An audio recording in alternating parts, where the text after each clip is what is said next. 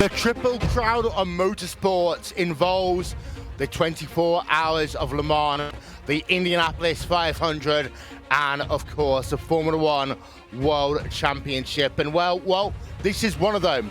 This is the 24 Hours of Le Mans. We are just minutes away, one of the biggest events in all of sim racing. Hello and welcome to Circuit de la Sarthe. Welcome to the 2020 iRacing 24 Hours of Le Mans, powered by VCO. My name is Will Vincent, and I'm joined here on pre-race with Tobias Brockman. And Tobias, this is one of those events that it gets you goosebumps. It gets you so emotional even thinking about it. It's just amazing, the whole history behind this race, behind this track even. We will be racing twice around the clock, 1,440 minutes through the French countryside, just next to a small town called Le Mans. And I just can't wait for them to go up to 330 and even more kilometers per hour in their prototypes and GT cars. We're also going to be joined in a moment by Mr. Le Mans himself, Jonathan Boutel. But here is a look at Circuit de la Sarthe. That is the Dunlop Bridge that you can see, the run through the permanent part of the racetrack. Of course, then they go onto public roads, so the R338, so on and so forth. And this is a race of endurance like absolutely no other.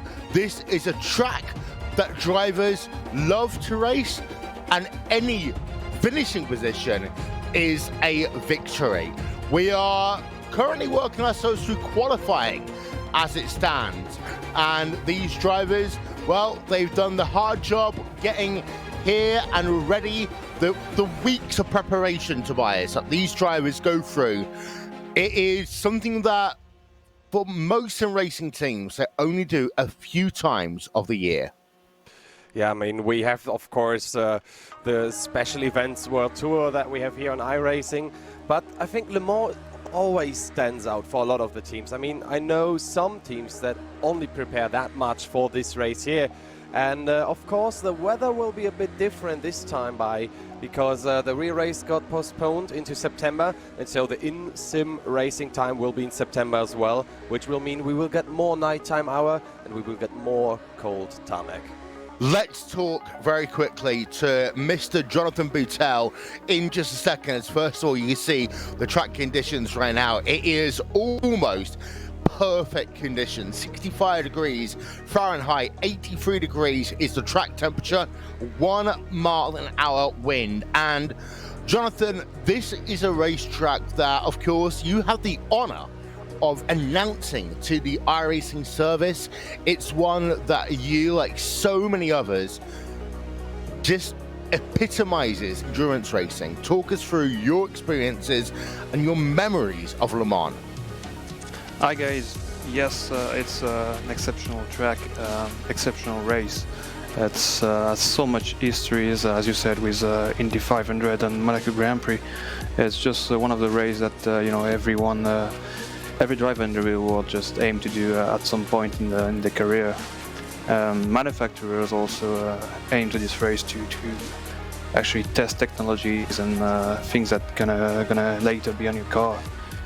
Nowadays it's a hybrid system, a little bit before that it was just headlights, carbon brakes, so many things, you know.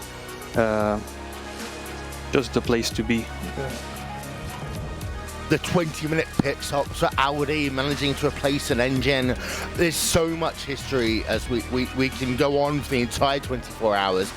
Of course, this race, you've got LMP1, LMP2, and GTE as well.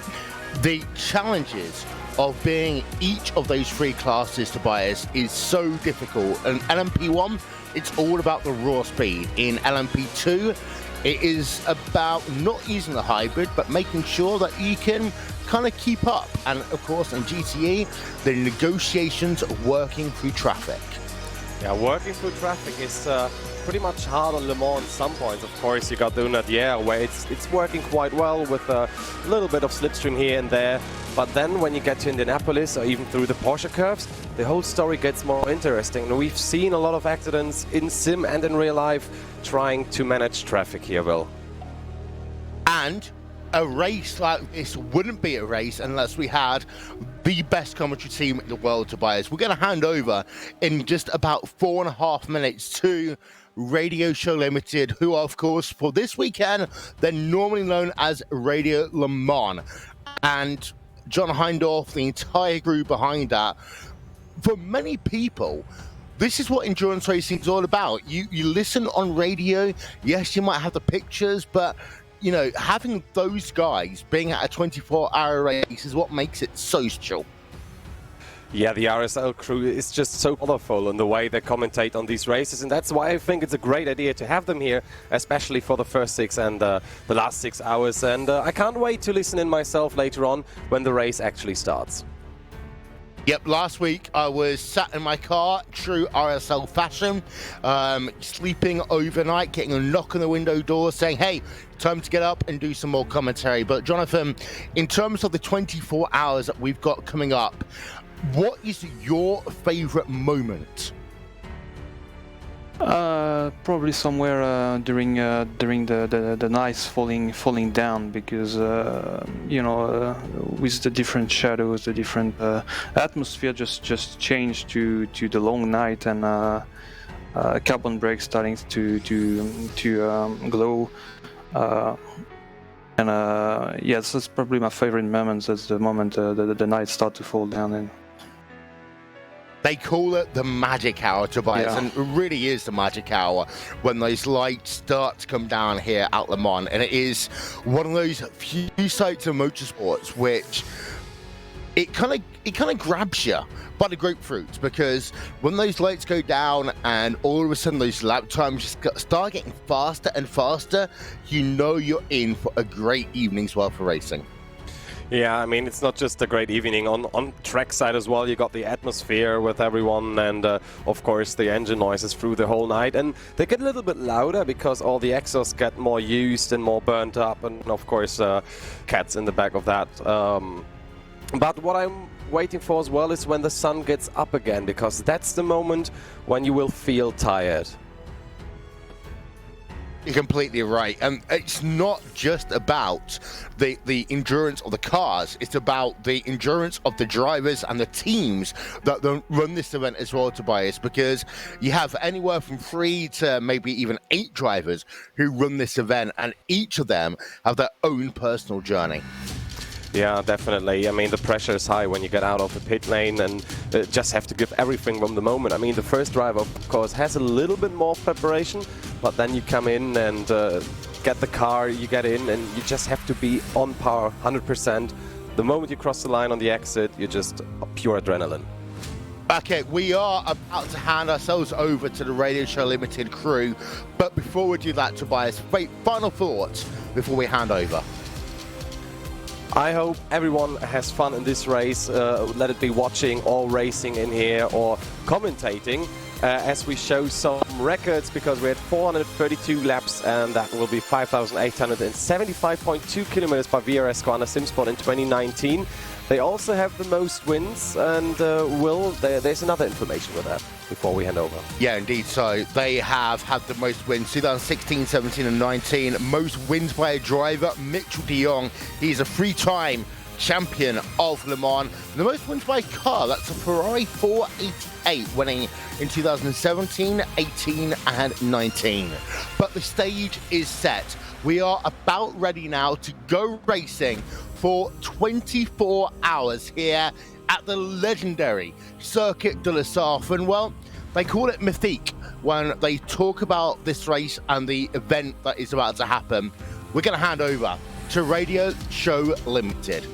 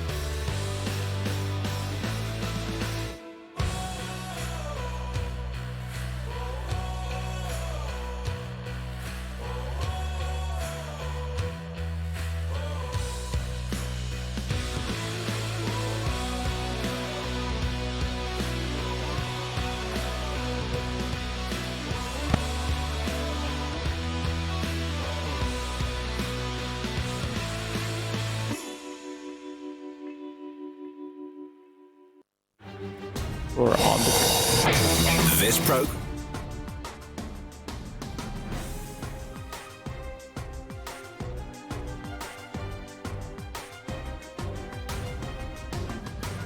Now available. Click on.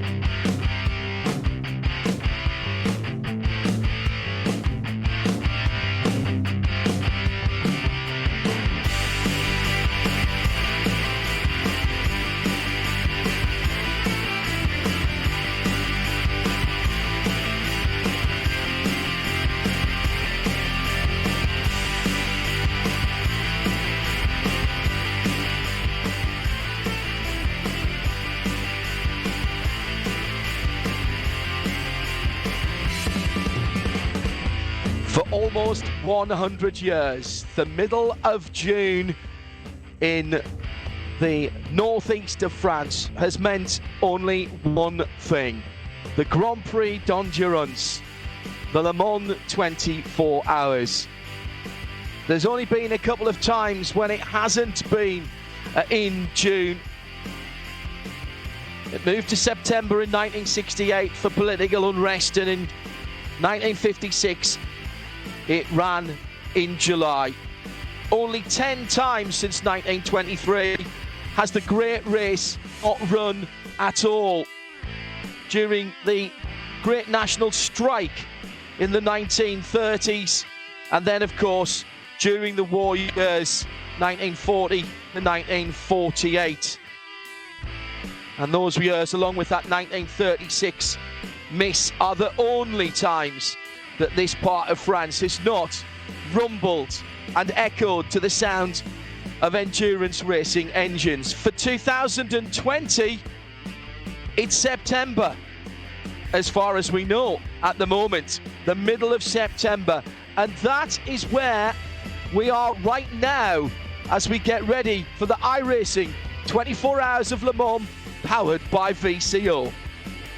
Yes, we've time shifted to September for this race this year. It's the sort of thing you can only do in the virtual world. Hello everybody, and welcome along to our live coverage of the iRacing 24 Hours of Le Mans, powered by VCO for 2020. For the last 5 years since it was inaugurated, this has quite simply been one of the big blue ribbon events of online racing, and this year records will be broken. Last year, over 1,000 teams and 3,700 drivers. That is going to be blitzed this year. A huge amount of interest in the last 12 weeks on the virtual racing servers around the world, and the whole of the iRacing and sim racing world has their eyes on this broadcast right now.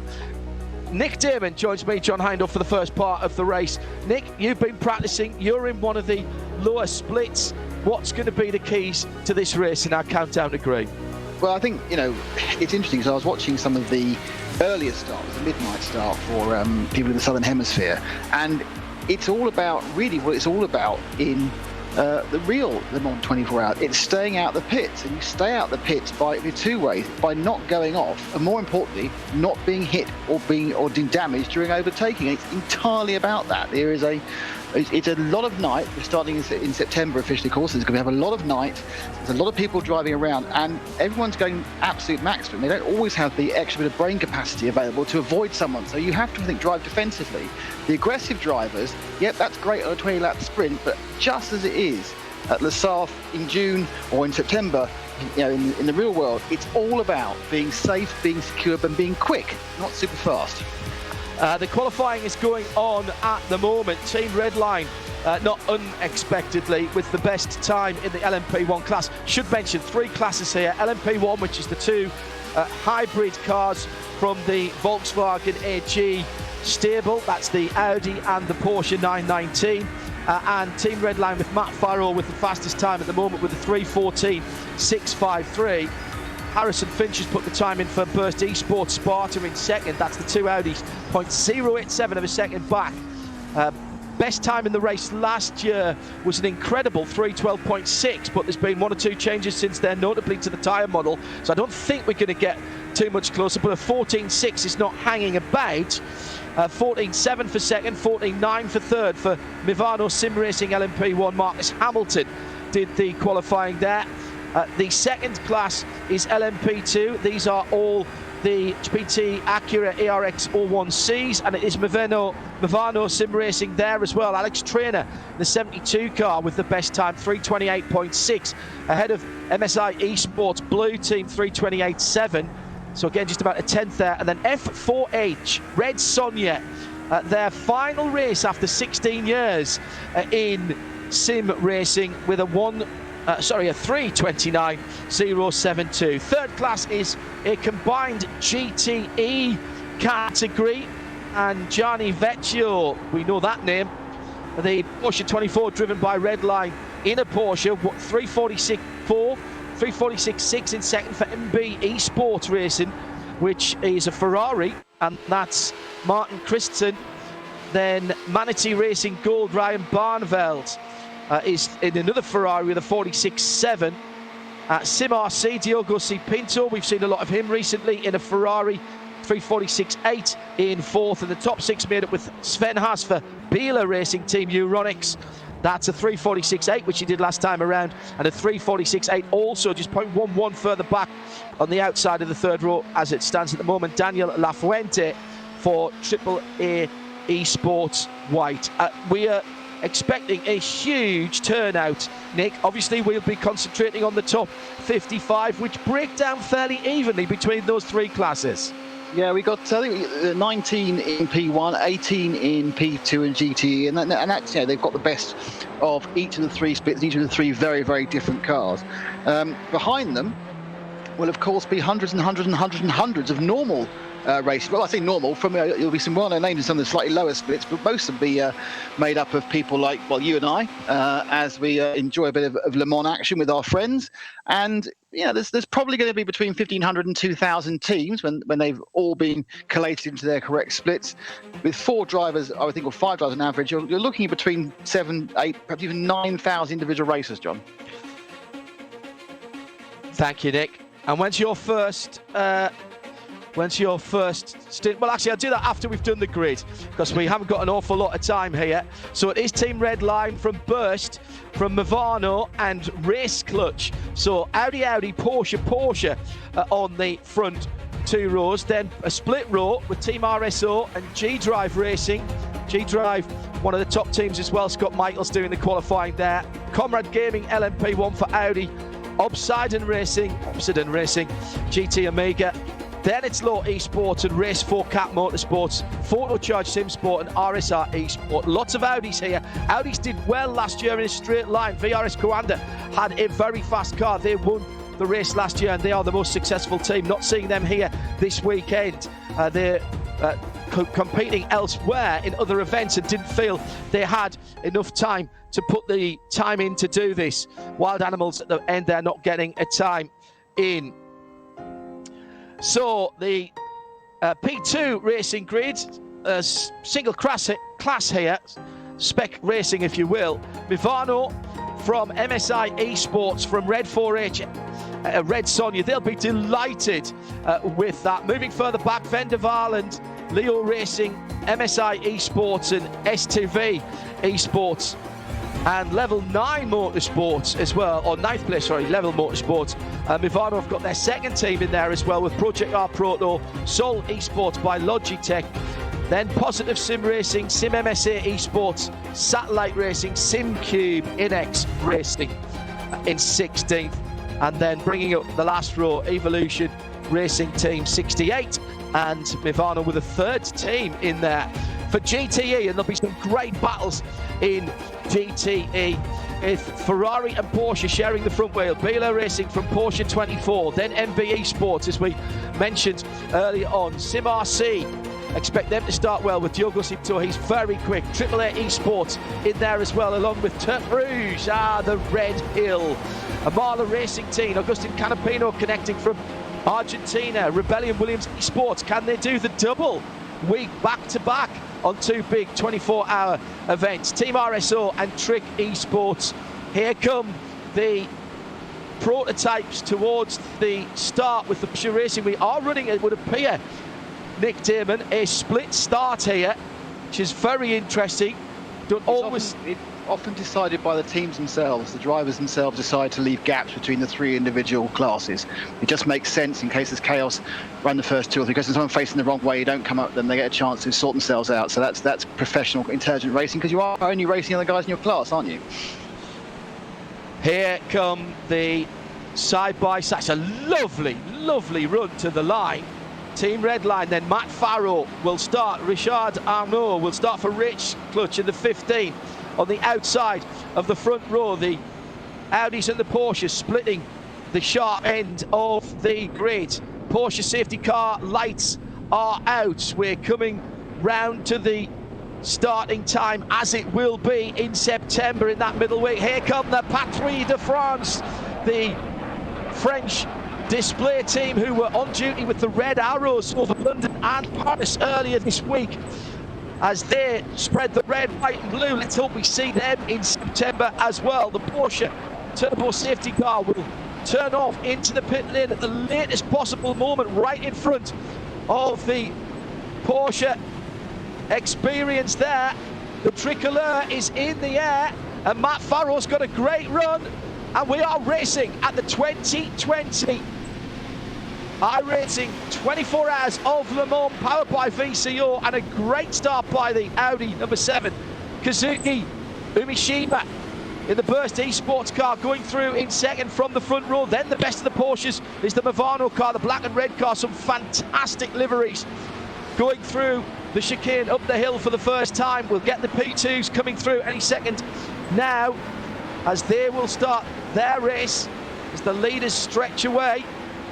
Here come the P2s, all open tops now, and the GTEs, and of course they've all started racing now with the drop of the green. They didn't have to wait to the line, and you could see the pace that's really been picked up there quite quickly, and the GTEs not that far behind in terms of the HPD class. Alex Trainer's held on to pole position from Dean Woods up to second for F4H. The Red Sonia team, then it's MSI Esports. These are all the P2s. Leading runners, Nick Damon, onto the middle part of the Lindois Onadier, what us Brits call the Mulsanne Straight for the first time. And look at the length of the shadows, you can see it's later in the year. Yeah, it's a fantastic sight seeing. We effectively see 2.5 of the classes coming down passing through that first chicane on the Mulsanne. They are sweep now into the second chicane as well.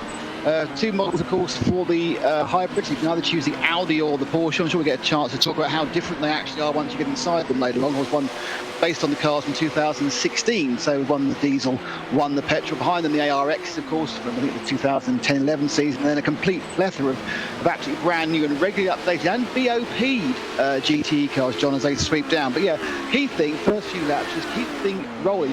Most importantly as well, when you go off track here at Le Mans, you don't get, on the whole, one of those dedicated 1Xs that build up and build up and build up to a penalty, John.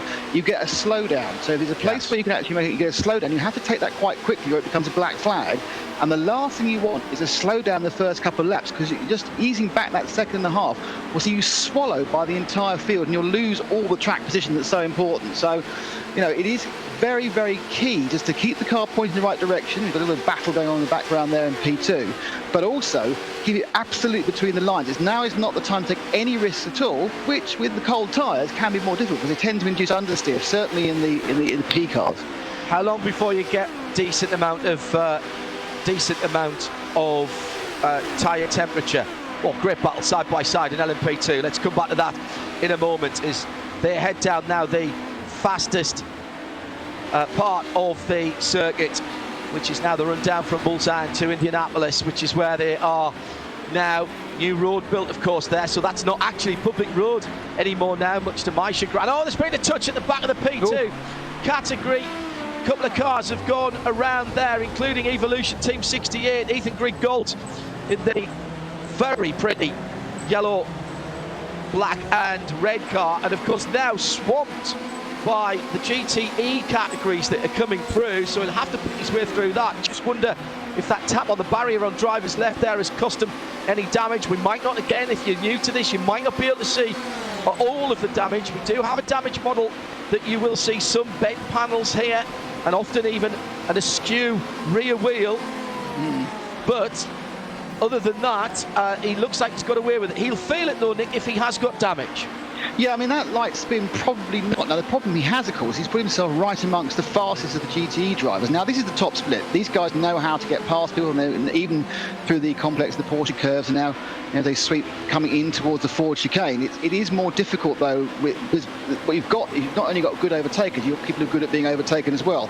If you otherwise, in the lower splits, you get yourself stuck behind the fast GTE cars. It is a nightmare getting past them because they're in their own race. Yes. You asked me a question earlier about when the tyres come in. Realistically, at the end of the first lap, you're mostly there. Of course, a lap at Le Mans is 2.5 laps for a normal track. Correct. So you're mostly there, but you will still find you'll be gaining speed into your third lap, and then it's all about fuel load up. But you're up to temperature in the third lap. Battle for the lead in GTE coming through Dunlop and under that famous bridge. Now down through one of my favourite places to go and watch when I'm not on duty. Down to what I still want to call the Forest Essence, reprofiled a few years ago to help out the motorcycles going on to the Bugatti circuit on drivers right there, but a very popular place to watch. Our friends at Travel Destination got their campsite just on the right hand side of there, as well as the one on Porsche curves, the slightly better known one. It's this battle for GTE then. Sven Haase, Biela Racing Team, leads for Ferrari from the Porsche 24, driven by Redline Team, Gianni Vecchio. Then Martin Christensen for MB Sport Racing. That's another Ferrari, the lighter coloured car, in third position behind that tangerine-fronted Porsche.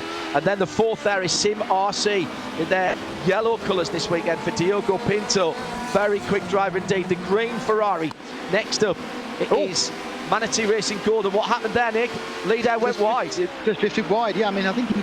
Actually, no, I think he's got a slowdown. I think he got a slowdown. I think he just took too much curve. Oh, the battle for the lead. On their grass. The road there. On their grass, Nick Damon, as they were going side by side. That was the Martin Christensen car.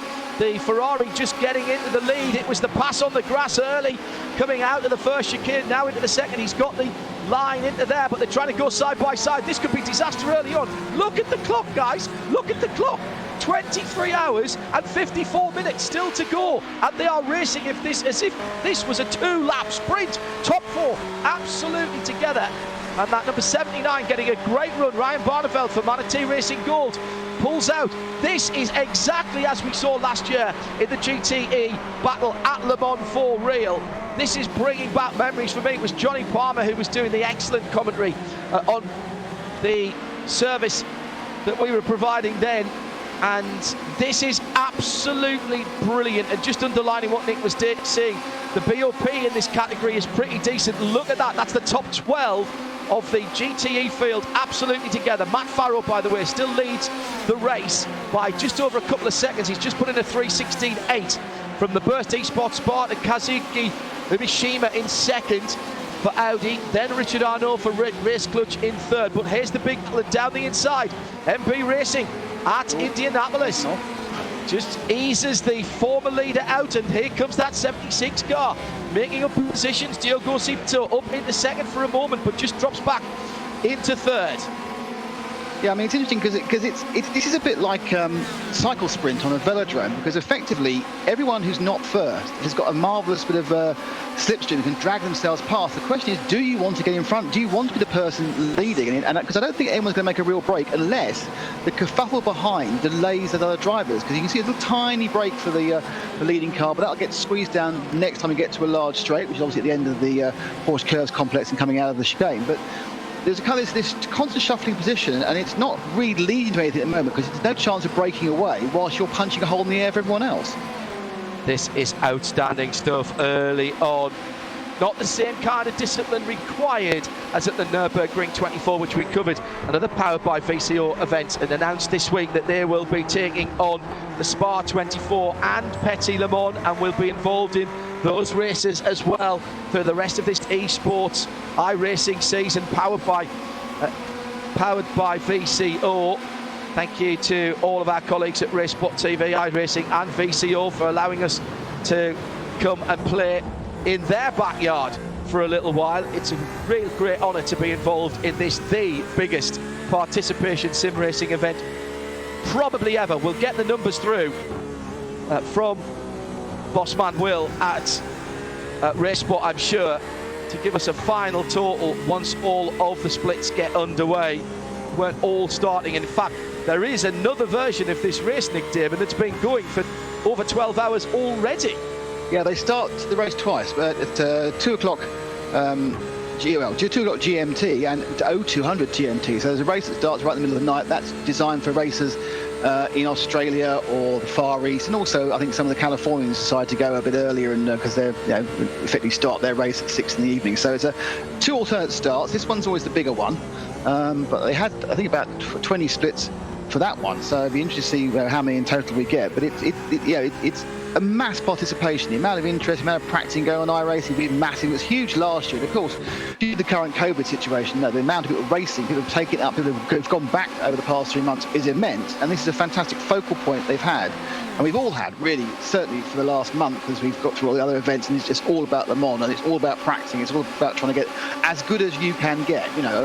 Personal level, I've taken 9 seconds off my lap time from incredibly slow to just slow, but it's still good for me, and everyone else has been chipping away, working out to, how they can get their time right, to get the setups correct. You find a lot in setups, and then of course, just like in real sport, you're driving 5 other people. Do you all like the setup? Is this that you can all work with? Because some are a little bit understeering, which I personally hate. Some a bit oversteering, which are more difficult to catch because you haven't got the seat of your pants. But it's all that work for all those weeks.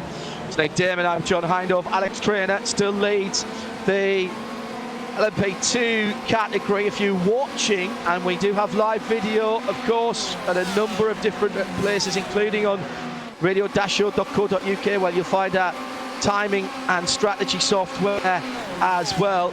Right hand side of the screen is the leading HPD, and the battle for the lead now is what we're looking at on that lovely run down from Mulzad to that no-name right-hander before Indianapolis and Arnage. And Diogo C. Pinto, we said watch him. He's been such a consistent force in the endurance racing scene over the last few weeks, driving in that black and yellow Ferrari. And the 76 car comes through to top position for Sim RC. And notice he has got the usual livery on the side of the door. We've lost a car already, John. The 12 machine in the LMP1 class, the Comrade Gaming LMP1 machine, is officially classed as stop. I'm not sure why that is. It could be a connection point, or it could be in the pit, so it's not saying it's coming to the pit. So there's a mystery there about what's happened to that car. So we have been running just for a couple of 3 laps, and the GTE battle still worth looking at. Porsche in second position is the number 911. That's a Porsche Works number. And those cars have been putting a lot of time in, all of these drivers. It's Gianni Vecchio is actually in third position, my apologies. Leader just beginning, as Nick said, to break away. That's the biggest gap we've seen, Nick, now. That's a lot of work as well, because he has to be absolutely nailed on perfect and hope the others are going to slightly delay each other. But he's got even more. You're getting some form of slipstream effect up to about 1.2 seconds behind. So he needs to have that sort of lead before he gets to the Mulsanne. Otherwise, he will start dragging Martin Christensen and the MB Motorsport eSport racing car and the Porsche 24 driven by Redline with Gianni Vecchio back towards him down the long straight. it's just wonderful to watch, isn't it? It does my heart good. There were a few people asking us in the build-up to this whether we would do our Roll of Honour in the countdown to green today. We thought it would be more appropriate to hold that until September. Effectively, that's going to give us some extra time for those who aren't with us by the time we get to Le Mans, who were at the Le Mans before, which is a tradition that we've had here on Radio Show Limited for quite some time now. But I do have to say, I'm sure some of you in the build-up today, and even when we were racing for the cars, waiting for the cars to come to the green flag, I'm sure you'll have had your own little memories of your loved ones and those that you've known who aren't going to be around at this time this year, who were last year. And we pass on our condolences and best wishes to all who have lost friends or relatives in what has been a very difficult year, hasn't it, so far? And also thoughts and best wishes to Alex Zanardi, competing in Italy in the hand cycle event, and just strayed out of the closed part of the road and got flicked out of his hand cycle by a truck coming the other way, and he's been in hospital since yesterday. We wish him all the best as well. Anybody who knows and has done anything with Alex will know one thing, that he is an absolute fighter, and we wish him the best in his recovery. Multiple Olympic champion in that discipline, of course. So back to the racing, front of the HPT LMP2 field. Still Alex Traynor leads out. Good battle for 6, Team Redline, with their team headed by Patrick Schneider, with Alessandra Bico for Leo Racing Team in the mostly yellow car, sitting right in behind as they come through Tertre Rouge. Back onto the public road at that point. How much is this a compromise, Nick Tierman, then, when you set the cars up? This is what you're racing in. You're racing in LMP2 in a lower split. You must have just been out of the top split. Yeah. It was so close. So close. How much of a compromise, then, is the setup here? We always hear the guys at Le Mans in full metal or full carbon, as it would be in this, talking about the compromise between the speed down the tubes, by which they mean the several big straights, and getting the balance of the car to be drivable through some very quick corners that we're here, like Tertre Rouge. Well, in fact, actually, once you get into the Porsche curves, it's quick corners all the way to Tertre Rouge, effectively, isn't it? Yeah, I mean, it's that kind of schizophrenic circuit, isn't it, where everyone obsesses about the top speed, but, you know, you need so much downforce to get round the Porsche Curves complex. It's so quick, and you can lose time both areas. It is the ultimate compromise, but effectively low downforce wins. It is that the requirement to have that velocity going down the long straights is not just, of course, the 3 parts of the Mulsanne. It's also the run from the Mulsanne corner up to Indianapolis as well, where you are, you know, hitting 6th gear as fast as you can possibly go, and it's just that so much time is spent going quickly. What it comes down to is you are mandated to take the low downforce kit as you would do in real life. So at that point, you are then looking at balance, and it's all about, do you want to have a car that's balanced towards understeer or oversteer? Because the concept of a perfect neutral car doesn't seem to exist. So, you know, it's a little bit of oversteer or a little bit of understeer, and what you particularly feel is going to work for your driving style. And obviously the understeer has another slight downside of tending to be very, very hard on the front right tyre as well, where there's a few corners where you're grabbing on with that one. So that's the compromise. And then it's about talent levels. You know, a better driver with more ability to feel the car through the sim can handle more oversteer. Yeah. Simple as that. You know, it's, you know, that's talent. Anyone can handle understeer because you just go a bit slower and don't fall off the track. oversteer, you've got to kind of prevent. The last thing you want is a car flipping around in itself in the Porsche curves, which even when you know your person not going to get hurt, it's still pretty frightening. Having done it a couple of times in practice. It's very immersive indeed. At RSL_studio, by the way, if you want to get in touch with our global broadcast centre. Nick Damon right in the heart of the carbon fibre triangle here in UK. We've got Tim Gray in our master control room in London. And me, John Hindhaugh, here in what we're affectionately calling Studio B now, because we've done so much broadcasting from here. This is normally the Midweek Motorsport studio, but pressed into service to commentary studio as well for a variety of real world and virtual events. Good battle going on in GTE for second position. Team Euronics going down the inside. Gets a good run into that little right-hander before Indianapolis and Arnage. Quite highly banked at Indianapolis, so you can throw the car in there. Best not to drop the wheel off into the dirt though on the right-hand side. Coming up the inside there, well, that's very brave. There tends to be certainly a single line for us. There's technical driver, but it's a pretty combination call. You do try and take as much speed as possible into the right-hander into then try to shed the speed off. You are helped a little bit by banking, but it's quite uneven. If you go too low, it's liable to completely unsettle the car. You can again find yourself at best with a massive tap slap, and at worst looking at the barrier. So yeah, it is designed to catch you out this circuit. You think, oh, I'm just going down the straight and doing a couple of chicanes, but every single corner on the track appears designed to chuck your slightly flighty car off. The circuit characteristics change massively, even in the years that I've been going there.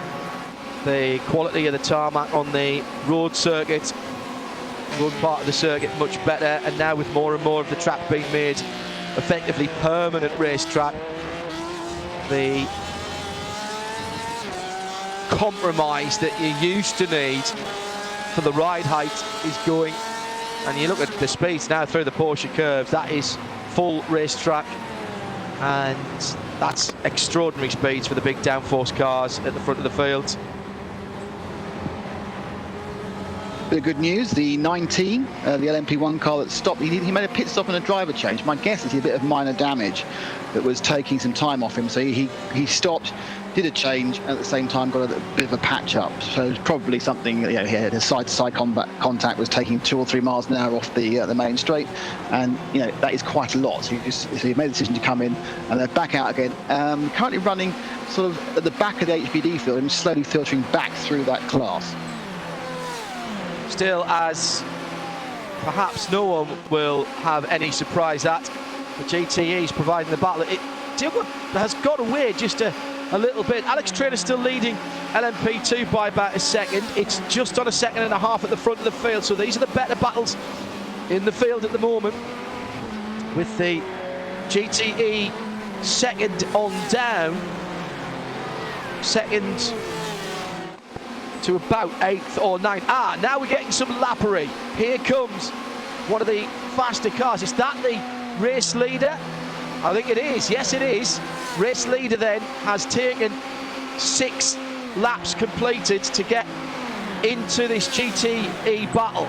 Always difficult for the race leader. He's the first one to come along them. There will be blue flags being shown in the cab, in the cockpits of these cars, the flags in the cab. A virtual take on the Magneti Marelli system that the WEC uses in the real world. And your verbal spotter will be telling you how fast the car is coming, and you'll be able to see it in your relative screen. So there's 3 or 4 ways you can know a car's coming behind you. There's some very decisive moving here that McNish and Christensen will be proud of. These boys are slotting their way through. But again, it is helped by the fact the awareness of these top-level GTE drivers is also very high as well. You've got this. It takes skill to overtake, but it also takes skill to be overtaken, and that is brilliant. I'm just literally. That was the G drive. That was Scott Michaels at the G drive racing Exima car. That's the 4th position car. It is the 04, and that was. I mean, that tells you. That tell you what that says to me about Scott Michaels in that 04. Nick, is that he's got a very good platform underneath, because that rapid change of direction. All right, you've got a lot of downforce on there because you're moving quick, but he must be supremely confident in the platform underneath it. Yeah, absolutely. Of course, remember the other advantage under accelerations, these cars are four-wheel drive. Someone's had a massive accident and they go into the pits, they're taking a tow. It's the Obsidian Racing car. Right. Now, was that a touch? It was side-by-side racing, or was it just a mistake? It's again on that run down towards... and it's taken out one of the GTs as well. So three-car accident. That was a Mike Rockenfeller type of move on a slow GTE car, and Mike Rockenfeller ended up about the same, slightly further round the circuit, wasn't it? Further back up the circuit, to be honest, is when he went round that Ferrari many years ago and managed to get wheels on the grass. I always thought the Ferrari was pretty hard done by that. So it's car 18 and car 19 involved in that, John, the two LMP cars. Pedro Sanchez Albert from Obsidian Racing and Julia Pros Albert from Race for Cat Motorsport. Now, wasn't quite sure who hit whom because we only saw the end of it. There was also a green GTE involved, who was Andre Bottler. He was battling with one of the Porsches, wasn't he? He's Rebellion Williams Esports too, so one of the Rebellion Williams Esports team. Now, what has happened, interestingly, is not that massive accident, which was caused by, just after I said how well they were doing, there's some over-optimistic swinging left and right, is this has done a little bit of thing like when you suddenly, you've got a lovely herd of geese and a dog turns up, they get split. He's managed to split off various parts of GTE train. That train that was 12, 14 cars is now, due to the where the P1 had caught them, has been split into various little subgroups, isn't it? Exactly. So Matt Farrow has pulled out through that traffic. He's good. Usually you expect your leader to lose out, but he's pulled out 3.2 seconds ahead of Kazuki Umishima for Burst Esports. The two Audis still lead from Richard Arnault for Race Clutch, the first of Porsches, then Scott Michaels in that D-Drive Audi R18, then Marcus Hamilton, and then Luca von Leitner in respectively the Mivano and Team RSO cars. That's your top six, and they're separated by under 14 seconds at the moment, and the race between them is for third. There's a good race for third and fourth, and for sixth and fifth as well. Team RSO, that blue car, just looking at the back of Marcus Hamilton, Scott Michaels only another. Oh, actually, no, he's 4 seconds further up the road, but Scott Michaels only 8/10 away from third position at the moment, with still, by the way, not half an hour of racing completed, and already we've seen action, and already we've seen people having a quick back to the pits. Now, the only good thing about that, Nick, is they've got 23 hours, 34 minutes and 40 seconds to make that time up. Yeah, exactly. I mean, the thing was, those were pretty big accidents, and that could be a pretty long stay in the pits, and I'm not quite sure. It looked quite spectacular because the damage model throws bits off them, but those cars had an impact when they were travelling before coming into the Mulsanne corner. So something at the region, probably 160 miles an hour, they went across each other and smashed each other up. So there's a massive chance that they're going to have some very, very long time in the pit. I've seen an hour and 20 minutes before, but let's hope they get a quick run out and it's just a patch up and go again. I think Race 4 Cat Motorsport might have quit completely. Julia Pros Albert is greyed out on my main timing screen. Yes. Florian Reuther for Rebellion Williams Esports, the second team in that Ferrari number 1, 2, 3, still in the pits, and Williams Esports coming up off a very successful few weeks in racing. We do have the Marlin team here as well, who've been superb in DNLS, and the rest of the DNLS season at the Nürburgring still to come, of course, powered by VCO here on the Radio Show Limited network of channels. Let's get back to some battles in the LMP2 category at the second chicane. That's the one that's left, right, left, so more of a marching band kind of chicane. And then 7th, 6th and 5th pretty close together.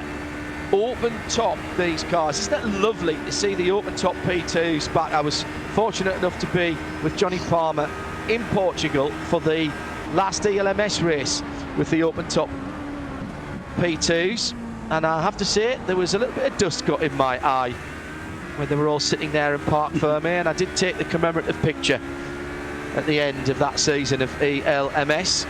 Well, massive assistance, Nick, you were seeing in terms of the visibility with the open top cars. Oh yeah, I mean, if you the inside of the LMP car is looking out of a submarine conning tower. There is virtually no visibility at all. It's not even the normal reduced letterbox you see in a GTE car, but it's just a breath of fresh air, literally, of course, in real life, to be in the open top car. And you can see both you can see all the front two corners of your car really easily. You've got good visibility all around, and it just makes the whole thing feel much more in order, really. You just feel that you get instantly much more confidence. You get much better concept of where you are and placing on the track, which of course is one of the more difficult things to do in the sim world, especially if you're, on a more basic rig with a single screen rather than the 3 screens that wrap around or a VR.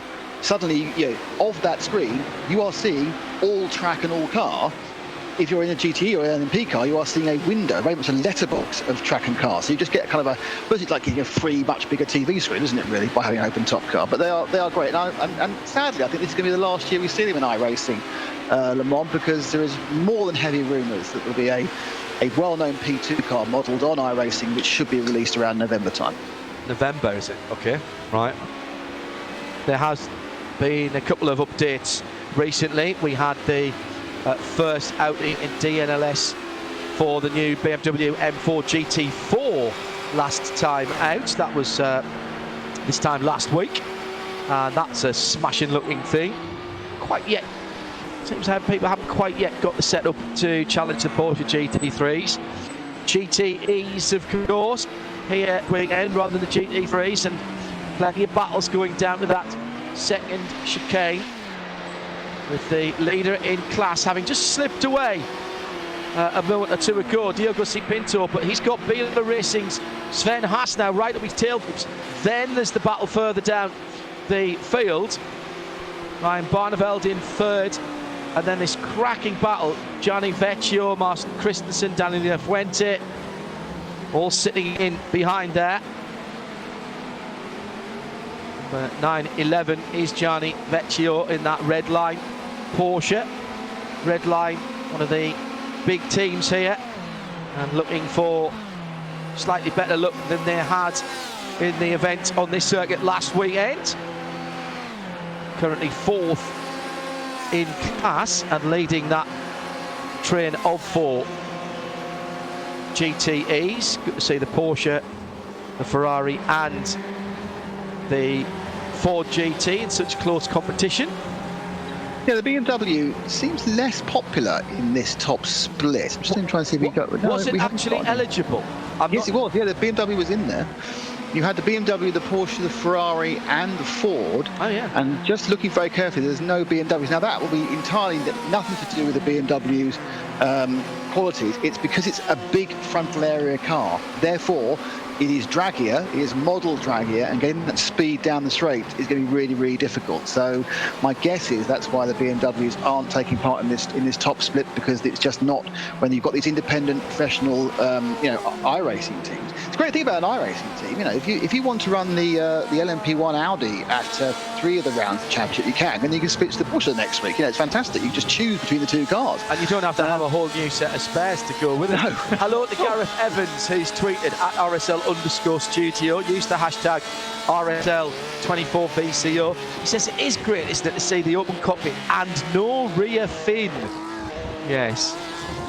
I understand the thinking behind that, and I've seen it work sometimes, keep the cars on the ground, but other times I've not seen it not work. In fact, quite the reverse.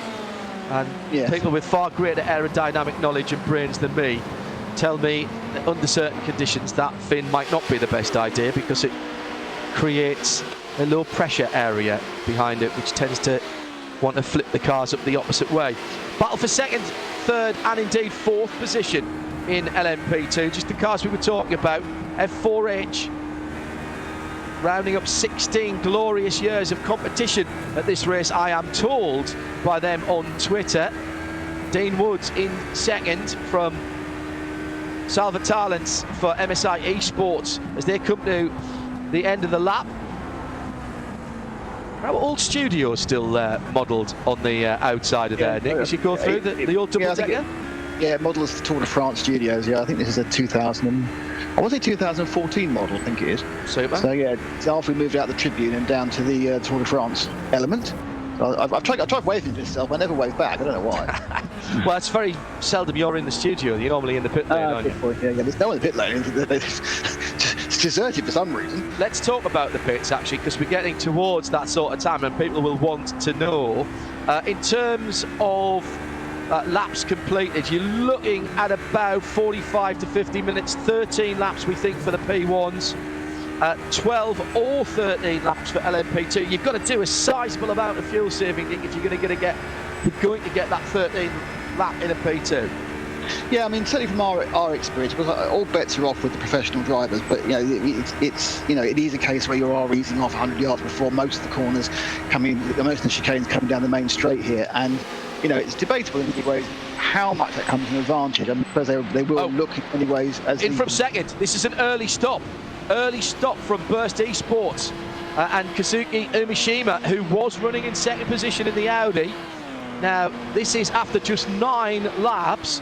Are they trying to get back into a bit of clear air? It's a long track here, of course, 8.5 miles into the pit lane, where he's in the lane of shame.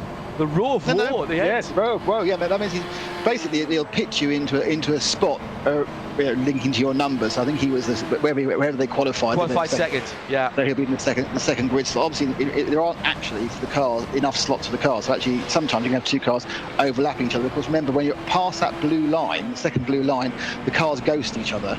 You can have an accident on the apron. I have seen a few during practice. That was a very short stop. Fuel only. So no tyres. And we'll probably see this, Nick, I think, won't we? Watching some of the practice sessions earlier in the week, double stinting the tyres here, even at this early part of the day, with temperatures a little cooler in September. Remember, we're running here, as we will be, hopefully, for the real race in September. So right in the middle of weekend of September.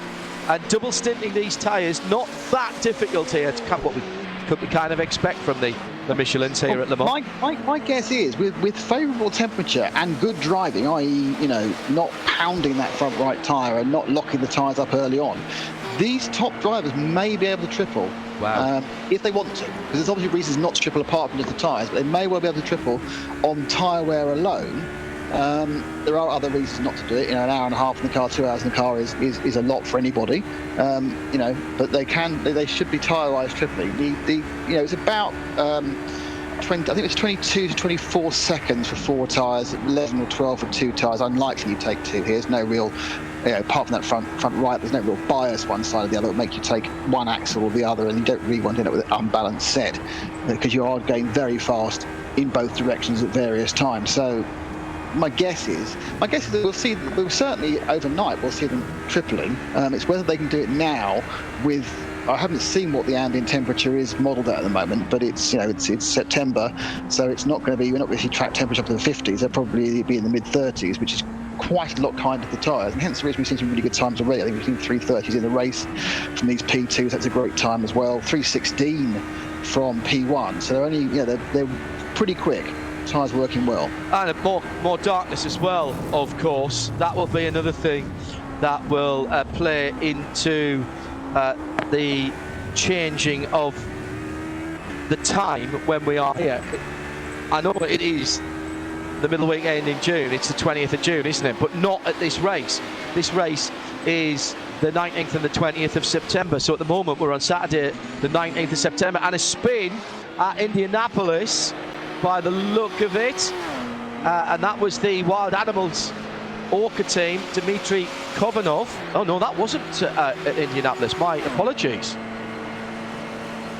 That was much further back up, so was that coming out of Mulsanne Corner? No, this is a long replay. I think he's replaying him coming into, it goes to the first part of Indianapolis. What's he done wrong? Excuse me. Just not braked. Didn't hit the wall though. That was, can't see 2 things. He obviously decided it was going wrong early. Thought, right, discretion better part, but I'll back out. Also, fantastic quick selection reverse there. Because you've got to bang down 5 gears to get there. Well, and let's talk about as we're getting some more pit callers now at the sharp end of the field. Laps, so it looks like so it looks like with the top drivers running the top speed, they're only getting 11 of the P1, which is interesting. It's top 9 come in. It was a lap less than I was seeing in the practice races, so it's interesting. Well, and that means Kazuki Umishima in 11th position should come through in the number 11 car, and there he is in the 11th car. So he'll get through. He's back into second position. So Matt Farrow is right ahead of him, but on now. He did change tyres, so this is even closer than when they went into the pit. So that's very interesting. Getting it early. Yeah, it must have been Kazuki. Must have been a tactical move to get himself out of sequence from all the cars coming at one. Just couldn't see whether he could get a slight undercut and get back out again. It's more difficult when you're actually if you're taking tyres, you have no chance because the first lap they're not tyre warm, so it's just the first lap slow out. But he was hoping to get past. But you can get a chance now. You can try and get a tow, and these P1s provide a tremendous All tow. in the air, It's amazing. I mean, you get you can get a little bit of tow over, but they'll pull the P2s along by 7 or 8 miles an hour. That's from 193 to 200 miles an hour coming into the first chicane down the Mulsanne, and it's so much so that you have to remember that we are behind a P1 just overtaking you to remember to brake it early. Otherwise, you find yourself very much facing either the wrong way or some barriers. So today, the sunset official at Le Mans is 2 minutes past 10, and the sunrise in the morning is 1 minute after 6. Okay? Yeah. So that's how it would be if it was this weekend. However, when we move to September this year, the difference, clocks won't have changed by then, but there will be a difference. So on the 19th and 20th, sunset will be 2 minutes past 8, so 2 hours earlier on the sunset, and the sunrise 7:43, so an hour and 44 minutes later on sunrise. So that's the sharp end of 3 3/4 hours difference in the sunrise and sunset. That's going to be a good 3 hours extra of darkness, Nick, isn't it? That would be more than that, but it'd actually be more of darkness because you've got 3 hours 45 minutes of extra darkness from those gaps. But don't forget, you will have a shorter period in twilight than you do in, That's a good point. September. You do effectively today is the longest day. So I mean, it is a huge amount more darkness running. In fairness, having run in darkness, whilst it is very, very dark, actually running on your own in the dark is no slower than in the light. I can do times, and all these guys can do times the same. It is slightly more complicated because you tend to be driving very much by feel and very much by also muscle memory, by brain memory. The issue comes if you get when you're overtaking people, you're not slightly where you want to be. That ability to make infinitesimal adjustments, it's taken away a bit by a lack of vision. But on a clear track, you can go just as fast and dark as the light. It's Nick Damon, I'm John Hindhaugh, Radio Show Limited on this first stint, 6 hours. Bruce Jones will jump in a couple of hours' time to give Nick a spell, and then we'll be back for the last 6 hours of the race in the morning. The heavy lifting overnight to be done by our colleagues at Race Spot TV, and we will continue to broadcast all of that audio on RS1 overnight. So if you do have to step away or you don't have the bandwidth to watch and you just want to listen, go to radio-show.co.uk, select the player, and then head to RS1. And you can hear the audio from the... And I tell you, the sound model here is great. And had a number of people, including Alan Prosser, commenting on that. About the diesel noise from the Audi on board. And it's like a bag of spanners on board. It really is. It does not sound like any sort of racing car you'd believe in racing. Alan really? loves it. Yeah. All right, Alan, I'll let you off there. But when you've done 45 minutes in one, it's like being attacked by a concrete mixer. Jet, hi Jatinder, heat haze from the back of the R18s. The faster they go, the more the heat raise. Terrific job from iRacing. Yeah, and there's a little bit of... I was talking to Drew Adamson, who is racing this weekend in an RSL liveried car. So at least a couple of RSL liveried cars in the various splits this weekend. And Drew was seeing the onboards as well on the GT cars. They've introduced a tiny little bit of camera wobble on there for various things, so that it actually, if you're looking on one of the replays or the onboards, it looks even a little bit better. That was part of the upgrade, an update that was processed, about Start of this month, yes, 2 weeks ago. They had to be careful not to update anything too much for Le Mans because obviously people are already practicing. But yeah, they did a number of enhancements to the visuals, both camera-wise, replay-wise.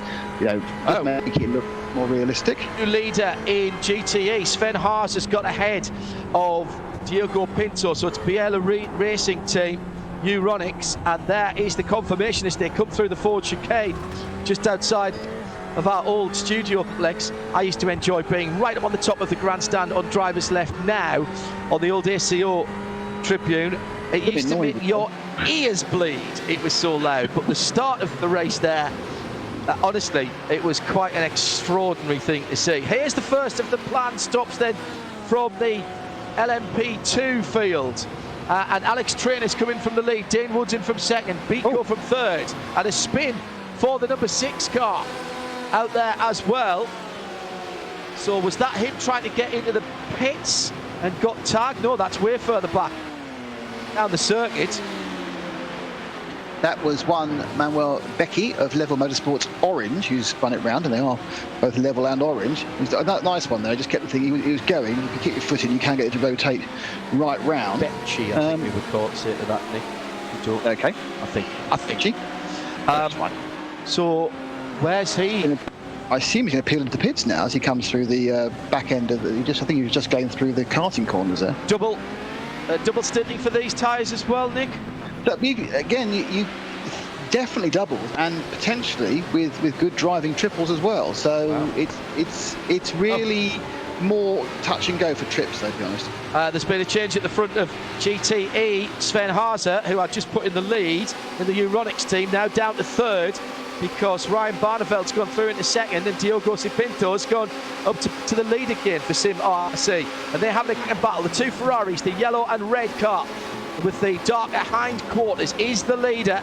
The green car is in second through the second chicane, using all of the road on the exit, and they've got quicker traffic coming through who are also in the battle. The Euronics cars drop back a little bit in that very distinctive black and Euronics yellow with the stars on it, trying to get a little bit of a tour, but that third place car doesn't look happy. I wonder if he's had an off somewhere, Nick Damon, because he doesn't have the straight line speed. I was slowed down. And that's what the problem was. I think we're a bit offline, trying to get back and got a small slowdown. Has not worked brilliant. That first of the pit stops has effectively put the HPDs back, the P2 cars right back behind the whole train of GTE. So they're having to go back and do it all over again to overtake them twice during the period. So fortunate, but they are top drivers, but it's going to give more chance for the other GTE cars to take advantage of the lappery to try and get past. But yeah, back up to speed again now is our third place GTE car, Gianni, with the top two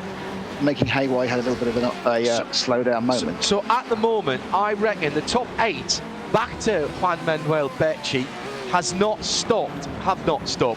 So the first car that stopped was Alex Trainer, who was leading. He's in 9th at the moment for Movano Sim Racing in this in the LMP2 battle, should I say. It's a little more clear cut in the P1 class, where the top 15 are all LMP1 cars and they have all stopped. So how much further then? 12 laps in the books for Salva Talens for the MSI Esports Blue. So he's on his 12th lap now. So surely he'll pay it off. We said 12 or 13. Most of the leading cars, Nick, came in LMP2 at the end of 11, or was it 10? I think no, they came in on 11. I think it's because it's the way it scores. The first lap tends not to get counted. It goes 0 and then 1 as you pass the first line. And here they come. Yeah, all the so now what we've got to see. This is all the guys who haven't yet stopped, Nick. So what we've got to see now is, behind this train of GTEs, who's going to come through back into lead. Alex Trainer, have they all stopped? Let's see. Yes, they have so far, down to 5th. Duaran Caroni for Project R Proto is the 15th. Yes, the next 3 have come in. Greven, Stergios, Juan Manuel Becci for Sim, MSA, SimCube and Level Motorsports. So that's effectively all of the P2 cars have now been into the pits. Let's wait for Alex Trainer. Where is he in the 72 car? Is he going to come round and take that lead back. So far he hasn't crossed the line, so Salva Talents still in first. Oh, they might have done themselves a favour here by staying in clear air for longer.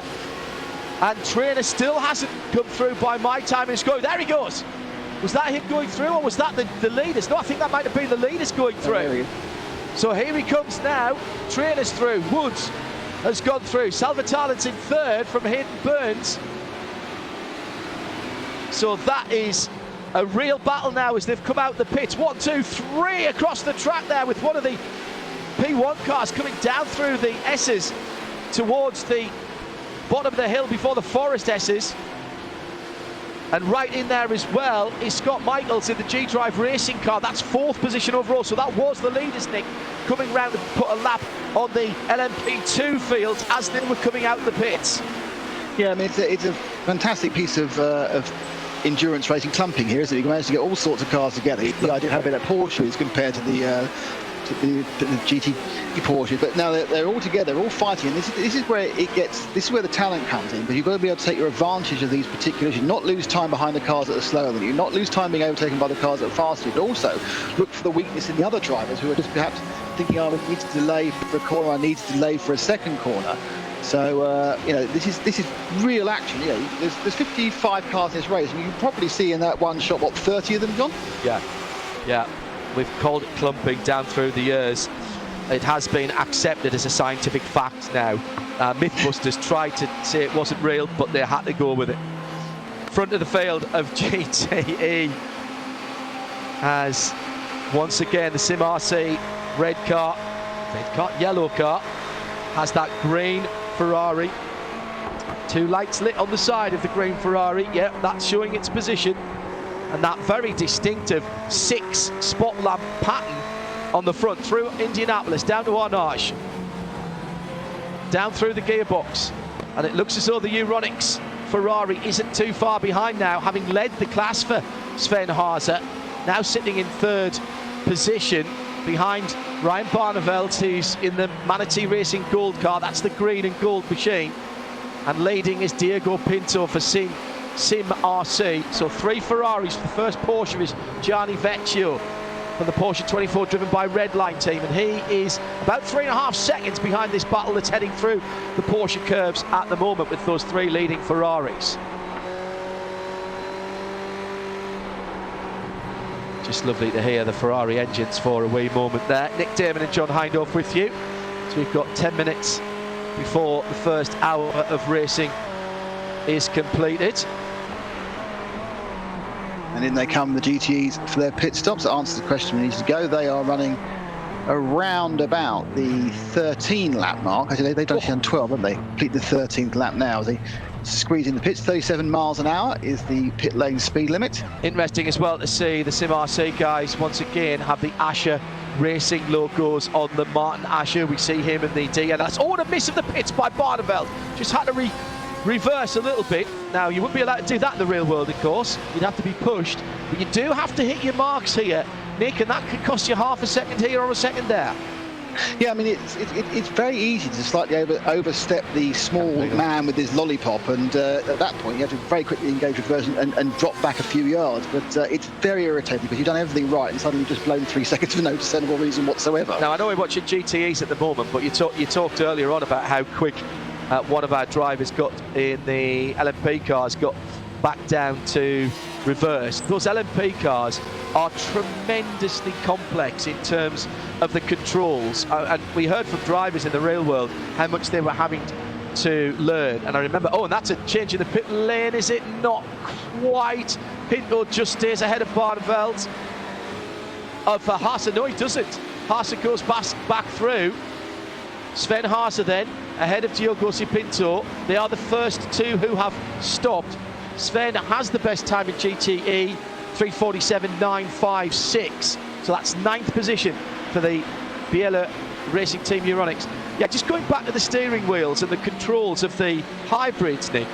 50-page handbook for the steering wheel alone for those Porsches, and they were incredibly complicated, and that's accurately modelled in the game, not necessarily all controllable from the steering wheel, however.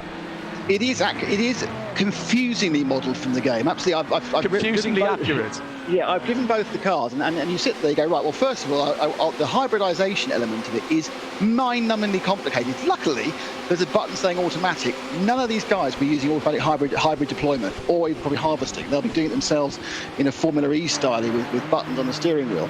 But you're absolutely right there. There are pages and pages and pages of information which you have to scroll through. Now, a lot of the sim steering wheels now do have thumb wheels on them. So, you know, you can actually, much as you do see in Formula 1 and you know, P1, you can actually thumb through the various pages and get the information up in front of you, either on a screen in front of you on the sim screen or actually on your steering wheel itself. So that information can be accessed, but it is incredibly complex. And the information, though, is tyre pressure, tyre temperature, hybridisation, fuel amount. Then you've got all sorts of other pieces of information. You can change your brake bias. They can even adjust the differentials, both front and rear, which is a thing to think about. There's so much you can do. And realistically, you know, you do need probably a master's degree in technology just to work out what's going. However, very, very pleased with the automatic feature, which they'll need at least to go around in these P1 cars, which are absolutely remarkable pieces of kit, even in virtually modelled form. It's Nick Damon. I'm John Hindhoff. So we were seeing a battle for second position there. But the current second position in GTE, the number one car at the moment, there was a 1 and a 0-1. That's Alexander Volters. Daniel Lafuente for AAA Sports has not stopped. He's leading from Martin Christensen for MBE Sports, who hasn't stopped. Then Alex in that light-coloured for Ford in third position also has not stopped. So they've gone 1 lap longer, and they peel into the pit lane this time around. So that was 13/14 laps. Pit lane entry not that easy to come in quickly, and the pit lane speed limit line is actually quite a long way down there, Nick. So you can actually take a lot of speed into the pit lane. Yeah, the pit lane speed limit kicks in just as you kind of go left and you go right and you go straight down into a dip uphill again. And just as you kind of are about to go into the pit lane, they want to go through a gate of tyres, effectively, or barrier. That's when the speed limit comes in. It's 37 miles an hour, and you think about it, you peel off at about, well, in a P2 you peel off at about 165 miles an hour, probably in a P1 about 170 miles an hour, and in a GTE about 150. And of course, it's all about, it's time you save there is, it's time like on the track. So it's a really key thing. And if you get it wrong, of course, you end up in a gravel trap, which is the capture before that first left. So it's a really key thing to do as part of your practice for the event, is actually practice getting in and out of the pits. Now, where is Sven Haase, the Bela Racing Team Euronics Ferrari? Now, it'll be fuel and tyres for the GTEs? Here comes the lead going back. Sorry, Nick. Here comes the lead going back to Euronics with SimRC right behind, and the Asher Racing logo on the door of that SimRC. Haven't seen Martin Asher's. What we haven't had, of course, because of the nature of this event, until the servers opened, we weren't sure who was going to be in which split, so we haven't had a full entry list, so we'll just have to take that as they come through and sort of work it out. Fortunately, our predictive software will keep a note of the drivers for us as they get in the car. And by the way, this early on, the record distance, an incredible 432 back last year, which was the VRS Coanda win in the Audi.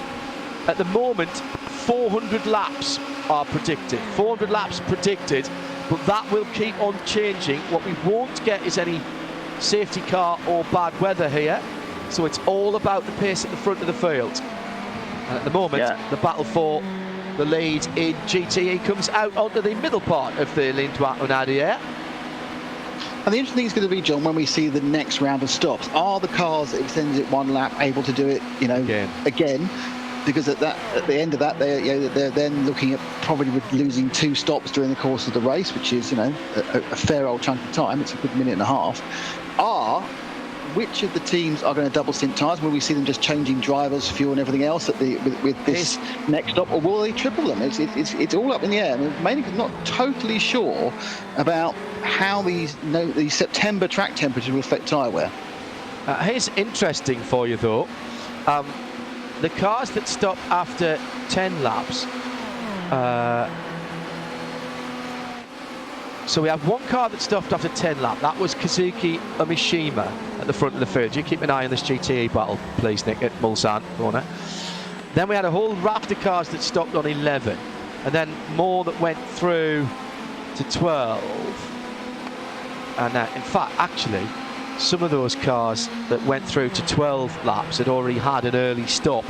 So maybe that just threw us out a wee bit.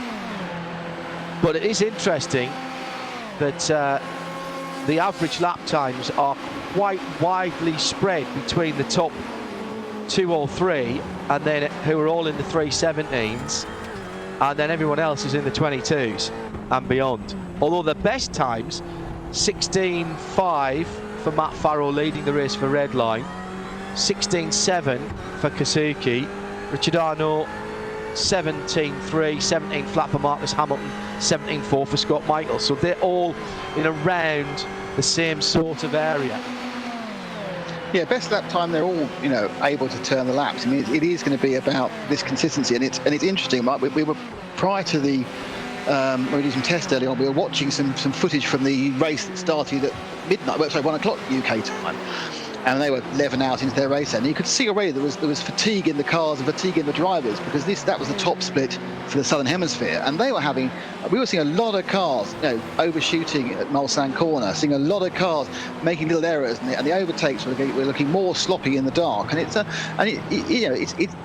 lovely weather now. The cars are fresh. They're not carrying any damage. You've got lovely tyres. Everything's gripped up. There aren't any marbles. You're feeling fresh and super. This is the bit where you can make hay.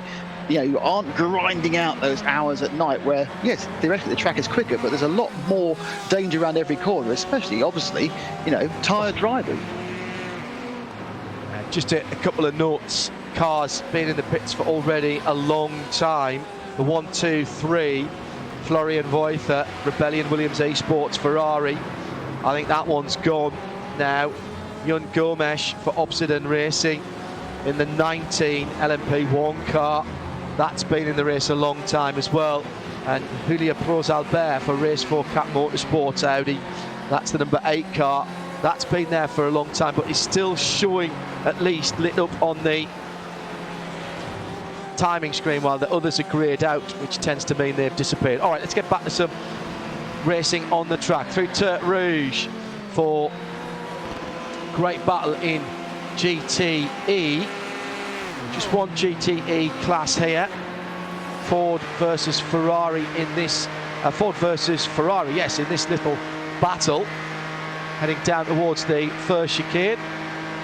And is that the sole Ford? That's the Alexander Volter's RNG Esports car. I think it's the sole Ford in the field that I can see. Yes, the rest are all Ferraris and Porsches. 6th and 7th that are battling there, Nick. Yeah. Ferrari's won the last 3 events, and they are popular for teams to choose for tracks that need a lot of straight line speed. So this is obviously Le Mans, but it's nice to have a single Ford. Ford got a little performance break, a little bot break in the run up to this event. Both Ferrari and Porsche were handed some extra weight, so I think it's 20 kilograms extra they had to round the car, which obviously, whilst not slowing them down in the straight line, will slow them down pulling out of all the corners, which is that launch is so important. It really is. One thing you learn about large parts of Le Mans is it is, if you have to choose, it is slow in, fast out, not the other way around. Yeah, absolutely. And that extra weight will slightly slow them down. Gareth Evans tweets at RSL_studio, and we're using the hashtag RSL24VCO this week. And he says, I've driven the iRacing LMP1s. The setup element of hybrid drive, as well as what you can do from the wheel, is actually overwhelmingly complex. I don't think I'll ever get it right. No. 4th and 5th. I took a picture which I meant to show you when I saw you earlier in the week, John. Many things we meant to do when I saw you earlier in the week. But I actually took a picture of the setup of the hybridization element of it, and PU spec, so you can adjust the HYS regen gain, the HYS deployment mode, HYS manual deployment trim, HYS manual offset, front traction control, front traction lateral slip, fuel mixture, fuel level, rear traction control, and rear traction control lateral slip. That is in addition to all the adjustments you can do to the front and the rear diff, the usual stuff with the coast angle, the ramp angle, the overall clutch numbers, and the side pressure. I'm glad you explained that.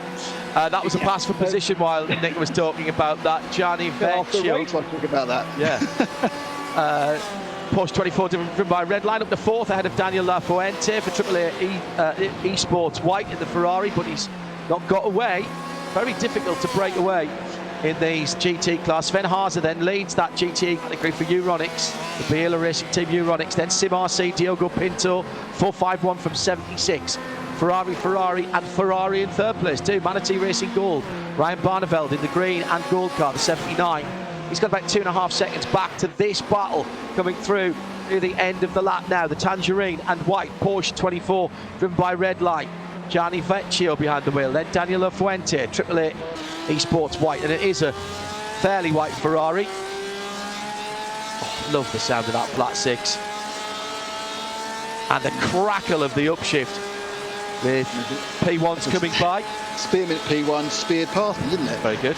Did that. I mean, it's interesting because talk about hybrid deployment. This is the point. There are certain places where you know a P1 can get past you with no issue whatsoever. Coming out of any slow corner, they have so much 0 to 150 mile an hour acceleration. It is ridiculous. It's like they've been fired out of a catapult. But interestingly, coming out of a medium speed corner, they haven't got anything much of an advantage over the HPD. So, you know, you have to kind of work out where you think, oh, they get past you really easily, and you suddenly find, you know, towards the end of the run down to the first chicane, they're actually not pulling much more terminal velocity.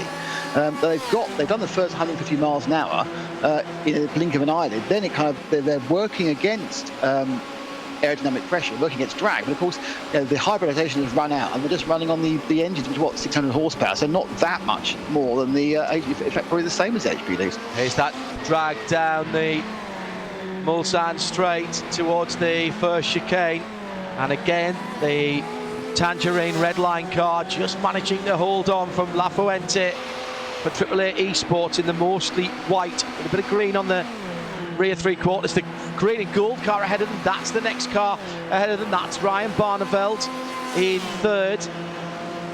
So evenly matched, these GTE cars. While this is going on, and it looks like the Ferrari's trying to go the long way around Buffalo Gals into the second chicane, I'm not sure that's going to work on the number 9, 11. No, it's not. Gianni Vecchio a little bit too experienced for that in the RSR. This news line coming in from BBC World News that, as we're watching a French motor race at the moment, that French stadia, sports stadia, are going to be allowed from the 11th. When was that? From the 11th of this month to be allowed 5,000 fans. All right. Okay, that's a popular number, isn't it? Further review of the national epidemiological situation carried out in mid-July to decide whether a loosening is possible for the second half of August, the government have said. That's interesting. Of course, it will affect the Real Le Mans. Currently, no decision made on who will be allowed to go there, spectators, how many team members, or even whether we'll have any press there. It matters not to us whether we're there or not. We will cover the Real World 24 for you later in the year, but it's the 30th of June that the ACO are telling us that the decision will be communicated about access for fans and other parts of the community. So, over an hour gone now. Let's have a look at the rundown from the front of the field. Matt Farrow leads by just half a second now. Back to Kazuki Umishima, Team Redline Audi from Burst Esports Audi. Heading into the Porsche curves now, the two leading cars. Heading into oh, that was just a couple of moments ago. Yeah. Yes. 1X. So, little mistake by Umishima, who dropped off it. Arnage, easy to do that. Did he just get the... Yeah, he was up on the curb too much on the left-hand side. Couldn't get full retardation. Goes onto the AstroTurf. A few years ago, wouldn't have been able to do that because there was a gravel trap right on the edge. of the circuit. I think, by the way, this has got to be about 14 or 15, Nick, because of that gravel trap and also because of the Porsche signage that's around the place as well.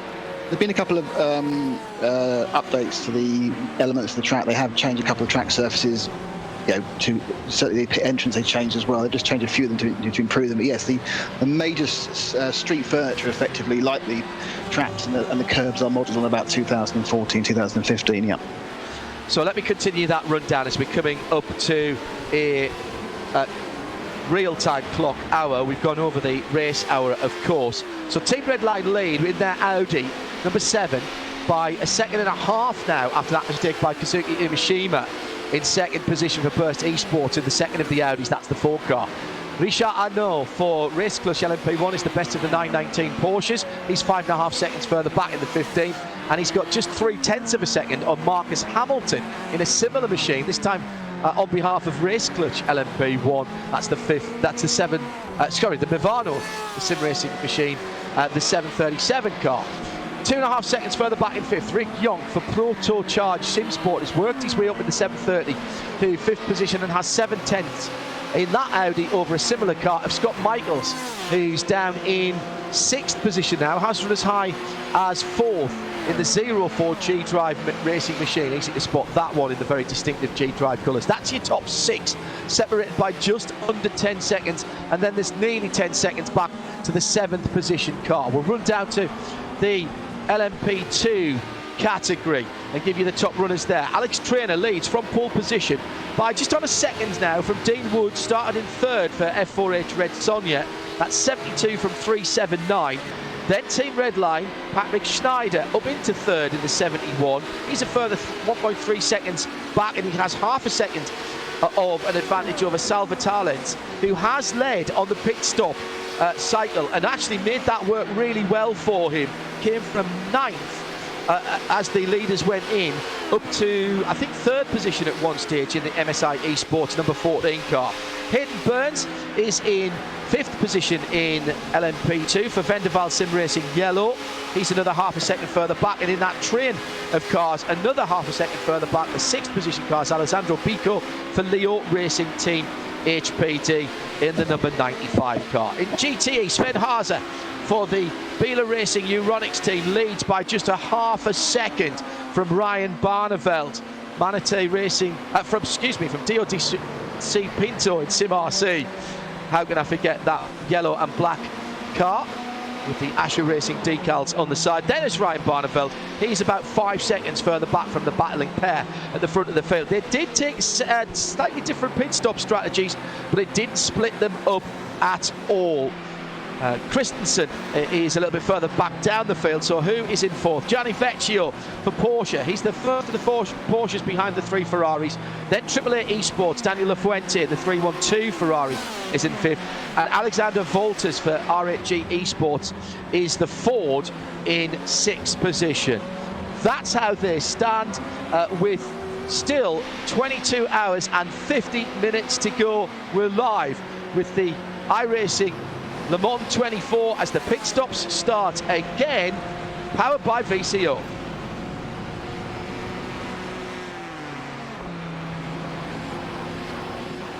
So second pit stop for Kazuki Umeshima, and that will drop him down. So that is at the end. He did 10 laps in his first run. He's done, I reckon, 9 laps to here, Nick. He's on 21 now, so that'll be 11. Excuse me, he's done 11 laps to here. My apologies. I hadn't reset. Now, will he get tyres this time? We need to see whether it goes up on the jacks. Watching, is he? Nope, he's tripling. He's tripling himself. And tripling. Well, I think it's because it's not. It was quite on the edge racing in June. I think A, these are better quality drivers, and B, they're being helped out by slightly lower track temperatures. So yeah, it looks like they're going to be able to triple. Remember, there's only one compound of tyre. The virtual tyre is a single compound. It's not like in Le Mans full metal versions where you have 2 or 3 different compounds you can use, a soft and a medium. It's all the same tyre, so it just pays you dividends when the track is less abrasive, rather than giving you the chance to go to a softer tyre and getting more grip. Got you.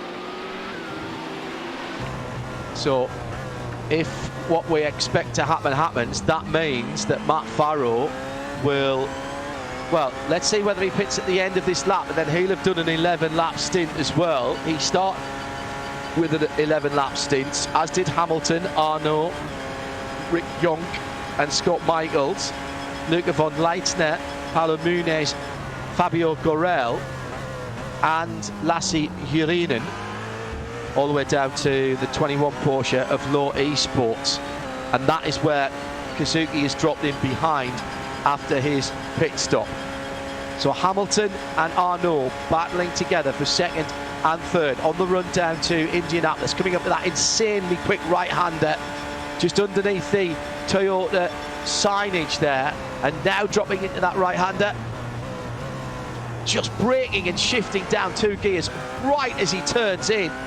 Richard Arnaud there, now up towards the tricky braking area at Arnage, and now punch it. Second, third, fourth, fifth,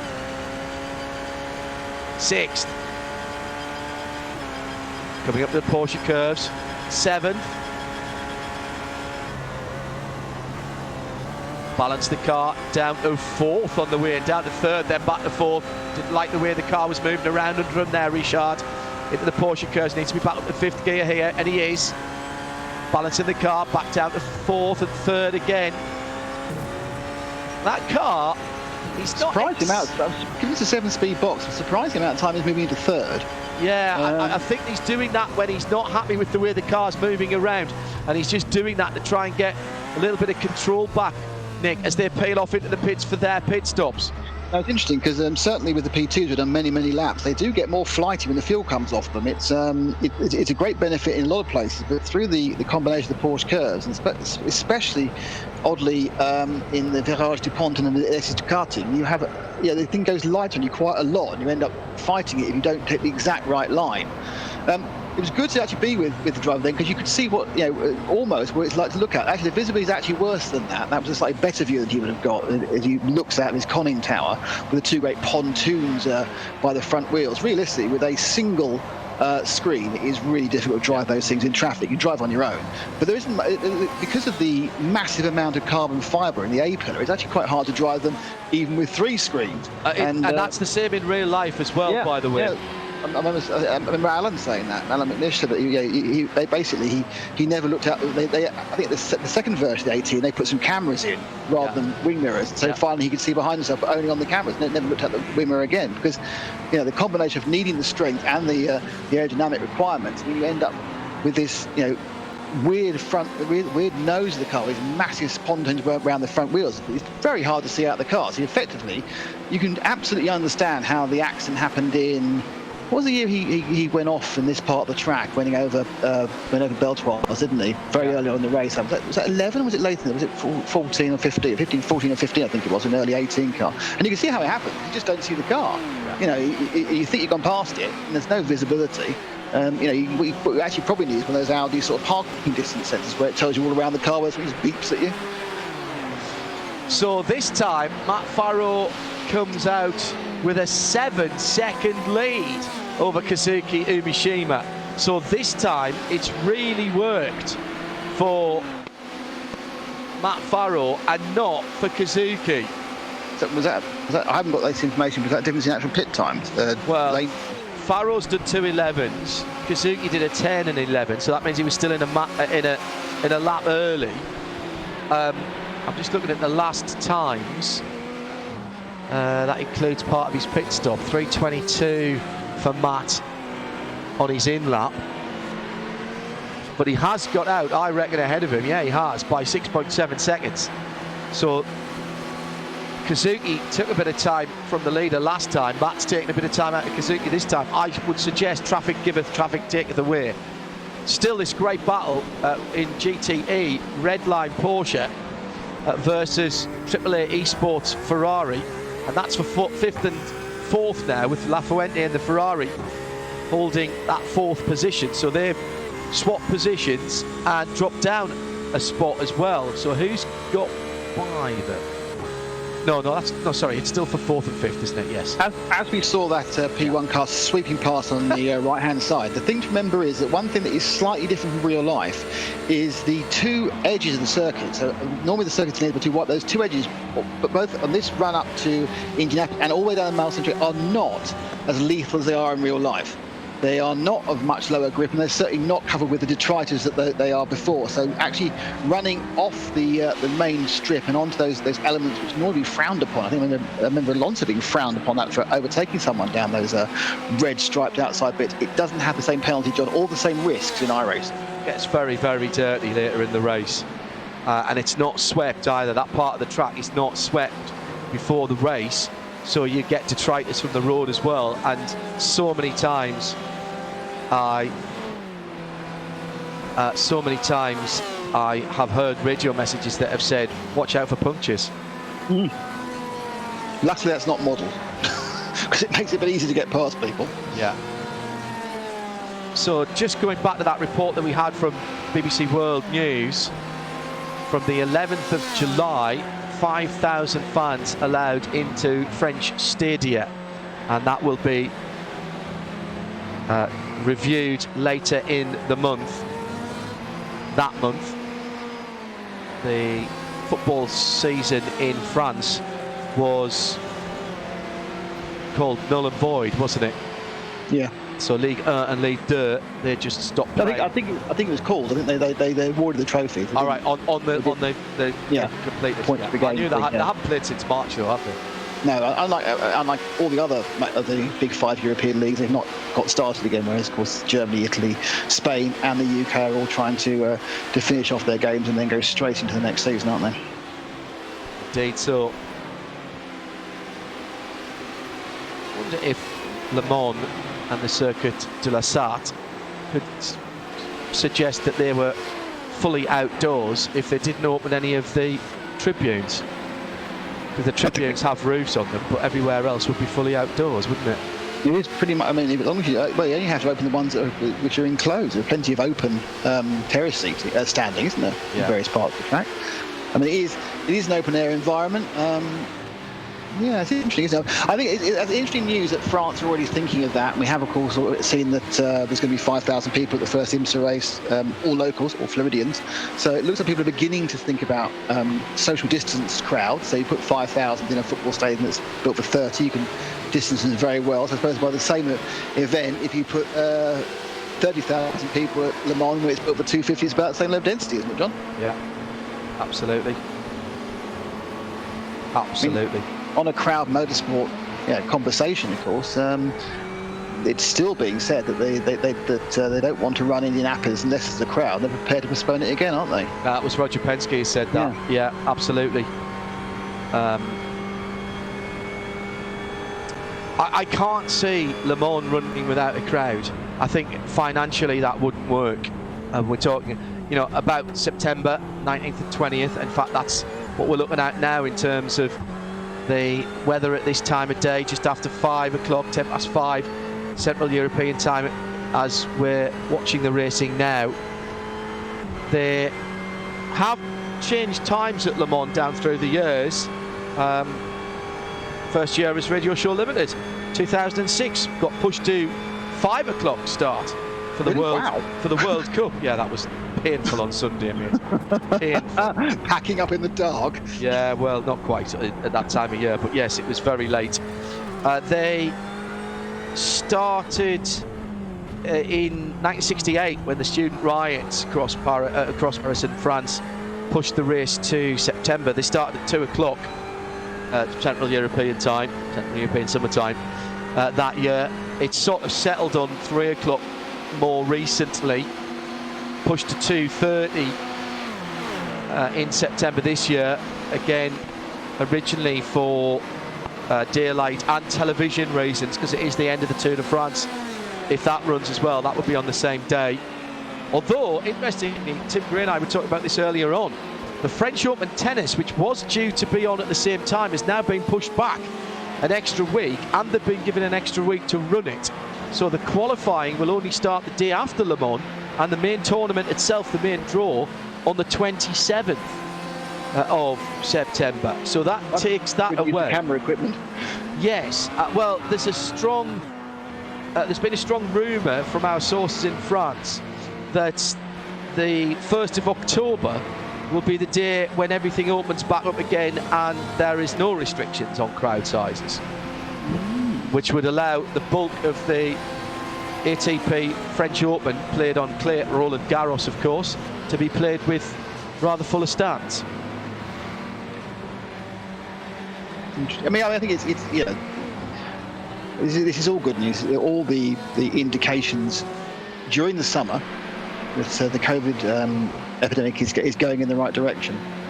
You know, we have a long conversation about epidemiology now, but suffice to say, it seems that whilst the weather stays warm, I think things are going to go in the correct direction. So I think we should be able to have some sort of crowd at Le Mans. Whether it's going to be enough to satisfy the ACO, who knows?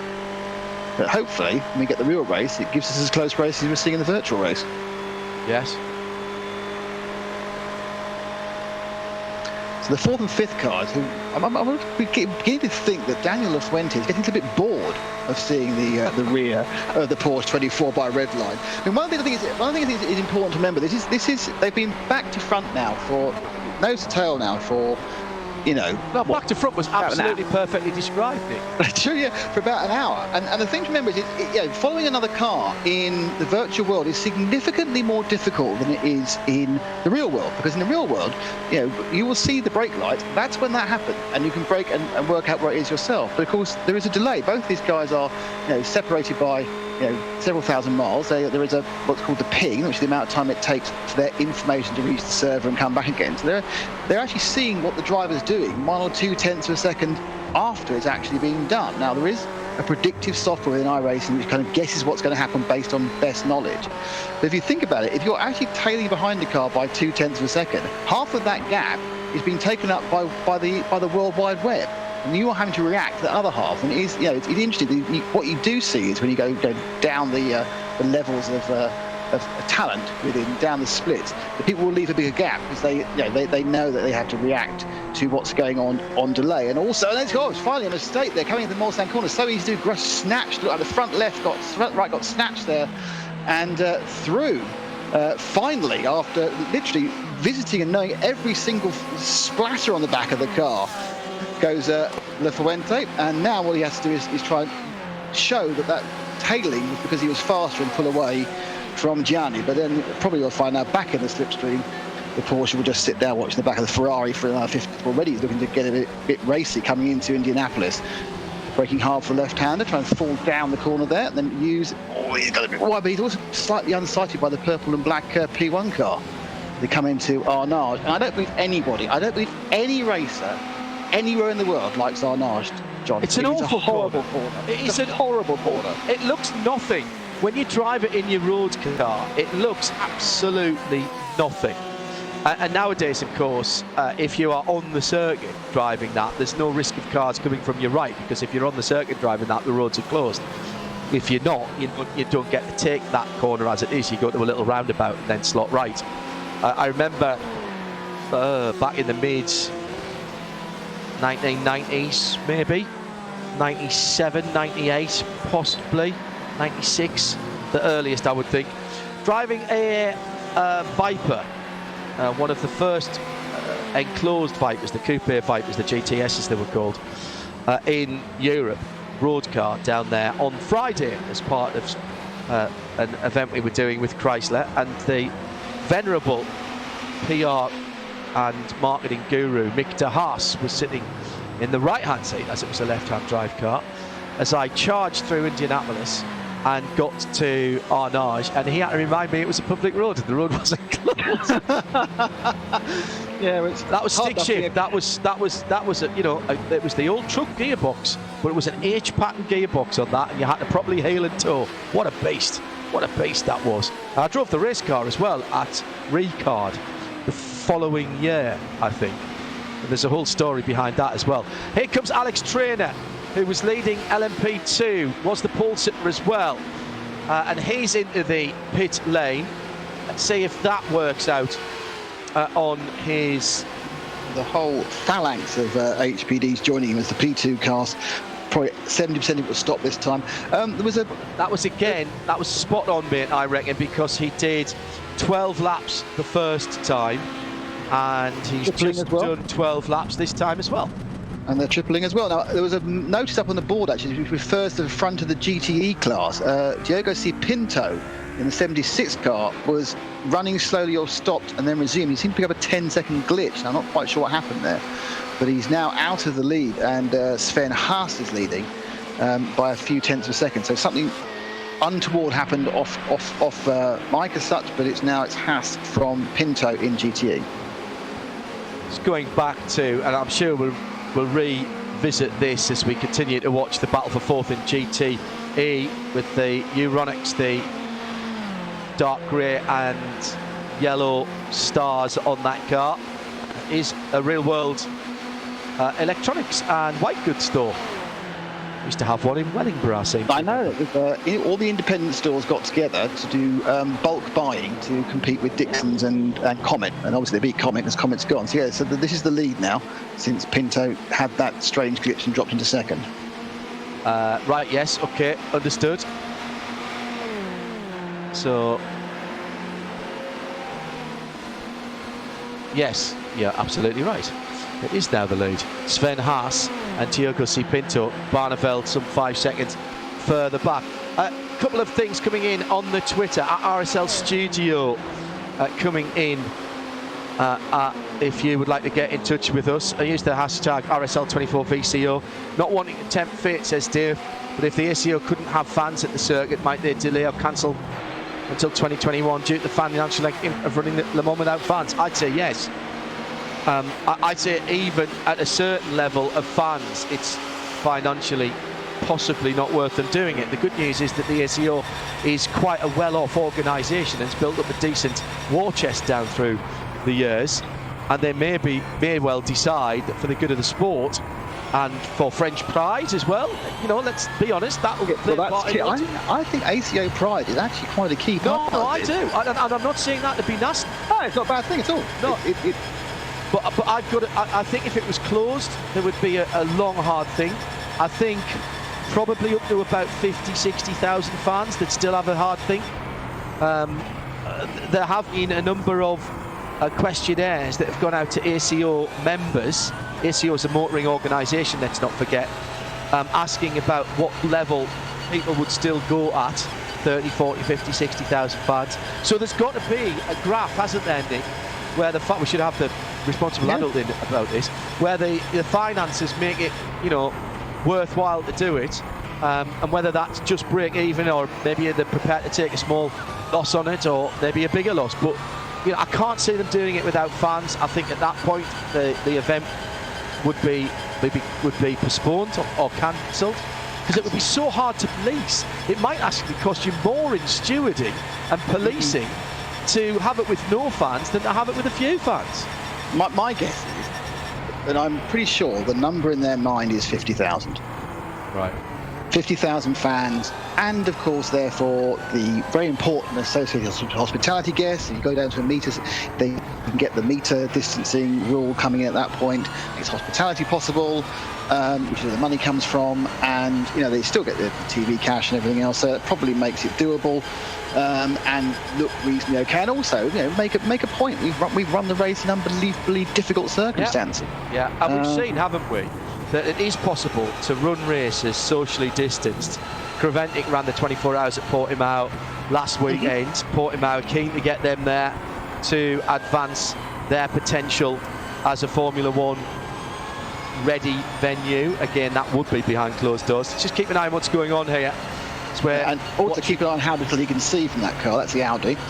It's the Audi of Rick Jonk, who is trying to get up to Richard Arnaud for race clutch in the Porsche, which is the blue and red car ahead of him as they come on the start-finish line. Those cars moving around a lot through the end of the Ford chicane, coming through traffic as well.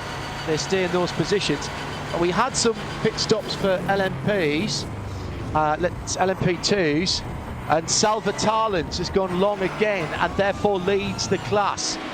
First in the line of the two stoppers, once again, Alex Traynor, the pole sitter for Mivano Sim Racing. down in 6th position.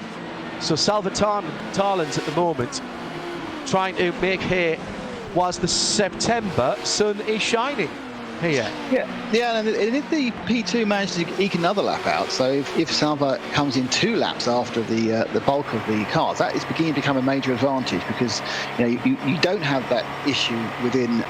You would have to realise the potential of a slowdown or a red flag. You are always racing against an ideal solution where you know you're going to have green flag for 24 hours, and they are eking out those extra laps. So it doesn't take long at 1 lap per stint. You need 11 stints or 12 stints to the outside, and you've saved a pit stop. So that's 1 pit stop every 9 hours you're saving, so you'll save 2.5 in the end, which means you've given yourself on the road probably 2 minutes, 2.25 minutes of advantage for no loss, apart from lifting off a couple of times before some corners. But it doesn't always work that way, and it may be that when we get into the night, everyone will start doing extra laps, because they may be running to their tyres, and maybe running to a different formula entirely. I've just been asking the question about when the Michelin hockey stick was added to the end of the pit lane at Le Mans. And believe it or not, that was as far back as 2013. Thanks to Greenwood and Kevin Payne as well for getting back to me on that. That seems like 2 minutes ago, that. And so 2013, wow, okay. So other than those first lap incidents, Nick, with a bit of excitement going on with a couple of cars involved in quite big incidents early on, it's all settled down rather nicely now, with still 22.5 hours to go. Yeah, we've lost 2 cars for certain, the P1 of Obsidian Racing and the GTE class of Rebellion Williams Esports 2. Totally the innocent there, we know what the Rebellion was. The other P1 involved in the accident, which was the race for Cat Motorsport, is sitting in the pits, and you see it, and you can see it now on the left of your screen, missing significant parts of bodywork, almost just sitting there wondering what to do next. Not without having seen the accident again, we can't quite tell whether it was the 18 or the 19 that caused it, but certainly, the 19 or the 8 that caused it, but certainly the 1, 2, 3 Williams car was completely innocent GT in the accident, but their day ended after very few laps. So it's the iRacing 24 hours of Le Mans. Good to have your company, powered by VCO Motorsports. And the news, if you didn't see it earlier this week, although we did report it on Midweek Motorsport on Wednesday evening, VCO partnering up with some more of the big events. That means that we'll have the Spa 24 and Petit Le Mans before the end of the season as well. And it's our intention to stay with the Digital Nürburgring Endurance Series, or Digital Nürburgring Langstrecke Series in German, DNLS, right through to the end of the season, and run that in parallel to our live full metal coverage, as Bruce Jones coined, which I think is a great way of describing real world racing, which starts not next week but the week after, I think, if memory serves. Is it the week after that? But I know it's not too far away, and that will be on RS1 and in Sound and Vision, as we are this weekend from the Circuit de la Sarthe. Sorry, Nick, go ahead. So the other HPD stops have happened. The other P2 ones have taken place, and Salva Talens has rejoined 5th in class. That's another position gained. So he's picking up time and he's saving fuel. It's interesting that everyone has decided to triple here. I can't believe they quadruple unless they've got some sort of magic ability to feather the tyres and love them in a way you would love a newborn baby, because there's still a lot of work to be done. But it looks like they've decided they're all going to go for triples, and then they'll probably see a raft of driver changes coming up in the next half hour, 45 minutes. Of course, we still haven't seen the second scheduled stop, of course, in the GTE cars, which should be coming in, this lap or the next lap for them. That's Nick Damon. I'm John Hindhaugh. Sorry, going through the Twitter at the moment. Quite a lot of you stayed with us right since the start, an hour and a half ago. Thank you for that. Full coverage all the way through here in Sound, Vision, and with live timing and scoring via radio-show.co.uk, on RS1 if you need to take the audio with you throughout the race. We'll hand over to our colleagues at Racebot TV after the first 6 hours, and they'll do all the heavy lifting during the night. Excellent work from them in the DN24. This is a pass for third position as Alexander Bigo is starting to get the draft coming down to Indianapolis Arnage area, but just couldn't get close enough to the Vendaval Sim Racing yellow team of Hayden Burns. Car ahead. That engine singing away at the back of the HPD. The Honda Performance Development Acura as it was branded in the States. These from the days before spec chassis and spec drivetrain, 4 different chassis, but spec drivetrain in the current versions, and into the Porsche curves there, just when to you see. don't want to meet a GTE. That's the absolute point where you don't want to start meeting GTEs.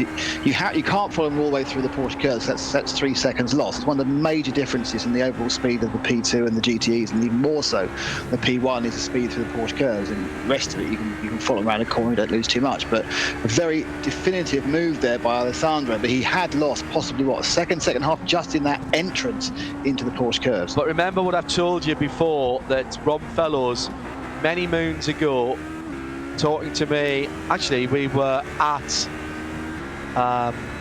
which circuit were we at? What's that former East Germany circuit that they run DTM? No, the little one, the tiny little kart track. Oschersleben, thank you. Oschersleben. We were there doing a GM day.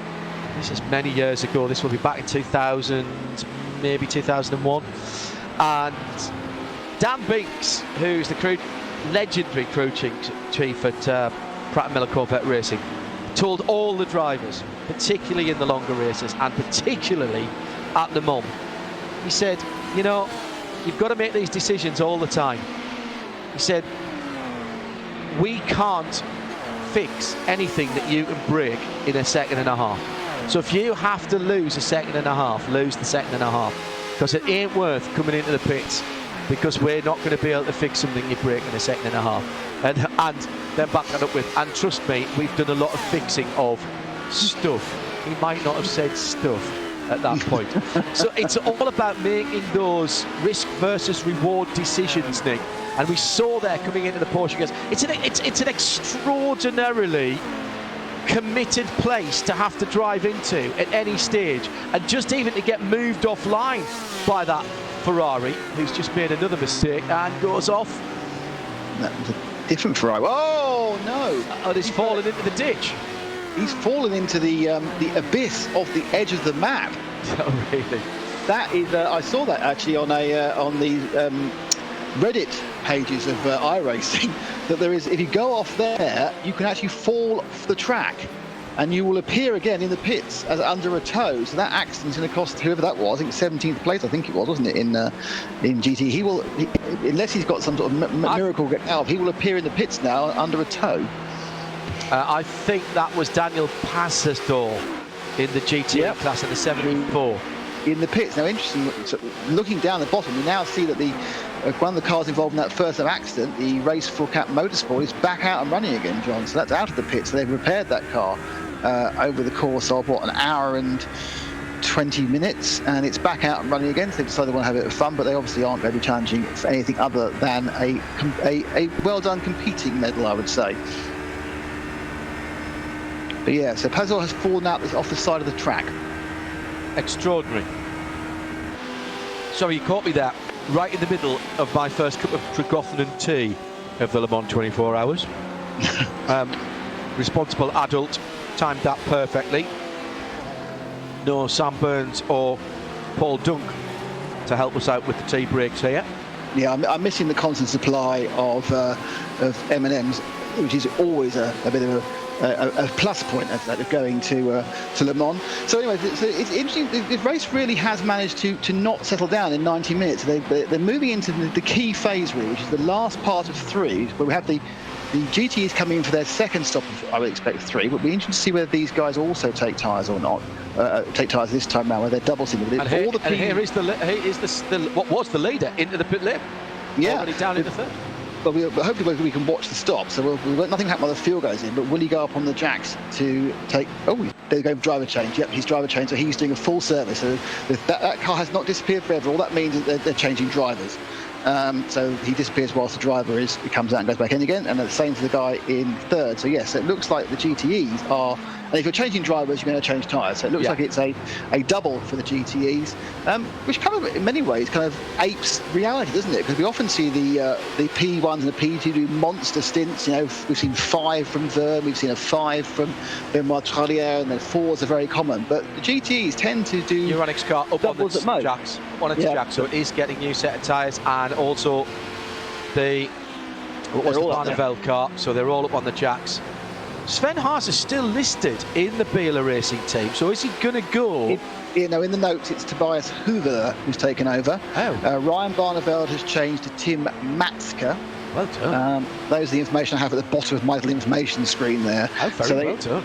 So they have a double change. I mean, this is interesting. I'm much more surprised by all the P cars doing triples than I am by these cars doing a double. But you know, it's just one of those things, isn't it? It's a way of the way you maximise the run, and certainly the P cars have found, with this running, they can get a 3 run out of the tyres.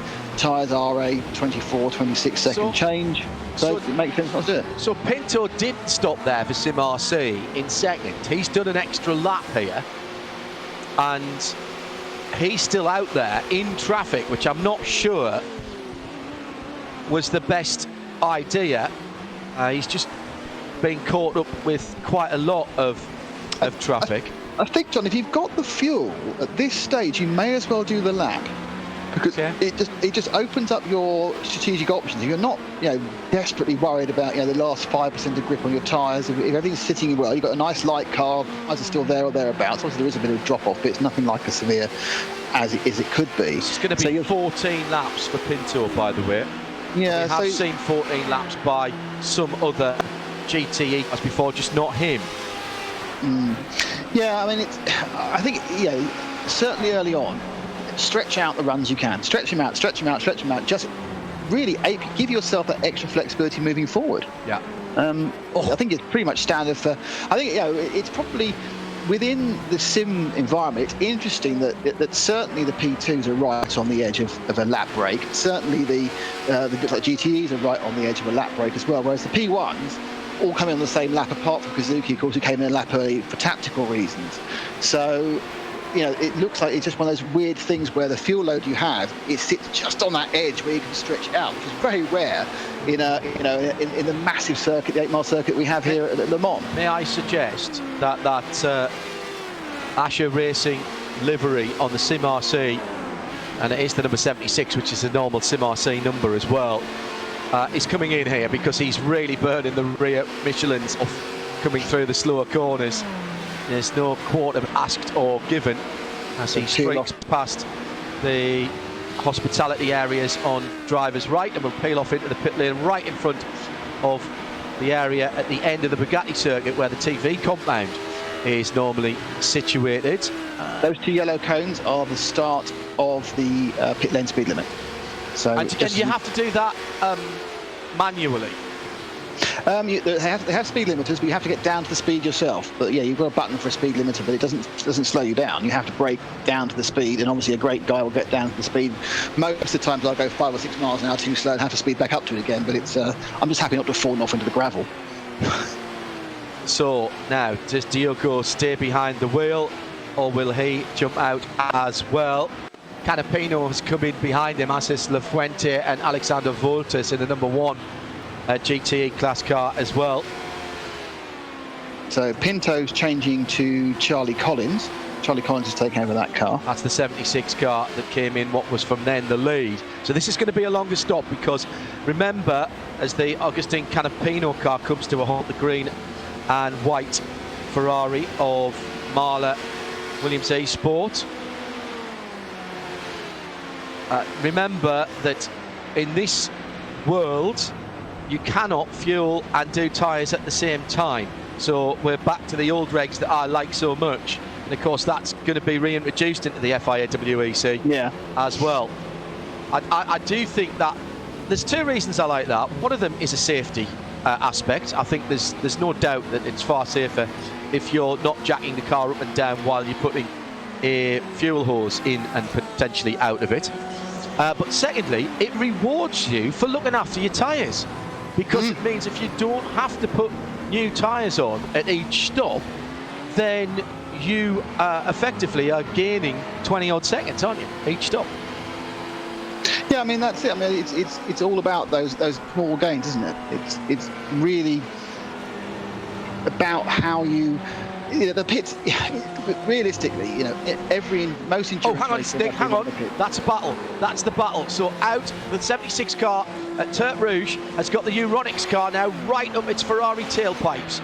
So that is the battle in GTE of the cars that were at the sharp end of the field before the pit stops, and they've come out together again in 4th and 5th. We haven't had Martin Christensen in for his second stop yet for Pursuit Sim Race for MBE Sports, and we haven't had Dominic Bleiger for DV1 Triton Racing in or Tertre Rouge and Florian Denard either. So these guys are the first of the GTEs that have stopped twice, just coming out onto the middle part of the Ligne Droite and Adier. And the key thing to remember, John, is they've also changed tyres, so they're on cold tyres now. So they'll be able to drive these tyres because they're blooming good drivers, but they will not be at the same speed. They'll be a couple of seconds slower, perhaps even 3 seconds slower in the first lap, which might mean that the later stoppers will appear ahead if they were less than 3 seconds behind. But of course, they've got to pilot that first lap with cold tyres. It's quite like the IndyCar thing you see where cars come out, but they lose it in the first 3 or 4 corners because they have no grip. So this is about a balancing act, keeping the speed up, trying to maintain track position, but also realise that you don't have the ultimate level of grip whilst you're warming the tyres up. Never underestimate the restorative effect of a good cup of English tea. And that is British tea, grown in Cornwall on the Tregothnan estate. And thank you to my one-time teammate, Peter Cate, class winner at the Nürburgring, who got me onto Tregothnan tea. And I have to say, it's absolutely wonderful, both in its various normal variants of builder's tea and their chamomile tea. There's an Earl Grey good as well, and there's an Earl Grey as well. Yeah, there is an Earl Grey as well. The Earl Grey time now is the afternoon. It's definitely Earl Grey time. Well, sometimes I'll do half and half. So I'll have half Earl Grey. That was Haven, Martin Haven, that got me onto half and half. So a builder's tea bag. Excuse me, builder's tea bag and an Earl Grey tea bag in the same pot, and then it just takes the edge off both of them. But that was, I'm going to say that was a Tregothnan Great British, which is one of their blends, and that to me is the perfect, just normal tea. I drink it black, I don't put sugar in, I don't have milk in it, and I just think that's the perfect. Might have been half and half, but I think it was just the Great British. Absolutely lovely, and nice. I've been off coffee the last couple of days in preparation for the Le Mans 24, exactly as I do when we're in France. Shouldn't you be on coffee, surely? No, you take yourself off it, so that if you're tired and you really need a coffee. I see. The Sacred Coffee machine is set up in the studio behind me, so I don't even have to move. So if you hear a bit of a racket behind me, that'll be the compressor going for the pump going for the Sacred Coffee machine. Right. Thanks Tubbs for supplying that to us last year. We've got a good supply of coffee pods for that, and just a little one of those that'll give me a nice big hit towards the end of the race. I remember the year at Le Mans we had I think some sort of support from 5 Hour Energy. That was impressive. Have one of those towards the end. I think I may still have some of those. It was amazing. Like, whoa, I'm sure these. Oh, touch in the. Oh no! In the chicane. That was a couple of minutes ago. Alex Adrisana turned around in the 97 and has got damage. Now, what was the other car involved? Not quite sure. So, in that battle at the lead of GTE, Tobias has taken over. Tobias Hoeveler has taken over the Biela Racing team, and it's Charlie Collins for Sim RC, and they are now back at the front of the field as everyone else has stopped. Florian Denard, Ross Rizzo, etc., who are now taking their second stops, and it was indeed Great British tea. So my taste buds didn't fool me, and it is the leader. So this again, I think is spot on time. Let me head back to the top of that screen. I've actually run out of screens significantly, despite having half as many again as I would have. I was in the studio at Le Mans. So Matt Farrow has done 3 11-lap stints. The car goes up on its jacks for a new set of Michelin tyres, which would suggest to me, Nick Dillon, that Team Redline are going to put another driver in that car. Yeah, I mean, and in fact it's Tom Mitchellmore who's got in that car. Jake Browning's getting into the 730, replacing Rick Yonk. Tommaso Carla is getting in, replacing Marcus Hamilton in the 737. Scott Michaels is replacing being replaced by Sam Michaels. So that's the team thing. Yeah. Car 4. So yeah, so they are tripling. So that's interesting. So they've tripled it, and it's a full service car and tyres. So they are now on cold tyres as well, and they will just warm those up over the course of the first, 3/4 of a lap. By the time they hit the Porsche curves, they'll be virtually back up to full speed again. But just be careful, because these things can bite and can snap. Now, of course, the advantage is you've not stuck cold tyres onto a car with a driver who's also been driving. So he isn't recalibrating the cold tyres. It's a guy starting his session. So he'll come in fresh brain and take whatever is out the tyre. And of course, everyone practices those cold tyre first laps. Really important. Might be able to get 1 or 2 of the drivers who got out. I'm keeping an eye on the interview waiting room to see if we can grab 1 or 2 of the drivers. So I'll keep an eye on that. That is one advantage that we have in the virtual world. I don't have to send one of our pit lane reporters to the diametrically opposite end of the pit lane to get the interview. It is. That is as much a Le Mans tradition as us being off on weird tangents randomly throughout the race. It doesn't even have to be in the middle of the night anymore now. No, that is true. Yeah, no, it is true, because you end up and go, right, you're doing these 2 classes, and Shay's doing that. Fine, I'll do those. And then the person from one of your classes is right at one end of the row of woe, and the other person's next door to Toyota. You're thinking, 400, 500 metres. Yeah, can you get the other one now, please? Okay, all right. Oh, problem for Jake Browning as he came out of the pits for Protocharge Sim Sport. He's looped it going into the Dunlop. Oh, fabulous save one way. I got it. I don't got it. And then does he get picked up by the G-Drive car? Oof, that was close. That was cold tyres. He just lent it too hard, coming too much speed going in to the left-hander at Dunlop. Yeah, that's, it is very easy to do. You come up and over, you go through the chicane, you come up and over the hill, sharp right, and as you drive down the hill, you brake hard before you turn left to get into the Forest S's, and it will sometimes just let go on you, and it's most likely let go on you, obviously, when it's very, very cold throughout the. So, yeah, luckily, that's slightly embarrassing. That's 10 seconds, 8 seconds, but no harm, no foul, nothing damaged, keep on, nothing lost. You can't flat spot these tyres, although you can take life out of them, can't you? Yes, if you constantly locking up, you will not get a flat spot. You won't have the 50% piece situation. You won't have the vibration. You won't have that situation that you would do with a real tyre where you'll keep on stopping on the same point again. But you will lose overall percent of the tyre. You will increase your tyre wear by quite a large amount. You'll take 1 or 2% out of it in that one skid. Oh, really? Yeah, and it's quite it models it quite severely. I mean, obviously, again, it depends how long you're training a brake, whether it's loaded or an unloaded tyre. You are with the triple stinting will be down at the front. The rears take very little damage around Le Mans, especially in cars with a bit of traction control. You're not going to be spinning the wheels at all, so they last a lifetime, the rears. But it's the fronts obviously doing so much work. That what is your limiting factor, and whether they replace it, and often that front right is one that is the most limiting factor.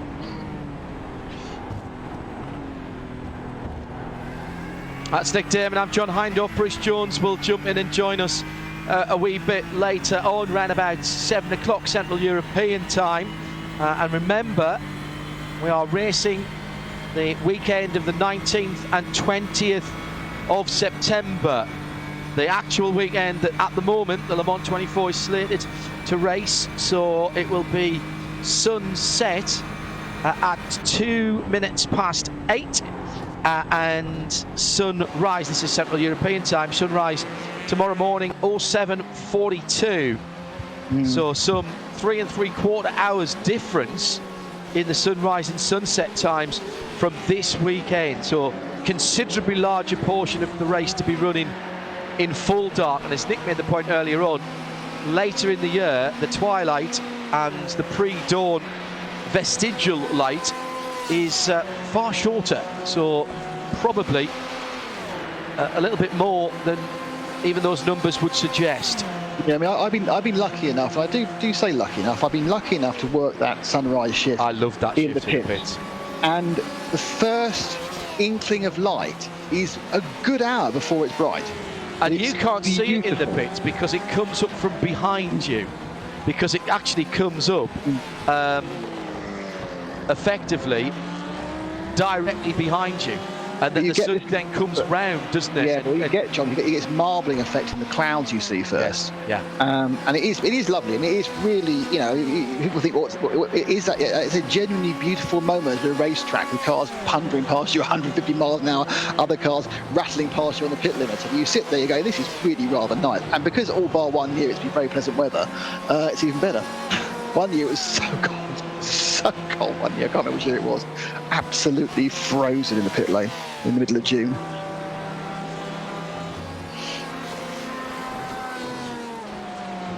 So the Ferrari, follow the Porsche. No, they're just looking as they run the Porsche. Because I think one of the issues is whenever I see the HPDs, I'm actually watching them looking for tips for the 3 hours of driving I'll be doing in between going off in an hour and a bit and coming back on again tomorrow morning. So I'll have all sorts of sagas and stories of what happened. But you know, it's interesting. What is interesting actually about the GTEs I'm watching is they take a lot more of the curb through that final chicane. Which isn't the. I always thought that was the Ford chicane when I started actually driving this car. That's not the Ford chicane. That's the Virage de Raccordement, the last one before the Raccordement. And you've got Corvette Corner as well. Corvette Corner, yeah, which is so important for lap time. Corvette Corner. Because you carry that speed all the way through the basic non-existent Maison Blanche into the turn into 4, and in the difference of carrying 10 miles an hour there is a good 3 or 4 tenths just in that one tiny area. But the interesting thing is how much curb they're taking on that final chicane, because you stay off it as much as you can with the HPD, because it doesn't like being rattled over curbs at all. It's got that kind of very stiff, kind of almost like it's like a solid piece of 4-pointed metal that kind of, you go over one and the whole thing lifts up itself. It hasn't got that compliance in the basic chassis because it's obviously a carbon fibre environment, whereas a road car, which is much heavier, which these cars are based on, is able to handle the curves much. So we HPDs stay off the curbs as much as they possibly can around those bigger curves. You know, these sort of curbs, we're going really in and out of the chicanes and the moles down, absolutely a fair game. But those ones at the end, no, stay off them. It'll cost you time because it just bounces into the wrong part of the track. Hello to Gareth Evans, who's on RS1, listening with Douglas as the dog walking is taking place. RS1 right throughout the race here with the Raceport TV guys as well in the tough hours, the middle 12. So RS1 will continue to carry the audio, and we've got video and timing as well. Jake Parrott says, Nick was talking earlier on, why is the right front the loaded tyre? Surely the most prominent corners at Tertre Rouge, Mulsanne and Arnage are all right-handers, so wouldn't it be the left front that gets the biggest load? Mulsanne is nothing because you're going no miles an hour at all. Arnage is nothing, you're going no miles at all. Tertre Rouge is quite, actually, when you drive Tertre Rouge properly, it's quite a gentle arc, actually. It's just quite quick. No, it's actually Corvette Corner which really burns it up. Corvette Corner is the highest demand on the track for actually running around with a large amount of load on the tyre. It's also going through... just trying to look at my track map. It's also going through the Virage de Port, so there's that second corner in the Porsche curves as well, puts a lot of pressure on it. The rest of the track, you know, it's just those corners that just wear it a bit more because you're just doing some speed. You're doing nothing at Arnage. Arnage is nothing to do with tyres. Everything to do with being really, really annoyed at having to go so slowly and nadgery. Which is why GT cars often run into the back of prototypes there, because they've actually got more mechanical grip. And you've also got quite a lot. You've got high speed and braking coming into the second part of Indianapolis. The sweep round, which again is the front left, is again very little steering input. But when you go back to the right, you're turning, braking. You are helped and fenced by that banking, but the actual loads on those corners are, you know, pretty even. Obviously, it's even down the two chicanes, so they go one way then the other. Battle for the lead in GTE in those Porsche curves at the moment. Charlie Collins in the Ferrari for Euronics, the Biela team, ahead of Tobias Herwele in sorry, it's the other way around. Sim RC leads Charlie Collins from the Bela Racing Euronics team. The blue and... See that curb, so much curb, you couldn't do that in the HBDs at all. No, well, it's a prototype. Mine, we've seen people pop suspension struts off their top mounts if they take too much of it there. David Monks has just tweeted the Sunrise last year, complete with the marbling effect. I've retweeted that. He's using the hashtag RSL24VCO at RSL_studio. Coming up to another hour of racing completed. Let's give you another quick rundown then. Bit of an hourly update, if you will, on the race hour. It is still Team Redline leading. Tom Mitchell-Moss stretched that lead out to nearly 12 seconds ahead of Richard Arnault, who's been in the second place car since the start of the race. So he's quad stinting the start of the race, although I'm pretty certain he did take tyres in that number 15 Porsche last time around. Well, actually, maybe he didn't, and maybe that's why he's got up into second place. I know his lap times are too short. 3:20 last time around. I have to say, I didn't see that Porsche stop. So it's now Audi, Porsche, Audi, Burst Esports. No, they've just gone back in a second because they're having a cracking scrap as they come down onto the Mulsanne straight out of Tertre Rouge. So the first of the Porsches is the red and white machine, which is sort of the Salzburg colours, if you know your Porsche livery. And they are at Harrison Finch back into second now for the Audi, and Richard Arnault into third. Looked like Richard might have gone a little bit wide there. He was trying to clear his tyres up. Thomas O'Cala from Ivano Sim Racing has another Porsche, the 737 in fourth. He's 18 seconds off the lead. Then another 14 seconds further back, a bit of a gap to Jake Browning in fifth in the 730 Protocharge Sim Sport Audi. The 04 Sam Michaels G-Drive Audi is another 1.6 seconds further back, and we'll go through the top 10 here. RSR Esports by G Performance has Paulo Muniz at the wheel of the 321 Audi. He's 41 seconds off the lead and 11 seconds ahead of Team RSO, number 117, Emmanuel Soudal in a Porsche. Ninth is Fabio Gorel for Dutch Mountains Racing, another 25 seconds further back, and rounding up the top 10, Villa Hartinen for LOR Sports. Hartinen, probably. With that, LOR Esports, the number 21 Porsche.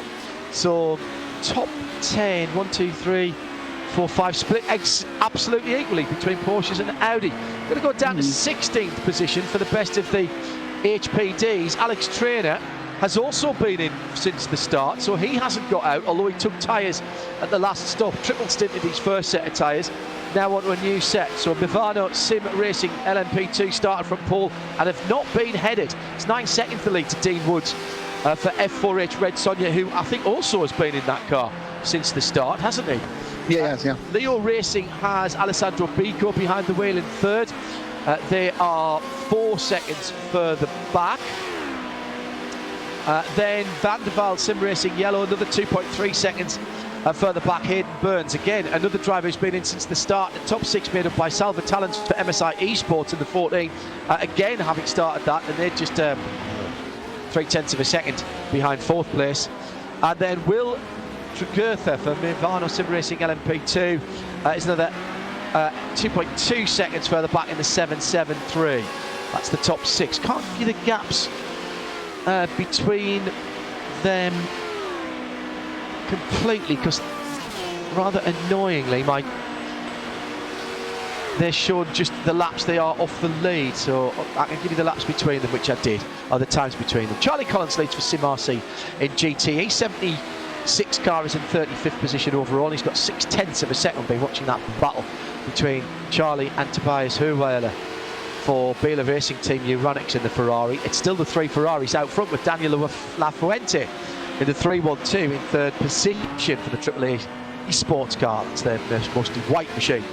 4 seconds further back from the top 3 is the Porsche 24 driven by Redline Team, Gianni Vecchio, who's also been in since the start. Although Matska, who's just 0.6 behind him for Manati Racing Gold, the green and gold Ferrari 79 car, he has just taken that car over. Romain Grosjean is doing his first stint for the #1 R8G Ford team ahead of Sami Matti Trogan, another real world as well as sim racer.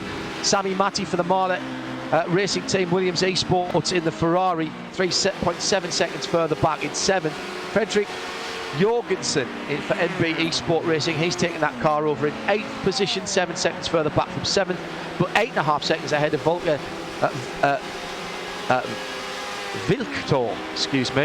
Viktor Spolarczyk and the DV1 Triton Racing Porsche, that's the 01 car. And Florian Denard has Turk Rouge Racing's Ferrari, 777 in 10th position. He's a further 15 seconds further back from the 9th place car. Fastest laps, I might as well do this properly in a Truswellian way. Fastest laps in each of the classes. It's the Biela Racing Team Euronics Ferrari 3:47.9 has the fastest GTE time. 3:30.256 is the fastest HPD LMP2 time, and that's the Team Redline car. Patrick Schneider's been in that car since the start, although they're down in 7th position in class at the moment. And it will come as no surprise to anyone that the Team Redline LMP1 team, the #7, has the fastest lap of the race so far over the 3:16.581. Sorry, I missed that replay while I was looking at the screens. Nick, what was going on? Yeah, well, what was happening was the recovering car that caused major problems before, the car 8 machine of Race 4 Cat, has had another major moment at the top of the Forest S. He's just understeering off a track, and unfortunately spun himself back out into the face of a white GTE car. I don't know who that was, but it was a white Porsche who couldn't avoid him, hit him broadside at not very much speed because he saw it happening, he was already on the brakes, but it was a second clump. So the Race for Cat is not really covering itself in glory. It's the second major accident they've had, so something you expect to see in the lower splits, but certainly not in the top split. It's Nick Damon, I'm John Hindorf. We're live with local time just coming up to 6 p.m. Central European time, as it will be on the 19th and 20th of September, because that is where we're racing in the calendar at the moment, and the battle for first and second in GTE is just a couple or 3 Ferraris lengths. It's just widened out as the race leader comes through, and Charlie Collins gives him plenty of room. Still 21 hours and 50 minutes to go, and we'll have every second of the action on RS1 and in sound and vision across a number of different channels, as well as on radio-show.co.uk, where you can also see our live strategy and timing.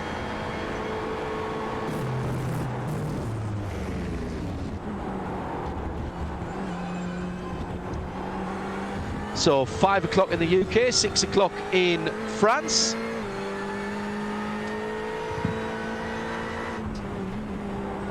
And Nick Damon is telling me that race time is actually 10 minutes before 5 in France at the moment. Is that right? Yeah, it started at 2:30 local time. Ah, right. So we've been running 2 hours a bit, so it's now, so interesting, it's a few minutes behind UK time. In reality, I've got you. So it means the only thing that really matters about that is when we talk about when things are going to get dark, when things are going to get light. So you can effectively, it is going to be pretty much the times you've been giving us, but it will actually be here in the UK. And if you are listening to it in mainland Europe, it'll be an hour later. Just 10 minutes either way on that front. So sunrise, and I've just seen the responsible adult asking for some sunset shots from Le Mans. Official sunset in terms of the 19th of September, which is effectively where we are, is 7:40. Excuse me, it's 2 minutes past 8. 2 minutes past 8 in the evening in September.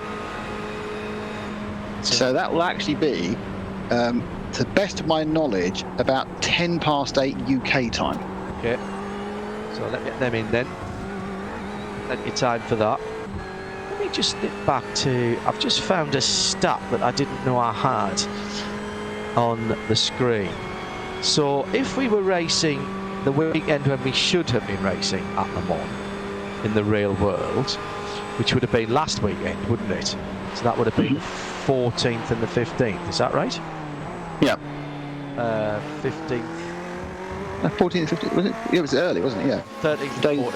13th, 14th. Yeah, early, yeah. Yes, we would have had a 15-hour and 40 minutes day, and Yes. that's down to just over 12 hours by the time we get to September.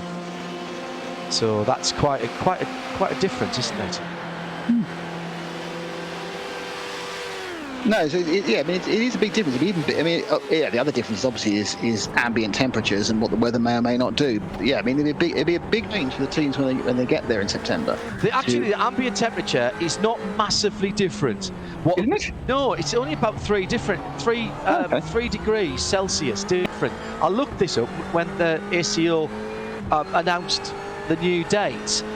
What I think will be a lot different is the overhead conditions, whether we get cloud, and therefore how much sun is on the track. So the track temperature, I think, will be what we'll see suffering. Also because, of course, it's going to get the better part of 4 hours less sunshine on it. So And it always rains at Le Mans. Does it rain more in September?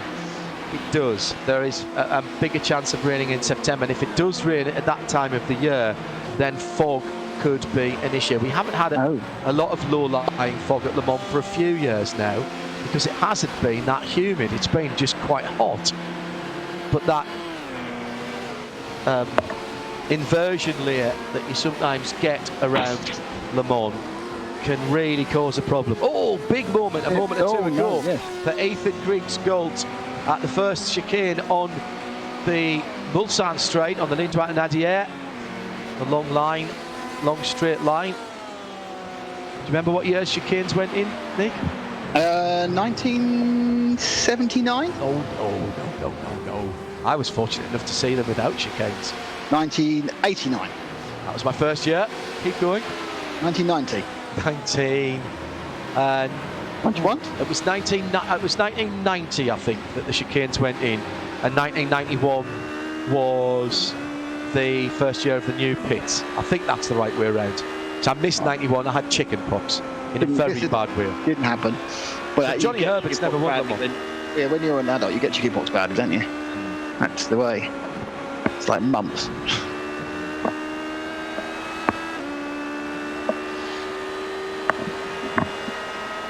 So, they're going past the arena. MMA, which has been closed for a little while. It's been a bad time for sports at Le Mans. They lost their basketball team, their football team. There's 2 arenas there. There's a football soccer stadium, multi-purpose arena, and there's an omnisports arena as well, an indoor arena. And their basketball team, which had been doing very well in the French league, got relegated. Their football team, I think, has ceased to exist. Yeah, I thought I saw that, yeah. And certainly in its professional form, whether it was reformed in a lower league outside of the French professional game. Yeah, it's a League One tick, wasn't it? It's just gone. Finally, like Berry.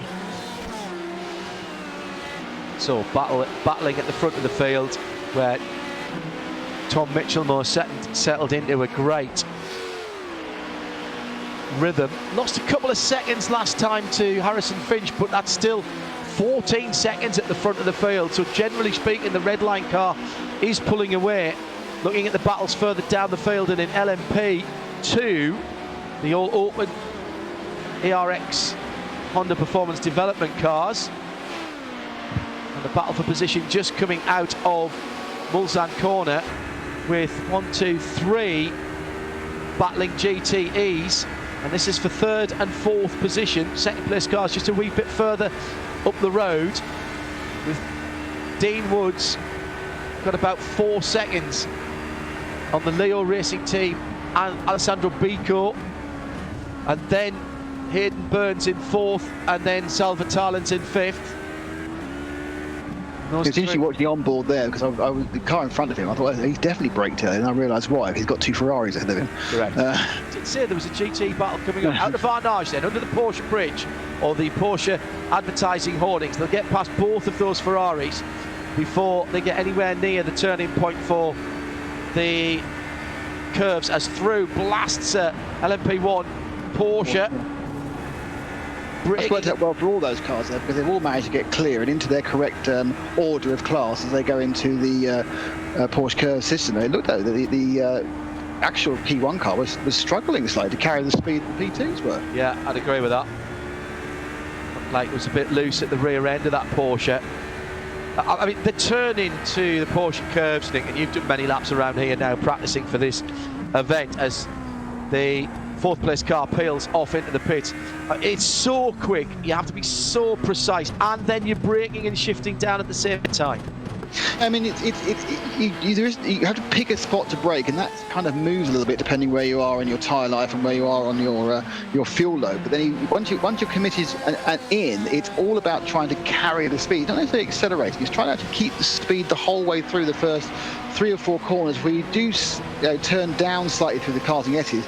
It's almost like you go along a flat top bit, so you try and put a bit of speed in before you put a final bit of a brake and turn into Corvette corner, which is That's a short stint. That's a short stint there for Hayden Burns. It is his third stint. He did a 13, then a 12, and this is a 9. And he's in the pit lane. And he's not the only one coming in either. So, are we getting close then to a drive time limit for these guys? Is that what we're backing up against? They're all changing. No drive time limits. The drive time, it's just a fair. There's no limit on individual times, but some of them have changed drivers, some of them have changed tyres, some of them just fuel, haven't they, on this one? It's more of So do we think, well, Hayden Burns, it looks like may have gone back out again.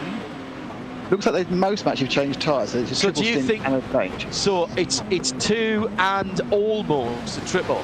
So that was a 12 and a 13. For all of those teams there, a 12 and a 13, either a 12 first and then a 13, or a 13 first and then a 12, but then 9 laps only. And Alex Traynor has gone to his 10th lap at the lead of that class. He did a 12 lap stints to start, and he seems to have looked after, sorry, not Alex Traynor, he got out of that car, didn't he? So who got in? Tom Mitchell-Moore got into that car. They done 34, which is 11, 12, 11, so I think it's not quite... Let me have a look. 34, yeah, it's 11.11. Hayden Burns did 13 and 12 and 9. Salva Talens did 13, 13 and is on lap 8 at the moment. So that was a bit early for Hayden Burns. Yeah, it was. It sounds like he may have felt his tyres had gone. Yeah. So they ran it to the tyre. I mean, it is a bit of a voyage into the unknown. They didn't know what the September, but they could have simulated September. It wouldn't necessarily be the same version of simulated September that iRacing chose. So 13.39 is, it only ends up being sort of a couple of laps shorter than the normal 12.12.12. So it's not a big problem. They must have felt there was an issue. Must have felt there was a tyre going and the grip was going, and therefore it's a better solution to change now. But we've seen the rest of the pack coming. Will they all peel in now the following lap, or will we see the rest of the Hondas perhaps going 2 more, 3 more laps? Well, I reckon Alex, if he wants it, has got at least another lap. So Hayden has changed to now 1 E Lopez taken over that car. Yes. And Jose Maria Lopez has taken over the 77-73 car. So Will Trugerth has gone to Jose Maria Lopez. So yeah. Right. Let me just reset my strategy computer, because it'll take a lap for that to settle down, because it's crediting some laps to some drivers who haven't done them clearly, but that's okay. But I agree, it is Jose Maria Lopez is now in that car, but I think that's his out lap. Now, Jose Maria Lopez is in the 773. The guy replacing Hayden Burns is 1 E Lopez. Yes, indeed. Yeah. But they're both on their out lap at the moment. Yes, they are indeed. Correct? Yeah, absolutely. Yeah. Yep. Yeah, that's fine. So 1, 2, 3, 4, 5, 6, 7, 8 cars. Yeah, the HPDs came in en masse. Jesse Stevens is in the F4H Red Sonja, and at the moment sits in 5th position. Patrick Schneider in 6th, and there's less than half a second between those two as they head into the Porsche curves. Still clear skies with a little bit of that light fluffy white sort of Simpsons opening title cloud. Just getting down through the gearbox with Patrick Schneider as he balances the car through the last part of the Porsche curves and on through to past Record de Mont. Oh, he closes massively up on Jesse Stevens there. Jesse certainly took a much more conservative run through the whole of those two. And he's pulled over. So much so he's letting him through. Yeah. I don't know whether he can feel sportingly each letting through or what. Now that's interesting. Was that not who we thought it was? Goes up into second place. So Maxime Briant is the next 3.4 seconds up the road. Yeah, Jesse Stevens is sitting in third. There was a car that peeled off into the pits, which was Dimitri Dematos for Project R Proto in amongst that as well. So the leader at the moment in HPT, the LMP2 class, 16th position all over for Maxime Briant for Mivano Sim Racing LMP2, the Rosso version of that team. Got 3.5 seconds battle for second, but they are due pit stops. They owe us pit stops.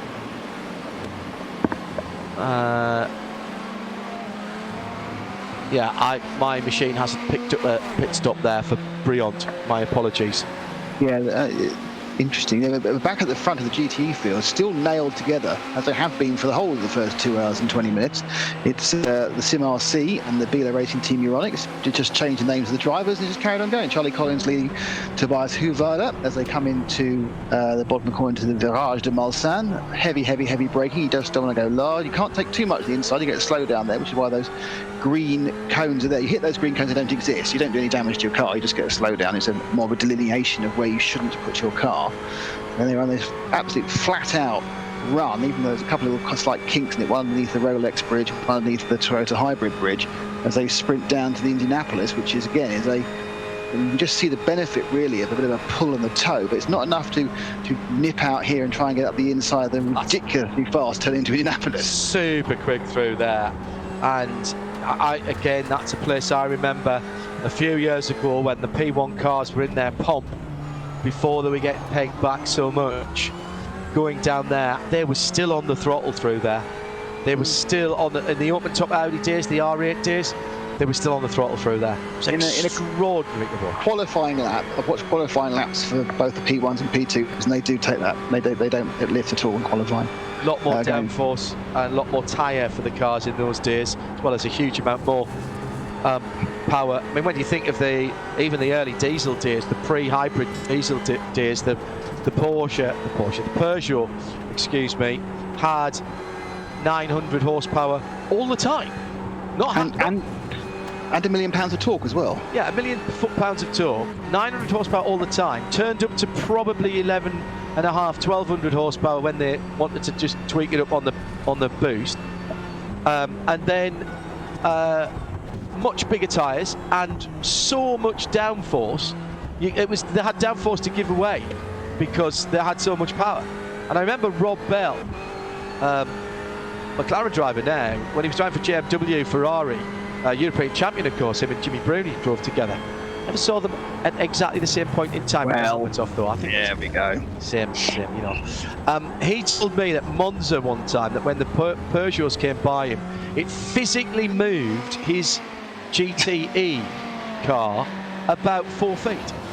It was just that was how much air they were moving, because they had aero to give away. Now, of course, the beauty of the hybrid rules that the ACO brought in, and I know everybody talks about how much money it costs to run them, but the beauty was it forced manufacturers into thinking different ways, and also forced them into using less fuel, fewer tyres, smaller tyres.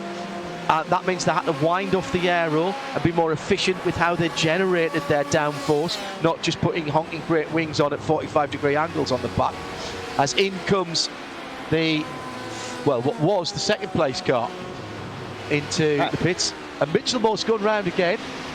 So a couple of the P1s have come in. It's interesting, isn't it? Because that's lap 43. So they are they're kind of alternating 10s and 11s, aren't they? Which is an interesting concept. And they're really, again, driving to the fuel. I mean, yeah, I think it's a very good point you make there, John, because one of the poorly promoted element of F1 and also in many ways LMP1 is the ridiculous fuel efficiency they have now. And the thermal efficiency of the cars has gone through the roof. It's from 7 or 8, I think it's 12% back pre-war to the best cars hitting 33%. These cars are getting 51, 52% of all the energy out of the fuel, which is unheard of. And that started with Dr. Ulrich Baretsky, the engine genius at Audi, when he and his team came up with a new look at fuel injection, which was FSI, fuel stratified injection, which was a very clever piezoelectric controlled way of putting exactly the right amount of fuel into a car through electronic fuel injection. Nothing very new there, but they made it even cleverer and more precise how they put it in. But it was when they put it in and how they put it in to the cylinder so that you got a better burn. And immediately they went up to 50% efficiency per drop of fuel. And that was the area where Audi were so much better. They had that virtual triangle, some would have said impossible to get in motor racing, where they were producing more power with, in real terms, less fuel, and they didn't have reliability issues. And you normally only get 2 of those. You can't have 3 of them. And they managed to get all 3. And then that moved on, of course, with the way they were using the tyres, the way when we went to as I was saying, the hybrid. What the VCO did, they may not have known this, but all of the electric cars that you see by major manufacturers now have benefited from the accelerated battery technology development that motor racing brought in. And I'm not talking about Formula E, I'm talking about years before Formula E. Formula E haven't caught up yet with the battery technology that was in the hybrids. And I'm not saying that as a bad thing. Both Audi and Porsche, once they realised that batteries was the way they had to go, and remember, everybody started with different answers to the same question. So we had a battery, we had a capacitor, supercapacitor, and we had a flywheel from Audi. Everybody realised that they would have to go high efficiency batteries, and both Audi and Porsche bought 2 different battery companies because the battery companies couldn't work out in their minds why these guys wanted better batteries and wanted them at the time zone that they wanted. Leader in the pits. And of course, who is Toyota's major sponsor? Denso.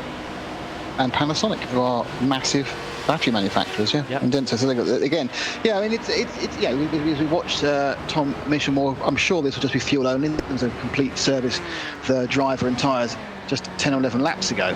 But I mean, I think it was 11 laps for Tom. The concept that motor racing no longer improves road cars and general vehicles is ridiculous. It's still pushing things forward. In even this week, it was announced that the first practical application for MGUH was going to happen next year with Mercedes. They're going to put anyway. Perhaps the trickle down is longer than it used to be. It's not like, oh look, we got disc brakes on the racing cars, and now they're on road cars, and that was that happened in no time at all. But the point about it is that as the developments happen at the higher end of technology, both electrical and mechanical, they do filter down, and it's a very, very good way of prototyping your cars and components in a very real, very hard atmosphere. And that is perhaps sometimes why you think this ever moving world towards standardization is perhaps not necessarily the way to go, because yes, it reduces money and it turns motor racing much more into a marketing exercise than an engineering exercise. I'd take no better example of that than Toyota. Toyota LMP1 program, I think uniquely certainly in our form of racing, and I possibly think uniquely in the modern era, isn't paid for by a marketing budget. The motor racing isn't part of the marketing budget, which most motor racing budgets are in some way, shape or form. It's road car research and development, pays for the lot. And nobody at Toyota will even try to suggest to you that a Toyota Prius is using the exact same technology as you find on the TSO 50. But what they will tell you is things like battery technology, longevity, energy density, and more importantly than all of that, motor technology and the control software that is used to balance electrical acceleration, braking, harvesting, along with ICE and the internal combustion engine, etc., all being tested, all of those being tested in a 230 miles an hour laboratory, shaken about, heated up, cooled down, stopped and started every 45 minutes for, in this case of this race, 24 hours. They learn an inordinate amount about that, and that isn't a PR line. That's where they are paid. That is where the money comes from. Road car R&D. No, exactly, and I think. And the SEO, by the way, sorry, just to finish, Nick, the SEO haven't been given enough credit for the LMP1 regs, the hybrid regs. Everybody talks about the end of them and how they were too expensive. Money never killed the hybrid cars. It was all about internal politics in Volkswagen AG. Remember, it was Dieselgate, and that meant that Audi couldn't run a diesel anymore. Their next car had a 2.7 petrol engine. The car was designed, it was ready to go. Porsche withdrew as soon as Audi had gone because there was no need for them to keep racing. Porsche, remember, only entered because they were getting closed in on by Audi, who had 13 race victories, or 12 or 13 race victories, when Audi had Spain coming out the pits, Thierry Renson on cold tyres. Don't try to cross the gravel. And you know, Porsche famously for such a long time had 16 overall victories. They've increased that to 19 now, as against, is it 13 or 14 for Audi? 13, yeah, I think it's 13. So the gap has been maintained again. So there was no sense in them staying on at that point. So the money at that point didn't kill P1 hybrid. That was internal politics. They learned a lot. And look at the Taycan now. Look at the Audi e-trons. All of those cars are reaping the benefits of what they learned during the hybrid era with their battery packs. I remember at the start, Nick, Porsche, remember they didn't even have the full-sized battery pack. They didn't come in at the highest level, and they couldn't, even in a 6-hour race, keep a full by the end of the 6-hour race, by halfway through the 6-hour race, they couldn't get the full charge of the battery pack because of heating, because of the lack of efficiency of the battery pack. By the start of the next season, they'd moved up to the full 6 kilowatts in a battery that was actually smaller and lighter, and went easily into the same space as the one the previous year, and was putting out its full 6 kilowatts right at the end of the 24 hours as it had been at the beginning. That was massive improvement in 12 months. Yeah, I mean, it is that point. Yeah, you mentioned it. That it's so much more than just a battery. It's a battery management. How do you get your megajoules out of the battery? It's certain per lap, and the control software.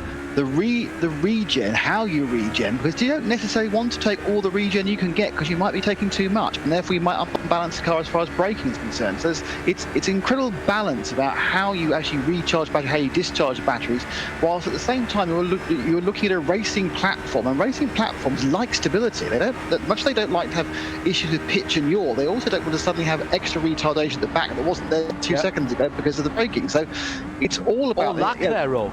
Exactly. Well, that's actually worse, to be honest. It's worse if you go in and your battery is, if you go in and your battery's fully charged, and this is the issues that were being addressed. You go in, your battery's fully charged, and you're expecting retardation from the motors that will actually slow you down. That's why the brakes were always so small on the back of these cars.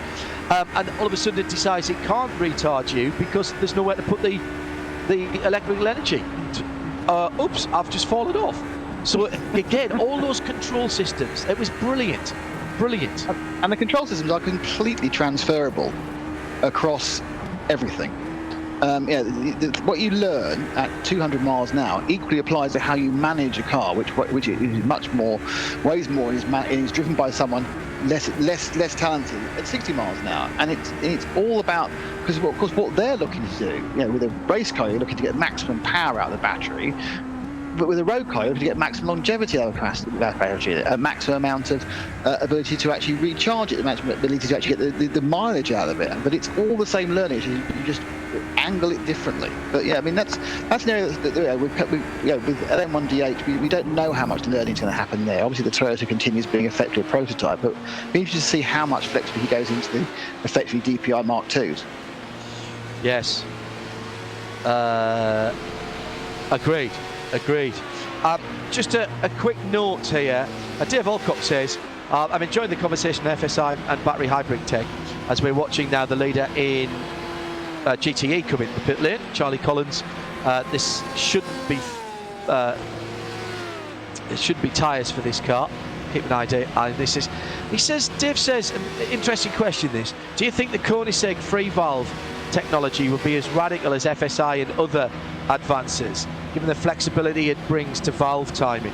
I think we've got to open up the regs a little bit for stuff like that, Dave. And if you delve into the new LMH technology, LMH regs that the ACO have put out, I actually think there's some really clever stuff in there that probably will never get used now, unfortunately.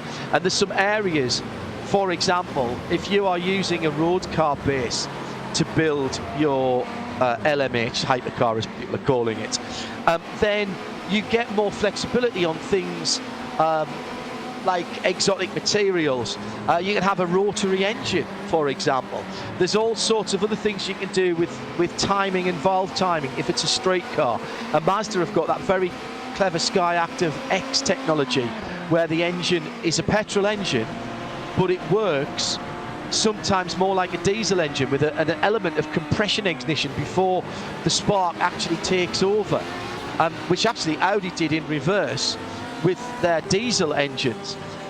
They obviously were quote-unquote compression ignition diesel engines, but there was an element of a spark ignition at the end of their burn using the glow plugs, and that was why the diesel engines were so clever. I think you've got to open up the regulations to this, and people will say, but that is going to increase costs.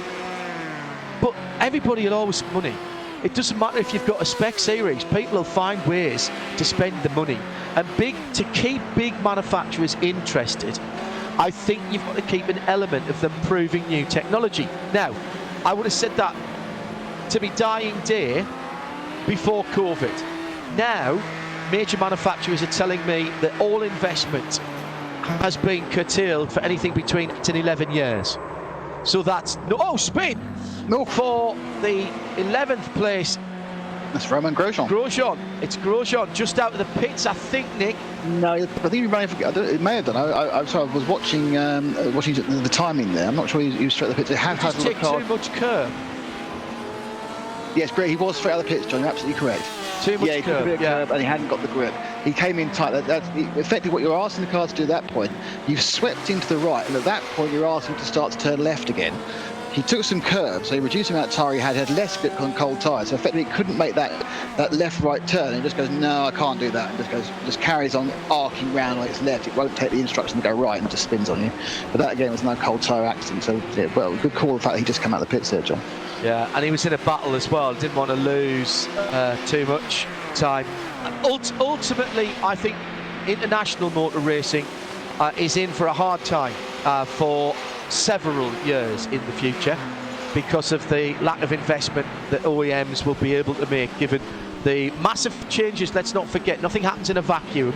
So we've got a new set of engine regulations coming into force by the EU at the end of this year, which the European Commission, despite representations from all the major European manufacturers and particularly all the Germans, has refused to put on the back burner, despite the fact that there are cars with engines that are made and engines that are in the supply line that will not be able to be sold as new cars after the 31st of December. And that's a huge issue. Also, the new fines for emissions, they have not been put on the back burner either, and that's going to be a huge issue for manufacturers. That has to be delayed or it will kill some big names. It's I think somebody was telling me the other day, I think for Fiat, the Fiat FS, the Fiat Chrysler group, that is something in the region of 800 to 900 million euros in the first year. which is why they bought Tesla's allocation, wasn't it? You paying Tesla for their emissions allocation. And you know, that is untenable, even in a good marketplace. It's particularly going to be issue with all of the lost production that has happened recently, and with major manufacturers saying that they are suspending their investment plans for anything, as I said, between 5, 8, 11 years. Some of the manufacturers are telling me. Do you know what I mean? Product cycles will get longer. Think back to the 60s, 70s and 80s when the only thing that changed year to year was maybe a new colour. Remember when that was a big new thing? Brown, yes, or a new beige, or possibly really lucky, a new purple. Yeah, something metallic. Changing the colour of the cloth vinyl seats. roof. Vinyl roof. Yes, all of that. I think we're in for a tough time in motor racing. I think national motorsport and regional motorsport, I think that's in for a really good. And I think if I had a load of money sitting around at the moment, I'd buy a lot of relatively cheap national class racing cars, because I think people will want to go and race them, including some big names, because they won't be racing in major international series, because I don't think that's come back. And certainly as quick as everybody thinks. And certainly the manufacturer supported teams, we've seen it already with Porsche knocking its works team in the States on the head. We've effectively seen Bentley do the same thing with their GT3 works team, and they won't be the first or the last. Anyway, the good news is we will get motor racing back. It just won't necessarily look the same, and perhaps we won't cover it in the same way. And the extra good news is I do believe that virtual racing has more than made its case to run in parallel, and I don't believe it will completely disappear and go back into its shell, if you will. I think, Nick, that with series like the guys at VCO, with the DNLS, with some of the stuff that we've been involved in, and other stuff as well, I think there's an opportunity for that to continue and to run in parallel, and quite a lot of the real world drivers have enjoyed it so much. I think that given that their likelihood of travelling and running full schedules in different parts of the world is going to be more difficult for a long time, I think the likelihood that they want to stay involved will increase. Yeah, I think you're absolutely right, John. Once we get up and running with this incredibly compact season in so many championships over the starting every next couple of weeks and then running for until the end of October, it's going to less easy for real world racing drivers to race in sim events. However, I do feel that when we get back to some semblance of normal, perhaps next year or the year after, there's every reason to suspect there will be a high quality sim season at some point, possibly in the traditional off season. There's say the off season from European track races, so from November, December, January, February. Why shouldn't you have a proper sim season then to fill the gap? Totally and yes, and these events will continue to happen. The large, the large. Sorry, carry on. The large stand events like this. There is this race is in its 6th year, and there is always an iRacing version of the major endurance races a week either side of the actual event. So there will be an event a week either side of the 2021. Nürburgring 2021, Le Mans 2021, Spa in 2021. Petit Le Mans. They will all happen next year. Now, obviously, it'll depend on the rest of the calendar, how many real world racing drivers we get. But by then, a lot of these sim drivers are becoming a little bit more well known, a little more household names, and more importantly, people are more than happy to watch a few hours of endurance sim racing of a Saturday or a Sunday to entertain themselves. They now realise what they like about it. Some stick in the muds will never like it. You and I have done it for a while, and obviously I've got significantly more involved recently by actually racing in it as well. And you get to understand the nuances. It's not the same as real racing, but it is by far the most transferable e-sport in the world. I agree, and it's no less deserving of our respect either. We've talked about this. The tracks and the cars might be virtual, but the competition and the dedication and talent that's required to get to the level that we're watching now is absolutely real. I'm being told, by the way, 44 splits, including the morning splits, by the way, for a total of 2,420 teams, which I reckon, even if you only average 3 per team, and it'll be more than that, that's well over 7,000 drivers, and probably somewhere closer to and off goes. That's a replay. I saw that in the background covering. Now he's not showing, That's the Hoover he's showing rear damage, yeah, so he's going to have to get, yeah, he's bent the front end as well. Just to finish on your train of thought from a second ago, I've decided that esports races are, to me, similar to motorcycle races. Right. I always think with enough time in a real racing car, I could go as fast as a real racing driver. But I know I could never go as far. I know I could never go as fast as a real MotoGP rider. I have no idea how these top-level sim drivers do it either. So black magic, mate, and yeah, just more time. And I also realised I actually couldn't go as fast in a real car. I just think I could. It does depend what car it is and how much time and money you've got. Some GT3s and GT4s, you can get pretty close pretty quickly. It's always fine in the last few percent. That's your problem. But I agree with you. There's a sort of a black magic with e-racing because you don't have all your sensors, do you? And there's in motorcycle racing, I'm not sure it's just the black magic of that. I think it's the lack of imagination of how much you could be hurt that sets the rest. Because every motorcycle racer is either fallen off or is about to fall off. There's nobody who's never fallen off, and it's very rare that you don't get injured. Lovely overtaking manoeuvre. Victor Smolashik from DV1 Triton Racing goes up into 7th position. Roman Grosjean goes down a position. That was lovely.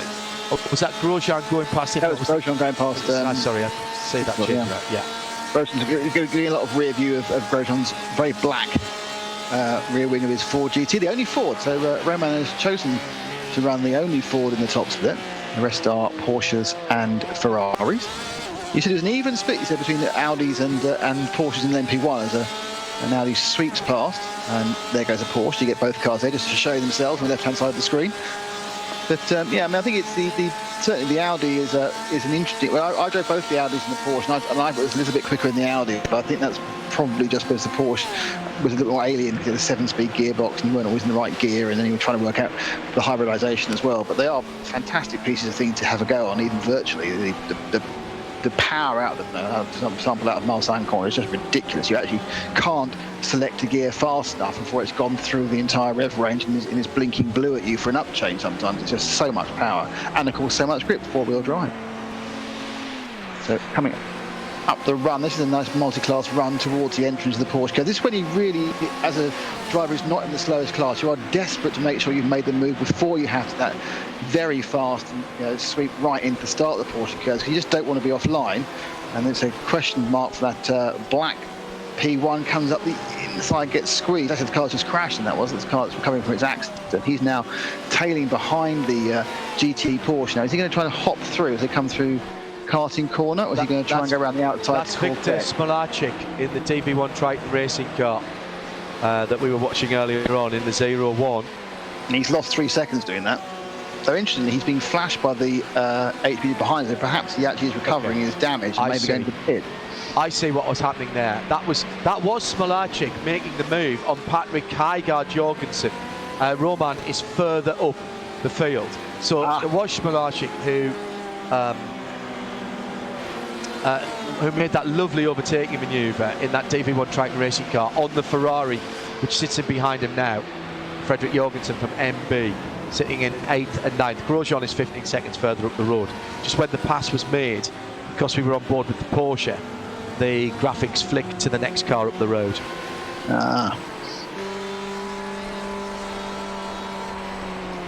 So sweeping left, and they're going to go through the Forest S's, which is another part of the track that's trying to catch you out the whole time. I love the Forest S's. I love it. All flat through here. Yeah, you need to go wide out the top level a little bit, but then because you won't get the best line through Terrouge here. But the issue is it does tend to suck you. You get a little bit of understeer, it'll suck you off, and then off the track, and you're sitting there really trying to balance it. You don't want to ease off because you're going to lose so much drive coming through Terrouge. But then again, if you get onto the grass, then you are major chances of suddenly facing the wrong direction again. As you may have noticed, John, I've crashed at most parts of this track. Yeah.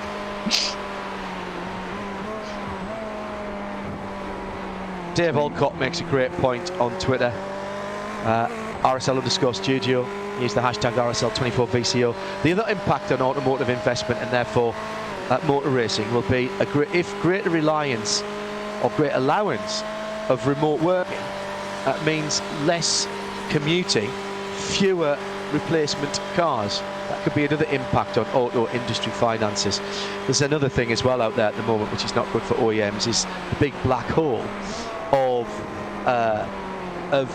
leasing, because most manufacturers have bought into leasing around the world massively. And when I say bought in, I mean it literally. They have finance companies or banks under their control, and there is a huge amount of debt sitting there that needs to be sorted out, and a huge amount of cars that haven't come back into the system to be sold on because of the shutdown since March. I mean, the UK alone, we would have changed registrations, wouldn't we, in March, end of March, beginning of April. So that would be the time a lot of those cars would have come back, haven't come back yet.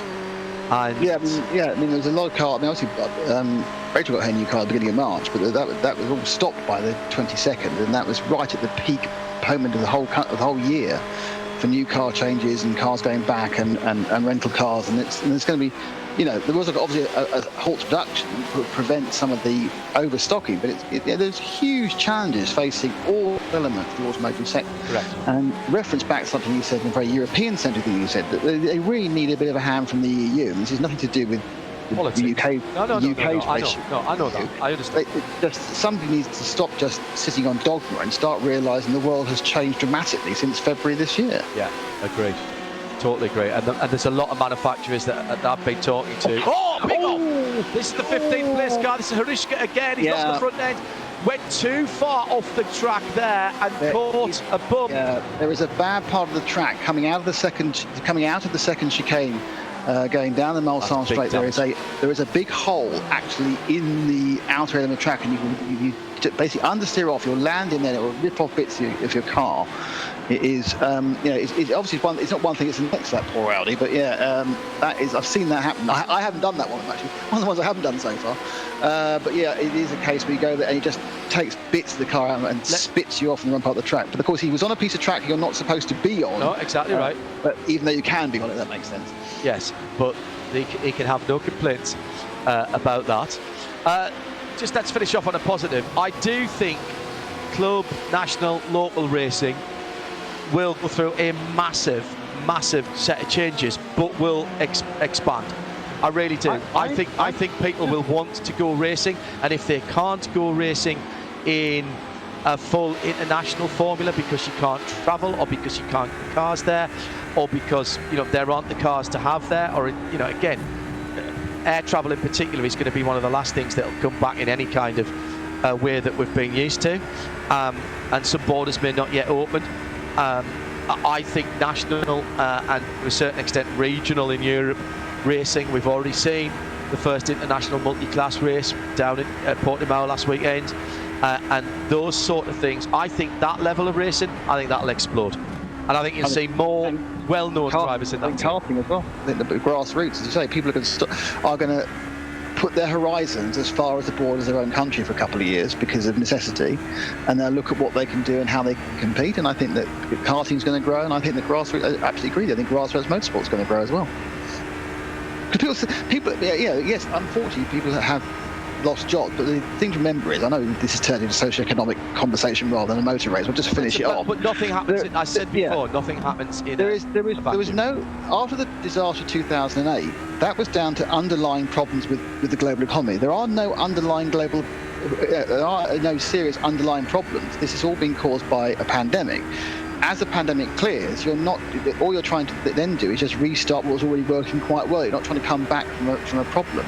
Now, it is going to affect some people very badly, and that's not great. But the underlying fact is that people will still have disposable income, and people will still be able to do this. Yeah, I think on a personal level, that's true. People. Yes, on a personal level, not necessarily companies and auto manufacturers. Yeah, totally agree.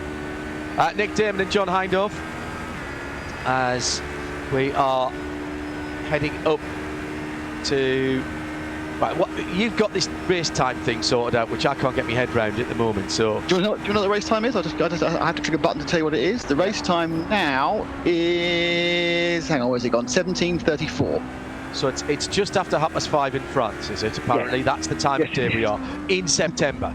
So it's September the 19th, did I say? Yes. Right, okay. Or the 18th, whatever it is. By the way, another plus point I would say about this, and again this comes back to what we talked about earlier on, is the new regulations that have just come out from the ACO for LMP2 are a 10-year homologation, and that is a long time in motor racing. But that does mean you can amortise that investment over a long period. And if you are doing motor racing as a business, which most even privateer teams are, then you've got the opportunity to make that investment back. And that's guaranteed a 10-year homologation. And that means a 10-year homologation for the new LMDH as well, in terms of the chassis side at least. So that to me is really sensible. And that started long before this did, the situation we're in. I was talking to Paul Williams, the man at the head of Bentley Motorsport, and he was saying absolutely the right thing to do, even before COVID. And now LMDH needs to be that kind of cost conscious, and we'll get to the battle for the lead in LMP2 in a moment. Cost conscious racing absolutely has to be the template for all international racing if it's going to work, because you are basically going to have to sell customer cars to privateer teams. And Andrew Cotton, who's the editor of Race Car Engineering, and I had this chat a long time ago about, are we about to get back into another golden age of privateer motorsport on the regional and possibly even international era? And we came to the conclusion between us that yes, and that was not a bad idea, that's a great idea, because you have long homologations, long product cycles in the racing car world.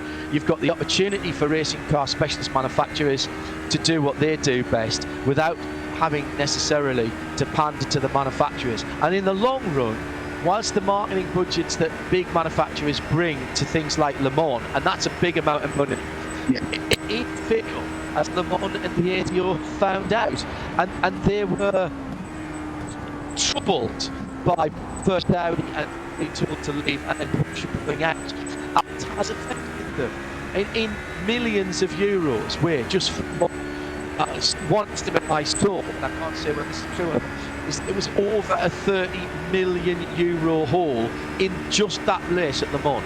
Wow. One race, that's not the championship.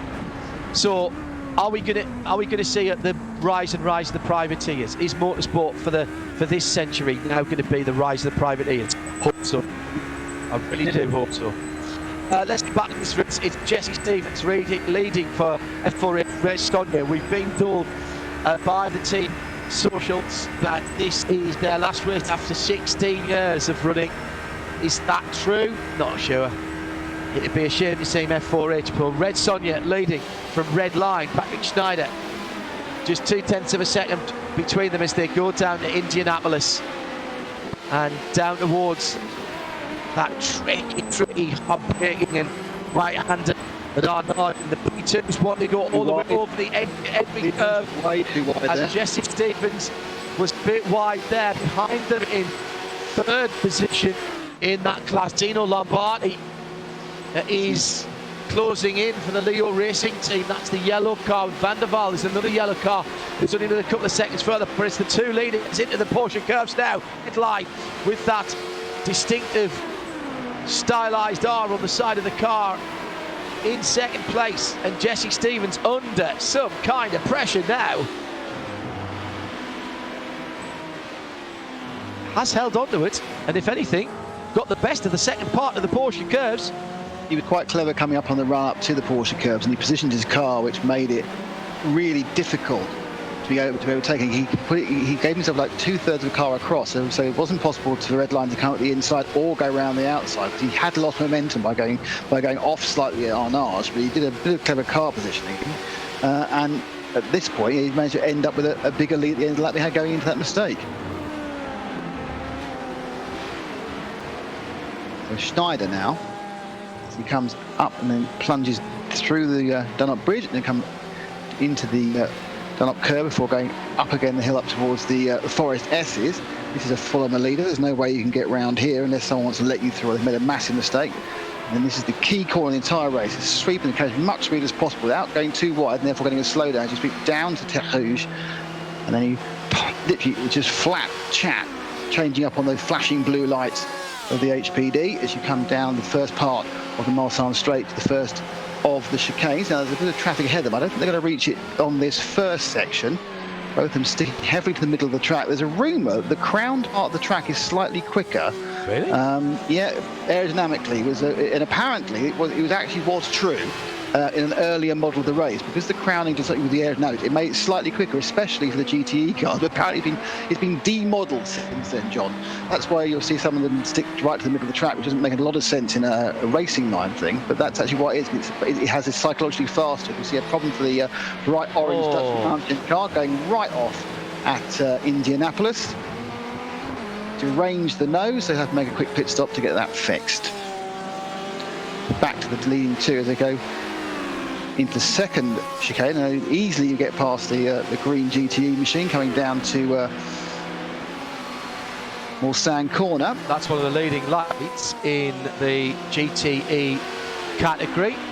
That is the Mantini racing car. Tim Matske, 5th position there. And we appear to have missed the change of lead, haven't we? We hopped away for that replay. We missed a change of lead because Schneider's gone up ahead of Stevens during that, somewhere in between the first and second chicane. So he must have dived out as we went to see that orange car falling off. And there we go. So it goes to prove you should be very careful when you switch to replays. Well, it's the same in the virtual world. It's in the real world. It's the law of sword. Exactly. I want to. Somebody's just asked me what time is sunset, which is 20:02, so 2 minutes past 8 local time. But how far behind time is local time in the race at the moment? So what time is local time? Yeah. Is just 10 minutes behind UK time. Right.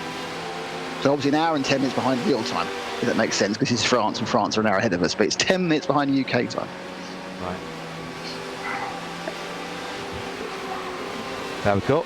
That was for David Monks, and I'm just beating that at the moment. So, smart move then by Team Redline, who go to the top of their class. That means they are now leading the two classes in which they are competing. To be grammatically correct, just got to check they haven't got a... They had their problems earlier on, didn't they? No, they didn't have a GTE team. It was Rebellion Williams that had the problems earlier on. So cars out at the moment, I reckon, Nick, was the Rebellion Williams Ferrari caught up in someone else's accident. Obsidian Racing GT Omega Audi, which was caught up in the accident with Race for Cat Motorsport. He spent an hour and 20 minutes in the pits, but without a replay, we can't tell you whose fault it was. Daniel Pastor Prologue React Esports Ferrari, the 74. So 123 1974. Team Chimera, the LMP1 Audi, Lucas Laville, he is, I think, out of race. He's been a very long time in the pits. Racecat is running again, Julia Pros Albert, 4 minutes last time around. And Victor Lobato Lopez, we think, is out, the MSI Esports Red HPT, number 97 in P2. So I reckon we've lost 5 cars already. And most of that was literally in the first couple of 3 laps, wasn't it? Yeah, there was a big kerfuffle going into the Mulsanne corner. I think it was in lap 2. I think it was. Oh no, it must have been a bit later than that, John, because they were lapping a GTE. So it must have been lap 6. It was lap 6 they began the lapping, wasn't it? Oh yes, good. Lap 6 or 7 was when that happened, because just as they went through, and I was saying, what a marvellous job the LMP1s are doing it by the GTE. Good. Next thing you saw, 2 cars, two runs flying through the air, and GTE smashed to bits in the corner. So yeah, well done, Nick. But obviously, 15 of the LMP1s are doing a great job. So the red line car now, with as Banding actually has pulled up. Oh, that's they've also stopped in the pits as well.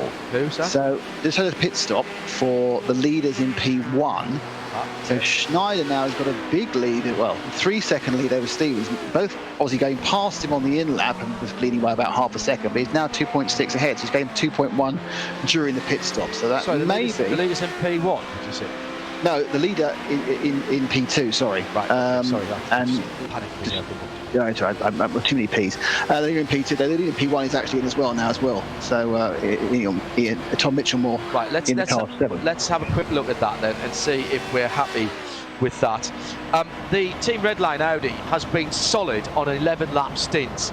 First with Matt Farrow, who did a triple. Tom going on to a triple. Again, no Michelin tyres for that Audi. So that'll be Tom going out for his third stint. The second place 737 came in as well. And I think there might have been one lap. No, they must have been on the same laps as well. So everybody's settling into these 11-lap stints. Thomas Carla, who brought that car in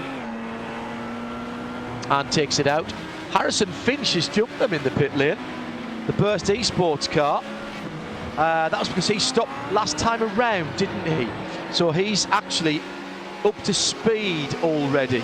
So Harrison Finch back up to second.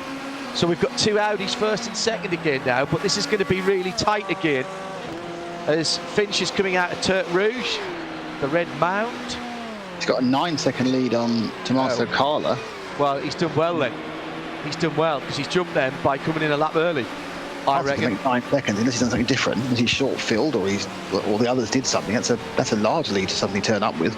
But if we assume that they can do at least 12 laps and everybody's doing 11, eventually at the pit stop you're not going to have to put quite as much fuel in, are you? Because you're going to be saving a bit of fuel every time. You're not going to go all the way down to M.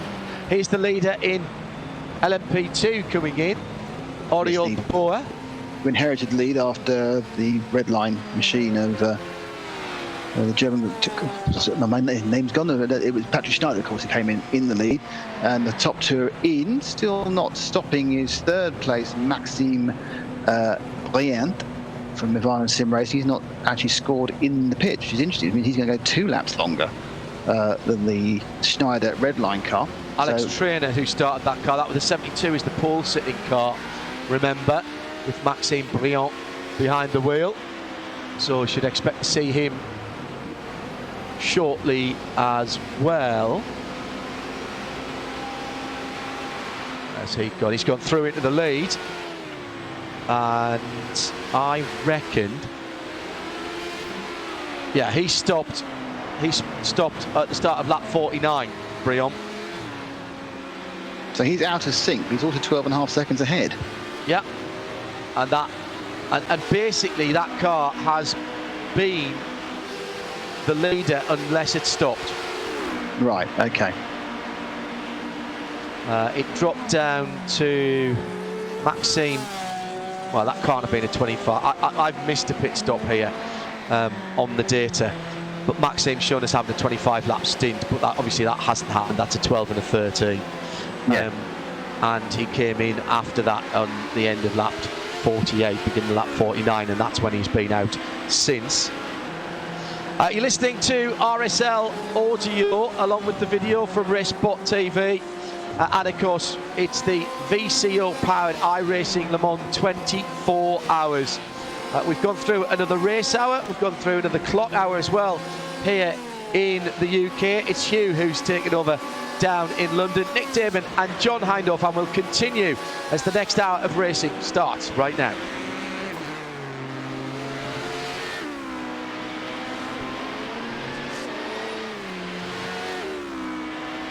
So Nick, these are the times when all of the rest of the team are sitting, the excitement and the also the, quite frankly, the being scared at the beginning of the race, the apprehension, that's diluted a bit right now. And now what we're into is, right, just keep going. What is these lap times like? Particularly if you're triple stint tyres, everybody's watching the lap times. Yeah, I mean it's lap and fuel. It's driving basically just drive every lap. You know, don't push it. Run a comfortable pace, which in these guys we are very fast pace, and just hit your marks, hit your line. Don't take any risk. Push hard, no risk, as Lena used to say. And that's really where at that stage now, because everyone's spread out. It's like they've made their move, they've made their positioning, and now they're just running their program. Am I running 11? Are you running 12? Are you running 13? And you need to look and see where you pop out. At this point, everyone is, certainly in the real race, I'm sure in the virtual race, you're driving towards sunrise, aren't you? Seeing where we're at when the sun comes up again. Well, the only way to do 24-hour races is to break them up into more manageable numbers, and whether it's your stints, whether it's let's get to sunset, then to midnight, then to daybreak, then to lunchtime, and then the run to the flag. You've got to break them down into manageable lumps, Nick, because if you didn't and you looked and said, oh, we've still got 21 hours to go, oh my God, we've still got 24 hours to go, you would just go, I'm sure there's footy on the telly tonight, or there's a decent film, or I could go around the chippy.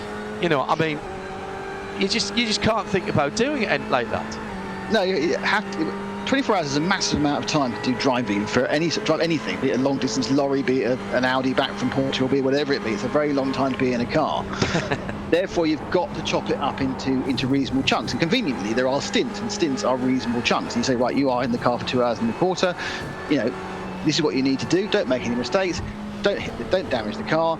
Keep up an average race pace of whatever it may be, and then we'll see where we are at the end of it. Because of course the problem is that random things will come up and jump in front of you, be it another car, be you getting involved in an accident, be it a slight loss of concentration and error. But you just got to keep working towards the concept that I have this stint complete with bringing the car back in perfect condition. Hopefully, no worse than the position I started in, and hopefully having moved up a couple of positions. Dare I ask how? What's your team name this weekend? Sport 21, powered by Mofo. Right, and RSL. How are they doing? Well, we had, unfortunately, right at the start, about 20 minutes in, we had a disconnection, so we lost about 2 minutes. So we were doing okay, and then Darren was driving and had a disconnection, and we are currently in 1, 2, 3, 4, 5, 6, 7, 8, 9, 10, 11. We're in 12. We're 3 places behind Red River Racing, I've just noticed through Nahi. Is that Johnny Morland? Well, I need to go interrogate something else to find out about that. But Red River Racing, so we aren't doing as well as we should have been, but it's fine. Can I say it? There's a long way to go. Yes, indeed. Had a spin there from... now, who was that? It was Anders, wasn't it? He had the spin. Marcus Anders, and he spun right in front of the Simray RC car in second position. Leading in the class. He spun right in front of Charlie Collins at Dunlop. And the battles continue with MB Esports fast firing their way up the inside of that matte dark grey or black or purple or whatever colour it is of DV1 Triton Racing. But I really like that Porsche. I mean, obviously it's a Porsche, so it's going to attract my attention. Exactly, yes. It's like a moths to a flame, isn't it? You and a Porsche, whatever it may be. It's so beautiful. Oh dear. I've got some driving to do now, John. Right, well, we'll let you go and say thank you very much to Nick Damon, who'll be back in the morning. Quick thought from you just before you disappear of what we've seen. I mean, the standard of driving has been actually pretty good, hasn't it? You take out that one accident and it's absolutely brilliant. I'm really, really impressed how they're racing multi-class. I'm really impressed with how they're able to run so close together for lap after lap after lap. The level of competition is exceptionally high, and I think the next 3 hours is going to be a bit of a make or a break, because you're going to find as darkness falls, that's when you begin to separate who can do it the whole time and who can just who's a in the light show pony. That's what you want to call it. Nick Damon, thanks very much. Good luck for you, the boys.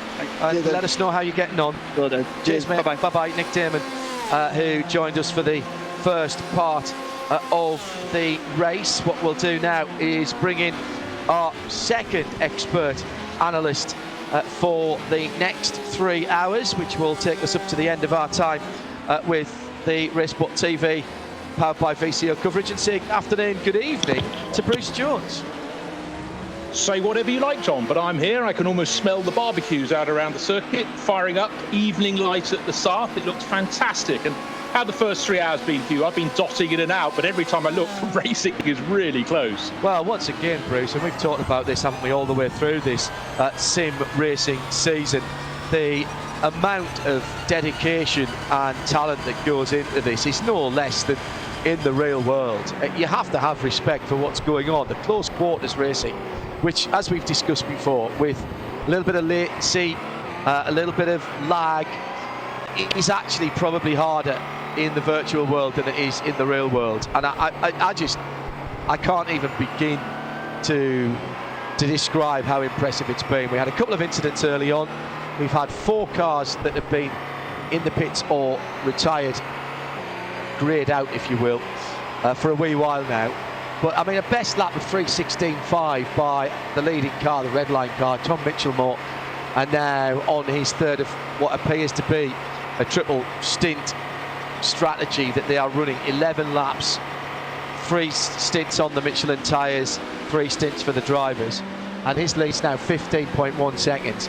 Burst Esports, Harrison Finch up into second again for the second of the Audis, then the 2 Porsches from Mivano Sim Racing and Rich Clutch LMP1, separated by about 20 seconds. So the top 5 or 6 still within, top 6 still within a minute, with over 3 hours of racing gone. And the September light, as it is, with the French time running a little bit behind UK time, it's just coming up to 6 o'clock French time in the simulation, so we haven't got the big changes in the time. That's just the way it was started in the simulation, but it is that September weekend that the real race will be running on, so we're getting a good idea here, Bruce, of what we might see should the race go ahead in September. Yeah, it's fantastic, because I just nipped out, I watched about half an hour ago, then popped out with a cup of tea, get ready, and the lights have just softened so much. But I guess come September it will soften far faster than it does in the summer. Correct. And I guess that's something we've got to really get our eye in on, and for the drivers right now, getting their eye full of sunshine at certain points on the circuit as it goes lower. But lovely conditions, and I'm really looking forward to the next 3 hours, see how it unfolds. But what I love, John, is the fact that 2-3 months ago I knew very little about iRacing. Maybe I still do, but I'm starting to recognise a lot of these games. People like Scott Michaels, we hear him every weekend. He's competing once or twice on the Nordschleifer, and they are busy beings, aren't they? Oh yes, very much so. We have got some big real world names out on track at the moment as well. Jose Maria Lopez running in 21st at the moment, 7th in the LM2 class for Mivano Sim Racing. In the, as I say, in the LMP2, we did have, but I think he might have passed the car over now. No, Roman Grosjean is out still there, in, yeah. in the Ford. Also in 7th in his class, in the only Ford in there at the moment. And there's a few other names that I expect to see before the end of the circuit, at the end of this race popping in. We mentioned this early on, but I don't know if you caught this, Bruce, but I will mention it for people who are coming back. That there were 44 splits in all, and that is a total, and I'm about to write this down, so 44 splits, and a total of 2,420 teams in this event, spread across the morning start and the afternoon start of this race. We reckon that's astonishing. That's certainly not far short, minimum not far short of 8,000 drivers, and probably both teams having 4 or 5 drivers, probably closer to something around 10,000 competitors, which has to make it, surely, if you class this as motorsport, which we have been doing, it's got to be the biggest participation motorsport event in terms of drivers. I mean, even bigger than the ridiculous amount of people that we get at the Nürburgring Nordschleife, where we've got 170 cars with 5 people in. That is the biggest that I can think of. But participation is unbelievable. Well, all I can say at iRacing, but the 24 Hours of Le Mans is a major contributor to road safety. Think how many people it's kept off the roads, locked up in their in their basements, waiting for their turn to go. But can I just touch back on the Romain Grosjean thing? I'm delighted he's in a Ford GT, because that looks brilliant to see alongside the Ferrari 488 GTEs and the 991 RSR Porsches. But of course, when Romain's career went a little bit off track, he did race a Ford GT, didn't he? Do you remember? He came to race GTs for a short while. He raced anything he could get his hands on, re-established himself, and then pointed himself back to Formula One. But he has been doing quite a lot of sim racing, and it's good to see he's trying something different in the Ford. A lot of Gareth Evans, who's back in his refuge, aka the shed, working with some aeronautical models whilst watching and listening. Dog has been walked. Gareth back installed. He's got a nice setup down there, and I'm sure many of you who've seen the pictures that he tweets, and I've retweeted a few of them even today as well, are a nice shade of envious green. And Gareth, thanks for tuning in. He was one of the listeners who did go out earlier on and listened in on RS1, so he could keep in touch with what was happening. Getting a lot of complimentary tweets, thanks to Hugh and to Tim down in London and the guys back at RaceSpot TV for making sure we get all the right noises going to RS1. And we will stay on air on RS1 after our 6 hours at the start of this race, and the guys from RaceSpot come on to take over during the night. That commentary, the audio, will continue on RS1 through the evening hours, and we'll pick back up again in sound and vision all the way through at the end of the race from 9 o'clock tomorrow morning, which seems a very long way off at the moment. This one, I mean, Bruce, you and I watched the Nürburgring races where we quote-unquote only have 55 cars, which seems, you know, about 100 short, doesn't it, from what we're used to seeing, probably a little more than that. But Le Mans with 55 cars at Le Mans was Le Mans for such a long time in my remembrance. It's only been recent years that it's gone up past 60 to 62. Yeah, I mean, if you put a gun to my head and found me in a confused state, I would say, yes, we're still at 56 cars. I know full well there are more, because I've walked past those garages year in, year out through the past decade. But it is the natural fit for this circuit, and doesn't make it look any less crowded than with the 62. And the fact that here we are, you know, well into the race, and we've lost 4 runners, 3.5 hours in, 4 runners down. That's often the way things go in the real world, isn't it? You have the stumblers early on, then it finds its form, settles into its pace. And now they're just adjusting to the light, but a good mix of cars out there, and I'm really enjoying what I'm seeing, John. Just watching the team Redline, the Porsche 24 driven by Redline. Have they got Duo on the top of that as well? I think they have, as they drive into the pit lane. Gianni Vecchio comes in now. Let's check that in terms of his lapping. Has he had a bit of an incident a few moments ago coming into Mulsanne? Yes, he ran long at Mulsanne and went into the gravel. Not so much of a disadvantage there. Easily get bogged down there in real life. We've seen many people do that down through the years. So the number 911 is in the pit lane, and that was then a 13-lap stint for Gianni, so that's spot on the nose. And only Gianni been in that car, I reckon, since the start, and 13-lap stints, and he's getting tyres here. So this is already a Ironman stint for Gianni. He's not alone, John. I've just been looking at the names I recognised from the start of the race, and they're still here. And unless they'd had another couple of quick stints, clearly they've had the lion's share of the early stage. And Gianni taking on. Now, it could be, of course, that some of these teams are taking part in the 24 that started 12 hours before this one for the other time zones. We saw this in the DN24, didn't we, Bruce, where remarkably people were doing 4-hour stints because part of their team was still racing in the other race. So effectively it turned a 24-hour race into a 36-hour race. And there's, of course, that 12-hour overlap in the middle. I just always wonder how that fits into family life. Maybe I'm being a bit cautious there, but I'm just popping into the study for a short while. Emerge 36 hours later. Doesn't always work. I'm not sure well, I don't know.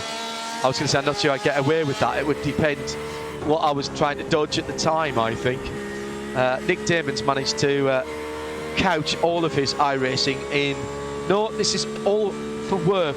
This is all doing a little bit of research for work. So he's actually done a pretty good job. I daren't. I just daren't get involved. Alan Prosser, as far as participation sports, the only numbers I can think of competitors are things like the open marathons, London, Boston, New York. Exactly what we were talking about on Wednesday with Will Vincent, who's the CEO of Racebot TV. That was my thought too. There's a couple of big cycling events as well that are organised here in the UK and some in Europe as well, where you get many thousands of people. But in terms of a public-facing element, Bruce, to what is a blue ribbon race, the top teams are the top teams. Now, everybody else is not in the top split, obviously, but it does give you a chance to pitch yourself in performance-wise. You can have a look between the splits and see what your times are in the same weather conditions, on the same track, the same number of cars at least, as people like Romain Grosjean and Max Verstappen, who I'm sure we'll see for Red Line later on this evening. This truly is a participation event par excellence, and in point of fact, it's the People's Le Mans, isn't it? Entirely so, but I mean the fact of the matter is that some of the drivers out here have competed in the real thing. I mean, talking about Jose Maria Lopez with a very top team right at the very sharp end of the field. So that's... And Grosjean with the Maytech absolutely at Grosjean. But yeah.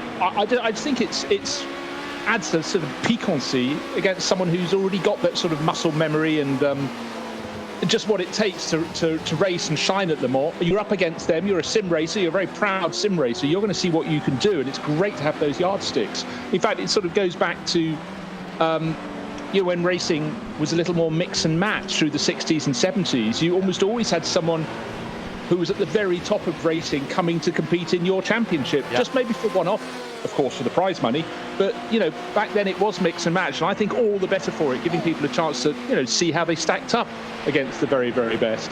Mistake by Cy Andra for Satellite Racing. That was a few moments ago down at Indianapolis.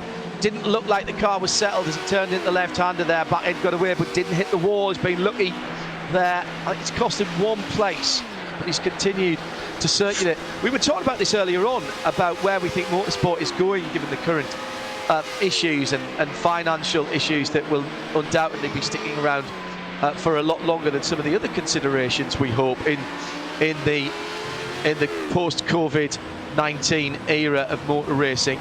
And I think club racing and national racing is on for an absolute explosion. I really do. Romain Grosjean, by the way, in the pits in the Ford at the moment, but that is a regular stop. That will have been 13 laps for Romain, so that's bang on the numbers for the Ford GT. I think that the same sort of thing's going to happen. I've spoken to a few professional racing drivers who are already looking for things like, believe it or not, Mazda MX-5s or little front-wheel drive hatchbacks that they could go and race in national competition to keep them sharp. Nick Tandy last year was racing a Ford KA, Ford car, in the Enduro car championship in the long race at Brands Hatch into the Dark, and only went and won it with his team, and he prepped the car, built the car and prepped the car himself in his workshop. I heard he even made the sandwiches, John. But I think the thing about that is that it's really refreshing when you tend to think that drivers who reach the very top now, and Nick Tandy is not a case in point, he took the old-fashioned route, but some of them literally skip through karts, one season or two seasons of single-seaters, and if they've got a wealthy backer, they could be at the very top end, but miss out on club racing itself. I think it's such a shame. It's such a rich place, and I think particularly, you're right, John, this year when people have been denied the chance to get the rubber on the circuit until late in the season, they just want to race. It's what makes them tick. So if there's something they can do close to home, if they're not proud and just simply want to have fun, maybe away from their very, very serious racing, to go and race something like a Mazda MX-5 could just be an absolute blast. So I think, we could have a fabulous flurry towards the end of the season. May I also humbly suggest to organising clubs all over the world, but particularly here in the UK, that we go back to that wonderful old thing that I remember at the end of a race day when I used to go and watch motor racing in my formative years. The all-comers, yes, you'd have a single-seater, effectively Formula Libre race if you'd had single-seaters, and everything was in there, and then you'd have a GT and sports car race as well at the end of it. It might be Aston Martins and Minis and all stuff that weren't normally racing together. It was multi-class, and there might be 6, 7, 8 different classes there. It was just an opportunity for people to get a bit more track time, and at the end of the day, everybody saw a big field of cars out there. And I used to hang around and wait for that, because that was some of the best racing you saw. Not necessarily just for position, but cars that you weren't used to seeing together, Bruce, that had a bit of a mismatch of performance. So you saw a bit of lappery, even if it was only a half an hour or 40-minute race. It added another dimension. Yeah, and you would see the underpowered nimble one being fantastic through the corners, and then the big lumbering one like an Aston Martin V8 just rocketing off down the straights, and then it would redress itself when you got to the twisty bits. But yeah, that did seem to dwindle quite quickly, and I never was comfortable with cars that were too different in terms of like a single-seater alongside a sports car, for example. Always used to split the single-seaters and the sports cars up at Croft. Back in those days, I seem to remember. I'm going back a long way in my memory. Now, you still see it, don't you, though, Bruce? It's some things like the Aston Martin Owners Club.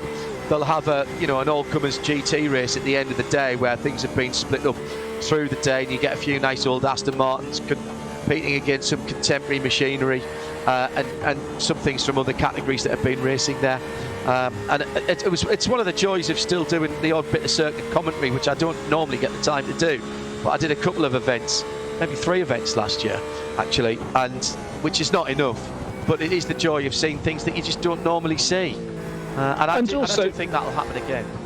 Yeah, I just think it's very good. I mean, we tend to be offered international race meetings here, there, and here, there, and everywhere. But it is great to go back to where we all cut our teeth. Yeah, and it's still the same level of endeavour. It is getting more expensive relatively, so the fields aren't quite as strong as they would have been 20, 30 years ago. But it's still where people start their racing and where a lot of them spend all their time racing, and I think people need to go to them more. I really do. Go there. Paddocks are largely open. You can go and talk to people, and so many people have got involved at that way, particularly those who didn't get involved in their teens and 20s, people who found time to earn a bit of money and want to come and play. And correct.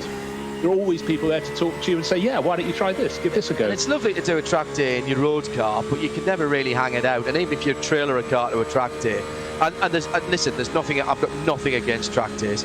I've done some track days myself with Gold Track, and those guys are very, very good indeed.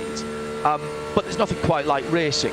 And if you think of events like I've done in the past, when I was getting my license back up to standard again, doing endurance racing in the 360 Motor Club, Claire Smith, who came up with that initiative and now is running the logistics and the entry side of the Race of Remembrance in November at Anglesey, which is a 12-hour race split into 2 bits, which breaks for a remembrance service on the Sunday. It'll be the 8th of November, Sunday, so 6th, 7th and 8th at Anglesey. Strange time if you're to be going to Anglesey. It means you're going to get a bit of weather. It's going to be a bit of close, bit cold. But the amount of people now who come, we've had Andy Merrick raced with us at Donington at the 360. We've had Dario Marino Franchitti down at the 360, Tom Onslow Cole. Plenty of good, well-known racing drivers will come and drive a front-wheel drive Mini or a diesel Golf that was race prepped. Weird things, because they want to go back and enjoy their roots and go back to racing for the enjoyment of it, and not going out with a pistol under their chin every time as a works quote-unquote racing driver. Andy Prio, I was talking to him on Wednesday on Midweek Motorsport. He's not going to be doing World Touring cars because he's going to be doing some stuff in the States with Seb, his boy, Sebastian Prio, and doing some car development. But he said, I'm still up for doing some other stuff. And I said to him, well, we need to get you into the Race of Remembrance. He said, how about the Citroen C1 endurance race? Maybe do the 24 for 25 hours of that. Would you be up for that? I said, absolutely. Would you be up for that? He went, yeah, want to do it. Heard good things about it. Want to do it. And I think that's brave of those people who've had an international career as a works driver. But I also think it's great.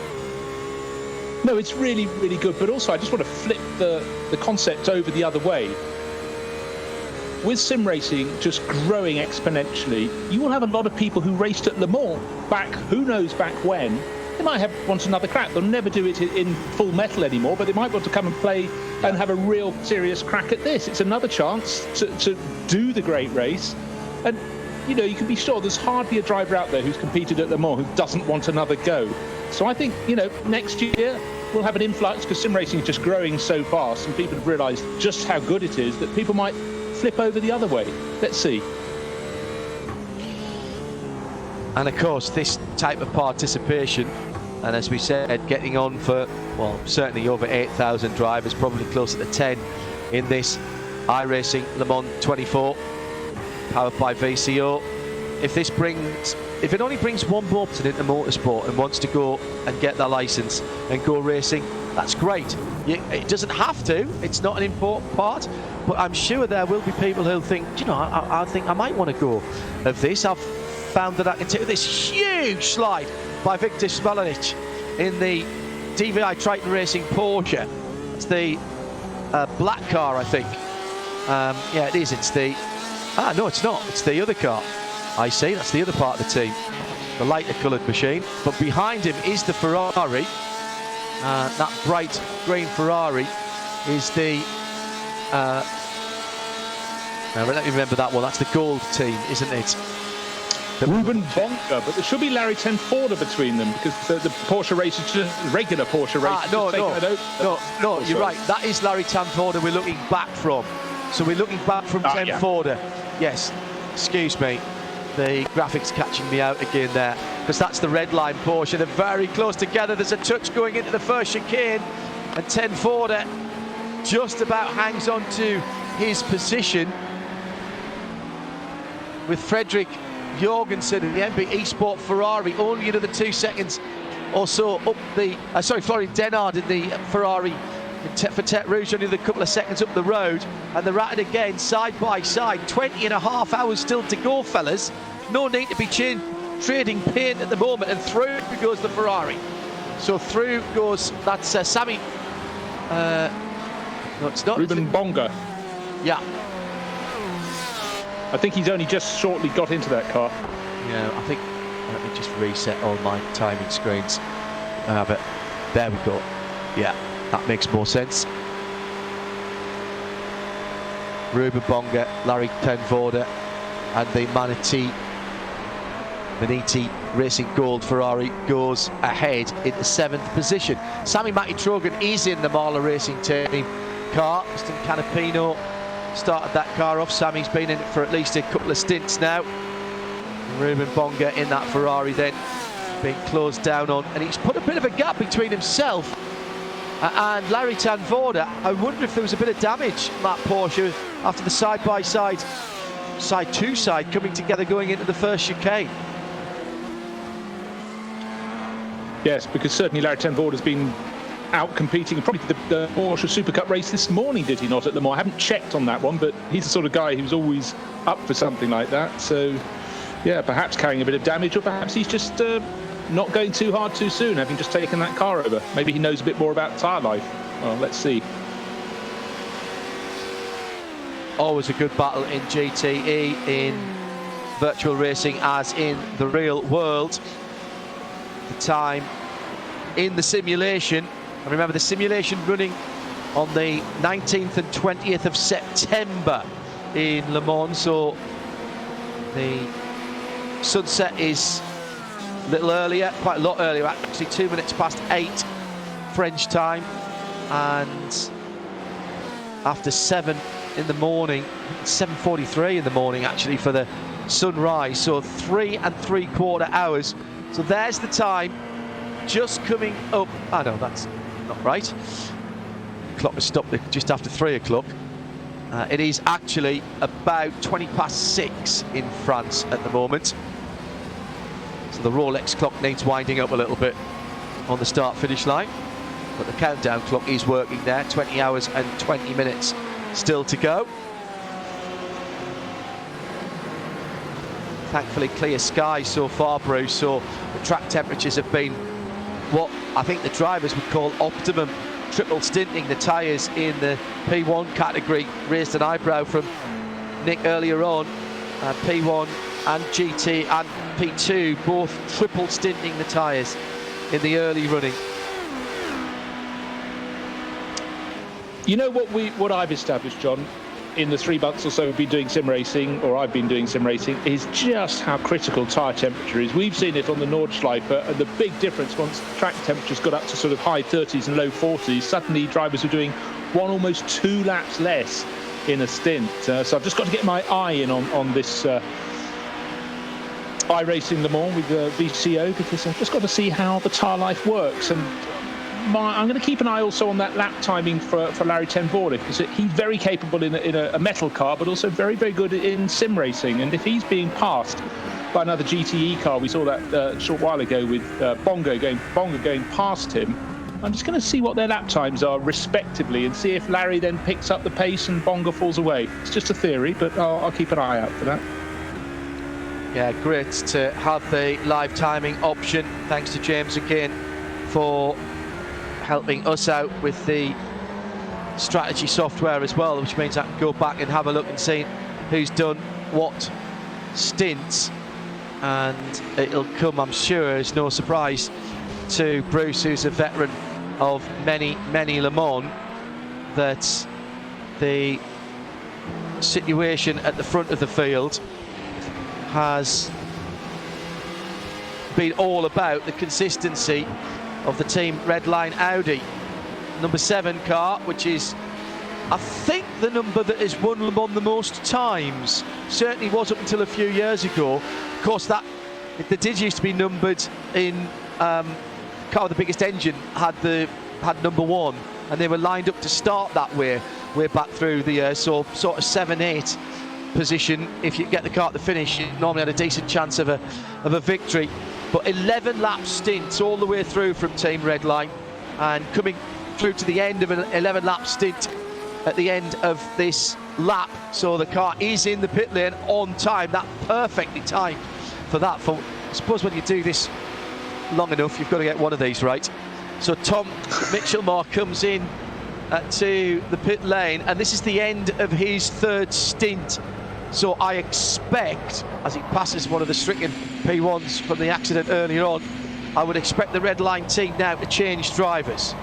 A bit of a lock-up on the front Michelins as he comes to a halt. And yes, those that have done a 3rd pit stop have already changed over their driver. Just seen Charlie Summers get into the Burst Esports Sparta car. That's number 4. He's in 6th place now. But yes, this is driver change time. So let's see if Tom... Yes, Dominic Farber has got into that car. So Dominic Farber will take the car out. It'll be a new set of tyres for Dominic, and he therefore will have, big spin for JR Williams a moment or two ago at Dunlop. It's the 68 P2 car that he looped around. Yeah, new set of tyres for Team Redline and back into the race. So they will have given up the lead then on the pit stop.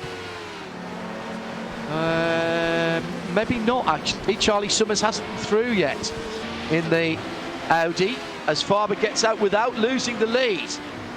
So that's a very important moment there. Number 4, Charlie Summers, out just behind the leader. 10.5 seconds back. But of course, new tyres, new cold tyres for Dominic Farber. So Summers, with a bit of traffic there, he'll be cursing his luck there, Bruce Jones, because he wasn't able to make the best of the performance advantage of those new tyres whilst the leader was standing still. That is about as bad as your luck can get without being knocked off the circuit. To suddenly have a gaggle of the HPDs and a couple of GTs just at that moment, and by the time he's going to get through this gaggle of cars, they'll be on the Mulsanne straight, and any advantage he could have gained with his tyres already up to temperature, he's lost the opportunity. Very bad luck indeed, but clearly a good run. He's only got one more of those to pick off. He'll get that. Does it right now before they get to the first chicane. In fact, some distance before the first chicane. But where is the car he's chasing? Where is Dominic Farber in the Team Redline car? He's out of sight, so he's probably stretched it from 10 and a bit seconds to a bit more than that. The Michaels have swapped over again. So Scott is back in, having taken the G-Drive Racing Eximia Audi over. That's the 6th place car. That's the 04. We do have a number 4 as well. That's the 2nd place Audi. So just be aware of it. You can't miss the G Sports car. It's in proper G Sports colours. the bright orange and black machine. G.I. Williams now pointing in the right direction, having a bit of a battle with Carlos Villagash in the positive sim racing car. And who was that peeling in then, right in front of them? That would have been Sai Andra for Satellite Racing. So now they are battling for, what, 12th position in class. Oh no, G.I. Williams comes in to the pit lane as well. Must have been a fairly late decision. Cracking racing in the number 2 class, effectively, with the HPDs, and great little battle between Oriol Bohe and Juan Lopez. And if Jesse Stevens looks in his wing mirrors, he'll spot an awful lot happening behind him. But now it looks as though it's the time for that class to make their pit entry.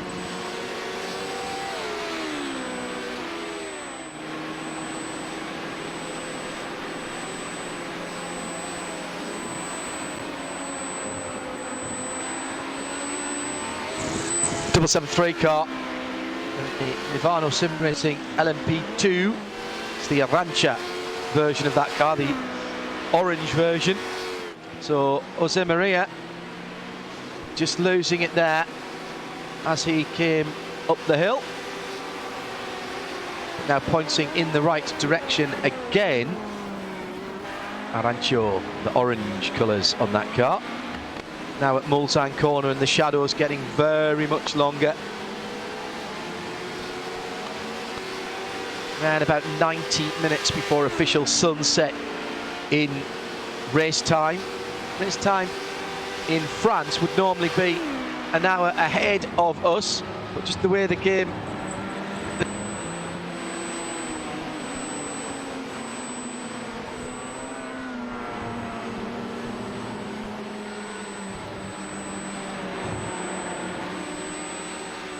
and 2 minutes past 8 is sunset in September, as this race has been run at that time of year, which I think is a great idea, it really is. Diego Cipinto back behind the wheel of the Sim RC, number 76. Traditional number, traditional driver and traditional colour scheme as well for the Sim RC Ferrari, with AAA Esports white. Charles Lulham in behind the wheel of that car. These two teams have been battling since the start of the race. The Asher Racing decals on the side of the yellow and black car that leads the race. Haven't seen Martin Asher's name yet, and wonder if he might be jumping in this car later on as they head down the middle part of the Ligne Droite Nadier. Great to see Leroy Merlin and the side of the track there, a place much beloved of brilliant Bob Dawson, our ace engineer at Le Mans. Leroy Merlin, if you don't know, is the most wonderful fix-it DIY, old-fashioned, we have everything type thing, and Bob Dawson has had presented to him the last few years when we've been staying in Le Mans the catalogue, which runs to about 3 weighty volumes. Bruce spends the whole week skimming through it to see what he needs, and then on Monday, when he's packed the van up and everything on the radio station, he's got enough room to get all the bits he needs to take back home for whatever project he's running at the moment. I suppose it's the equivalent of us trying to learn all the numbers and the names in the entry list for not just the main race, the 24 hours, but the support races as well. But he's applying his brain to that side of it, and I must confess, whenever I have a conversation with Bob, if it starts to get techie, I know I'm lost. And to him, he's putting it in the most simple possible terms he can, and he just looks at my face and must just go, oh my golly, the man's a cretin. But we all have our skills, I like to think. So more pit visitors. Dino Filippo in. It certainly is the term of the HPDs coming in from the LMP2 class, and all nice and tidy. But again, these are techniques that the drivers need to learn as they pick up the general package. In many ways, I think the driving is some of the easier part. And one thing that's really, really struck me, John, has been how many rules and regulations they need to know. Yeah. Just the racing bit, quite simple, but the finesse, that's very, very tricky to pick up. And certainly if anyone thinks they can wing it, they can't. Trust me. No. There's no way that you can just jump into this. We've said this before. If you think of this as a game, you won't get very far. This is dedication. This is practice. Top guys beyond here, 6, 7, 8 hours a day before the race starts, working with their team to set the cars up, working on fuel strategies, tyre strategies. No, not a game. But one thing that really, really has impressed me has been the way that drivers, sim racers, hop from one type of car to another. Just seen a name I know very well, Alexia Loma, who's a star of the Nürburgring Nordschleife on the digital NLS, and normally racing an Audi and racing it very well. Or no, sorry, a Mercedes at the front end of the field, unless my brain has turned to jelly, but doing very, very good job out there in an HPD. So different experience, different circuit, but all useful experience. And there's a driver name I recognise. It's Maximilian Beneke, a man who is right at the very zenith of sim racers. Good to have him on board, and he's very much at the sharp end of the field, as you'd expect. Interesting, he's in a P2 car for Team Redline. I had heard that Maxi, 10K Beneke, as he is called in sim racing circles, because of his I rating. Everybody has an I rating. If you got around about 4,000, you're doing pretty good. 6,000, anything over 6,000, you're classed as an alien. Maxi B has over 10,000, so that's why he's 10K Beneke. And I wondered if we might see him in a P1 car, but he's been drafted into the Redline P2 team. So that's very interesting. Seldom makes mistakes, very quick indeed. 7th position in class as he goes out onto the Mulsanne through Tertre Rouge, and he's got 2 seconds to catch up with Juan Lopez for Vendaval Sim Racing. He's got 8 seconds to catch up on F4H Red Sonja, down in 5th position of Jesse Stevens, coming to the end of his stint, I would think, at the moment for F4H Red Sonja. That's a well-known name as well, F4H, 16 years of sim racing behind them. And tweeting this morning that this was going to be their last race, which I find difficult to believe, but if anybody can confirm that. I can't believe it's the team's last race. Maybe it's somebody in the team, and I misread that this morning, but F4H, another one of the teams that we see popping up in all different types of racing. The advantage, as we were talking about in DNLS last weekend, Bruce Jones, is that having, let's say, an Audi here for Le Mans at the front of the field, because it suits Le Mans better, you go to the next race in the championship, and if a Porsche's the better, then you run a Porsche and you practice a Porsche. It's not as if you've got to get a whole new set of spares in and buy a new chassis from Porsche Motorsport. No, exactly so. In fact, we've seen it when new cars get released for a championship. You see teams going, should we get one of those and have a go in that? Should we swap our Porsche Cayman for a BMW M4? And then they think, is that going to be the most suitable car for this circuit, whatever that circuit is? There are so many variables. The facility to be able to go and try another car and go, maybe not. But again, the drivers have to be happy with it, think it's suitable to the circuit. The engineers have to feel they can really have their input. And I think the role of the engineer is something that people simply do not understand. I'll just give you an example. Talking to a friend last night, no particular interest in motor racing, but he caught a few weeks ago sim racing. He was just flicking across, and he suddenly, I realised I'd just spent an hour watching something I had no intention of watching. And I explained the level of detail that goes in the driver briefings and their tactics for the race, and his jaw just dropped. He had no idea, and I think I had no idea at the start of this year, just the level that the cars can be tweaked and tuned and fine-tuned to get to where they need to go. And as we know, it's not just about being quick around one lap. It's finding the way the car could be set up that's going to last through its stints and save those round black things that make such a difference. Jose Maria Lopez and Alexei Aloma side by side there for 8th and 9th. Jose Maria going through in the 773 through the heading into the Porsche curves, and now as they come by Raccord de Mont, and it's a bit stop due for Alexei, and he goes into the pit in the 9th placed LMP2. That is the number 10 car, isn't it? So now they've been running, and Alexei's been in that car for this is the end of his 3rd stint, the 13 laps for the P2s, yeah, and that's 13 laps for him. So I expect Alexei out of that car next time. It disappears from the pit lane, tends to mean that there has been a driver change. I'll let you know who has jumped into there. Sam Rosamond has just tweeted in to RSL Studio using the hashtag RSL24VCO. F4 Racing will be drawing down the curtain on a 16-year-long history in this race. Extraordinary. Extraordinary. We've taken this decision as a collective.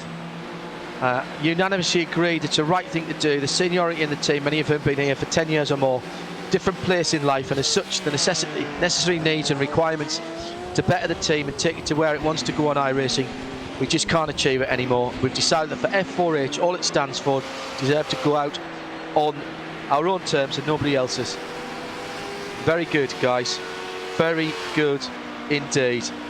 So that is confirmation then that F48, who've been around for 16 years in the sim racing community, and again that just underlines what Bruce was saying, none of this happened yesterday, none of this happened even during this lockdown.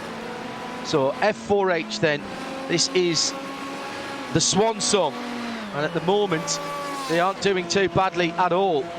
Third in class in the LMP2 class, Jesse Stevens.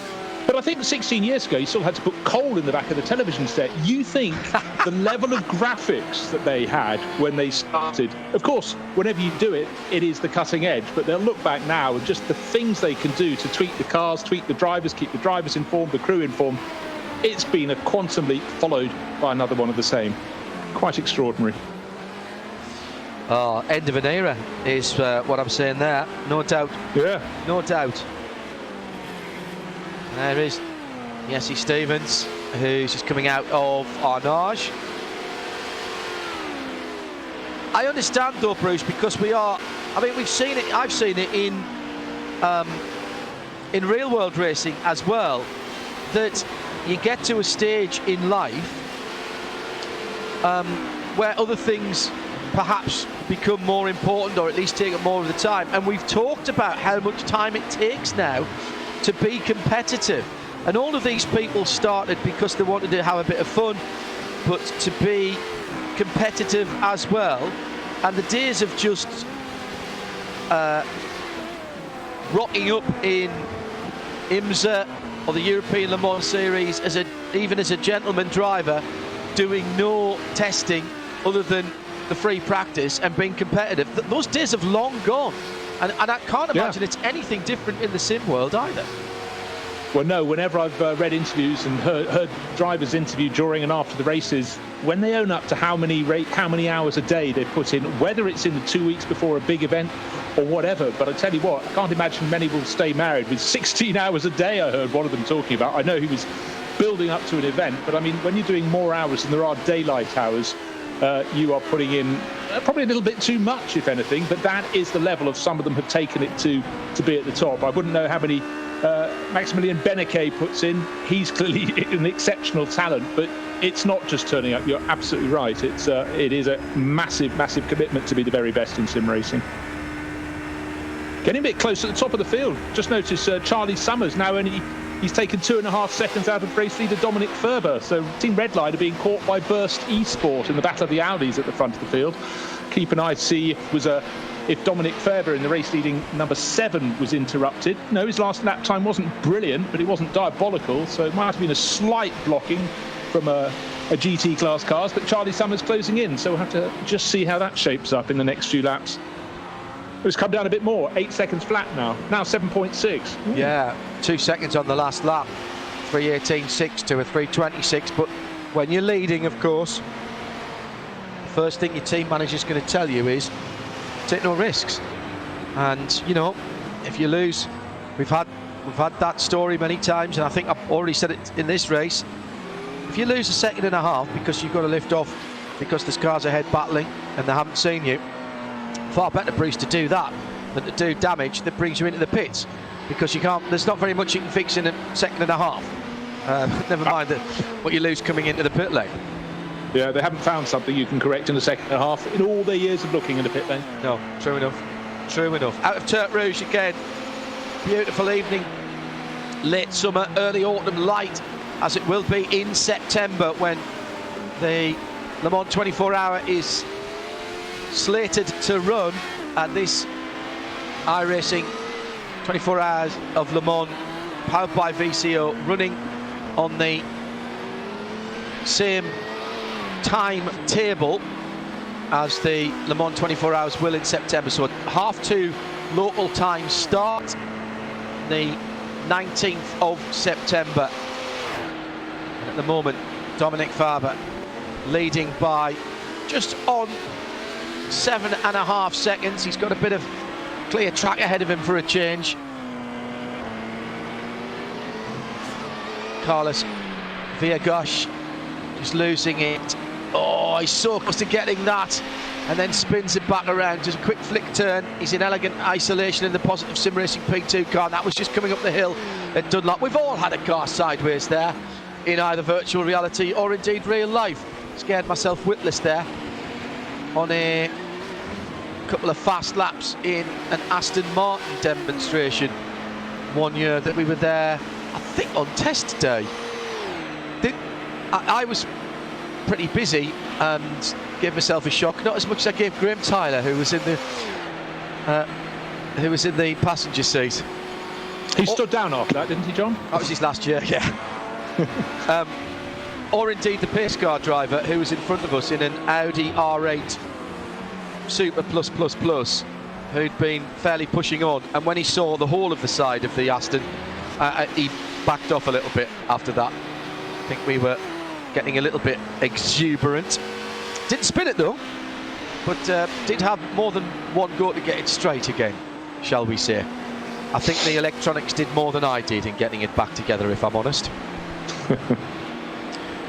Yeah, difficult actually there, because there's a change of camber both in that corner and then again over the brow of the hill. So when you've mastered that chicane and you think, right, I've got that right, so you get the power on, and then it goes slightly light over the top of the hill just before you go under the bridge. Here's Jose Maria Lopez having another spin in the, nearly picking up the 5th place Ferrari in the GTE category as well. Actually, that's 4th place now for Ruben Bonga in the Manatee Racing Gold car. So one or two little mistakes creeping in here in this evening time. I think it's the concentration that we talk about the most, isn't it, Bruce? In terms of just being able to get yourself into a rhythm and then keep that concentration going lap after lap after lap when you don't have all of the stimuli, you only have the visual medium.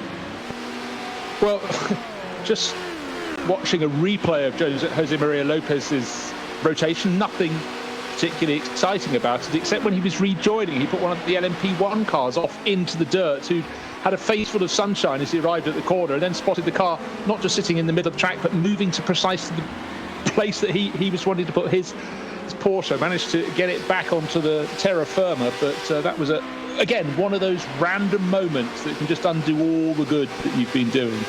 But no damage done, but it very easily could have been. Now, in the first 3 hours of the race, John, we've had obviously a few cars out, but just wondering how quick have we had any cars have to serve damage extra time in the pits? Yeah, there's been one or two. In fact, actually, I've just noticed that we've got an extra car. 1, 2, 3, 4, 5, 6 cars now that are greyed out So the Huber Racing car has dropped out as well. That was, what, 10 or 12 laps ago. I think the problem is anybody who's had big damage has just parked it, to be honest. And the P1 that went flying earlier on, that was involved with Florian Vartha with the Rebellion Williams Esports Ferrari. The Ferrari driver, by the way, an innocent party there.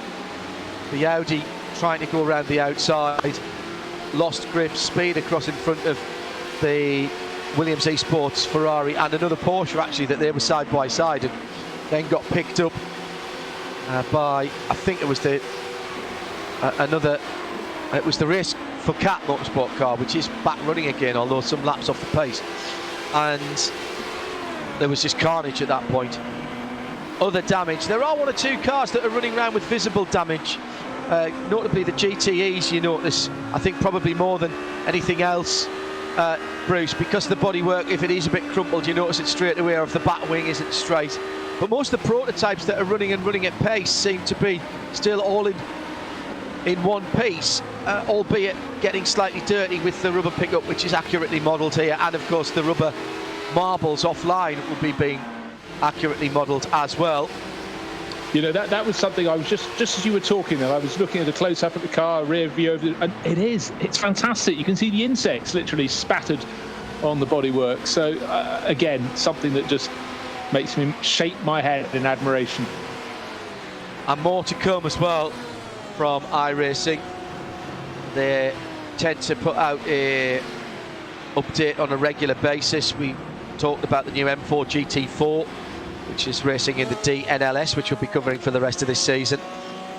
There's a few other bits and pieces, including a more up-to-date LMP2, a closed-top LMP2 to come before the end of the year, I'm told. Sun just beginning to start to get into that area where it's going to be a bit of a problem for the drivers as they head down towards the already difficult Arnage corner. Under braking there, it's going to be right in their eyes, and also at various parts of the track. One driver who just caught my eye, John. We had Sam Michaels driving the G-Drive Racing Audi, and Scott Michaels took over a short while ago. You mentioned that. He just banged in a couple of very quick laps, and he's in 6th place in the G-Drive entry. That's car number 04, catching Jake Browning, but actually Jake Browning has just responded. And in fact, suddenly we've got the top 6 cars lapping within, what's the spread on time between their laps? Under a second. Yeah. Remarkably close in times, 3:17s and low 3-minute 18s. But Scott Michaels did a 3:17.0 the previous time around. So he's proving he can race a BMW Z4 on the Nürburgring Nordschleife and equally race an Audi R18 very nicely indeed around the circuit here. And in fact, looking at various esports, sim racing, whatever you want to call it, around the world, people like Scott and Sam Michaels racing an awful lot of championships. Yes. So they really are putting in the miles. Well, Maxi Beneke, one of the reasons we haven't seen him so far was he was doing the Tag Heuer Porsche Championship earlier on today, and thank you to those that have tweeted, won the feature race in that provisionally. Obviously we have to say that, and so then jumps out of that into a P2 car, and I think they were racing at Le Mans here as well, actually, in that series. I was watching some Porsche racing online from the Nürburgring earlier on today, but I've got a feeling that the Tag Heuer series was racing at Le Mans too. We're coming up to another hour in terms of real world time at just on 7 o'clock in the evening UK, so a couple of hours of our broadcast still to go before we hand over to the guys from Race Spot TV. That means we've got still 19 hours and 50 minutes to go, and it's about 10 minutes before 7 in the sim time, in race time if you will, in France. It's Radio Show Limited and Race Spot TV along with iRacing and VCO, the 24 hours of Le Mans, the iRacing main event of the year. 2,420 teams, somewhere between 8,000 and 10,000 drivers taking part in a variety of splits around the world. Huge participation, and the next hour of racing starts right now.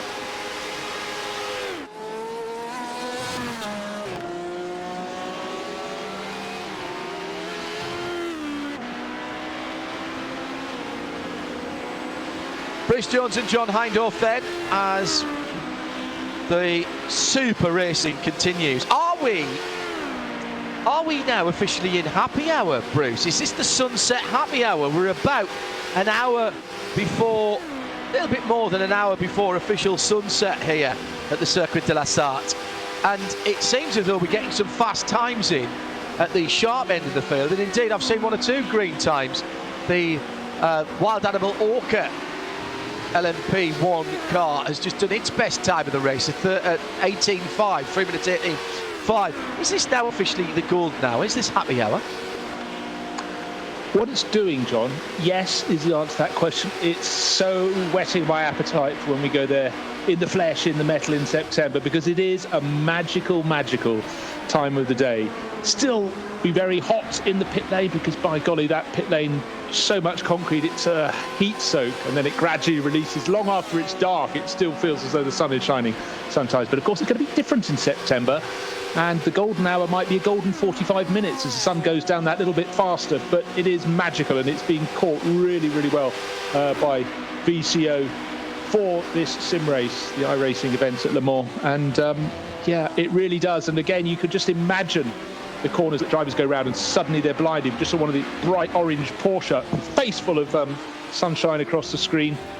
So something else for the drivers to learn as they go around. But so far so good. And a cracking battle in LMP2. Looks like we are possibly getting a change of position there as they run down. Very, very close indeed at the sharp end. And it's a fantastic battle between Jess Stevens for F4H and Red Sonja and Oriol Bohe. And it's still F4H in front, but the past 3 laps have been nip and tuck, but still advantage Stevens. Great, great scrap. 3.79, still in 3rd place in the class.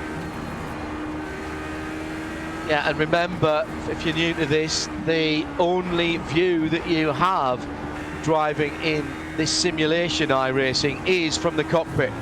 So you get an absolute driver's eye view. There's no hovering behind and driving the car from back there. Only one view, and that is from on board, as you would have if you were sitting in whichever car it is you are driving. And the level of detail even on the cockpits, by the way, is quite extraordinary. And I know that not many of the top guys use VR goggles, but if you are using the VR headset, you can also of course look around. And last time I drove a Cup car in iRacing, a Porsche Cup car, I looked up to see whether it was the latest version of the Cup car, and the reason I did that was because I wanted to see if it had the escape hatch in the top, and it did. And it's literally that well modelled and observed. Down to the Forest S's then, this battle for 3rd and 4th in the LMP2 all ARX category. Headlights beginning just to become a little more obvious now, particularly in the more shaded areas of the circuit. We're not seeing them reflecting on the circuit yet, but the light is beginning to go. Now, a moment or two ago, Martin Christensen for MB Esport Racing losing it comprehensively coming through the Forest S's. Horrible tank snapper for him. Threw him into the barriers on driver's left. And still Bruce Jones, this battle for 3rd place. I mean, you would think this was getting into the last half an hour and there wasn't 19 3/4 hours left, but that's what we've sort of seen. If you've got any kind of advantage, you try to play it as early as you can. Well, it's just like the real event, John. Years ago, actually not that many years ago, probably 15 years ago, you could not slack off a bit, but just not have to be 100%. But Le Mans is a 100% race these days, and it's exactly the same right here. So if you're feeling strong on your tyres, you've got to make the most of the moment. But certainly, Jesse Stevens has kept Oriol Bohe around behind him for many, many laps now. They've got a yellow Ferrari up ahead. Is this going to be a chance for Bohe to find a way by? But of course, did the Ferrari drivers see 1 or 2 of those HPDs? They were so low and so close to each other, it was very hard to spot the 2, but he kept out of the way before that second chicane. Oh, golly gosh, slipping and sliding, trying to get the pad out. Better exit for Bohe. Yeah, and by Mulsanne corner, he's gone through. And that was all out of that exit from the second chicane that Bruce was describing. And Bohe, oh, but it looks to me as though the darker coloured car has now got the slight advantage on the run down from Mulsanne to Indianapolis. And this gets back in front again, so the position has changed a couple of times in a couple of corners.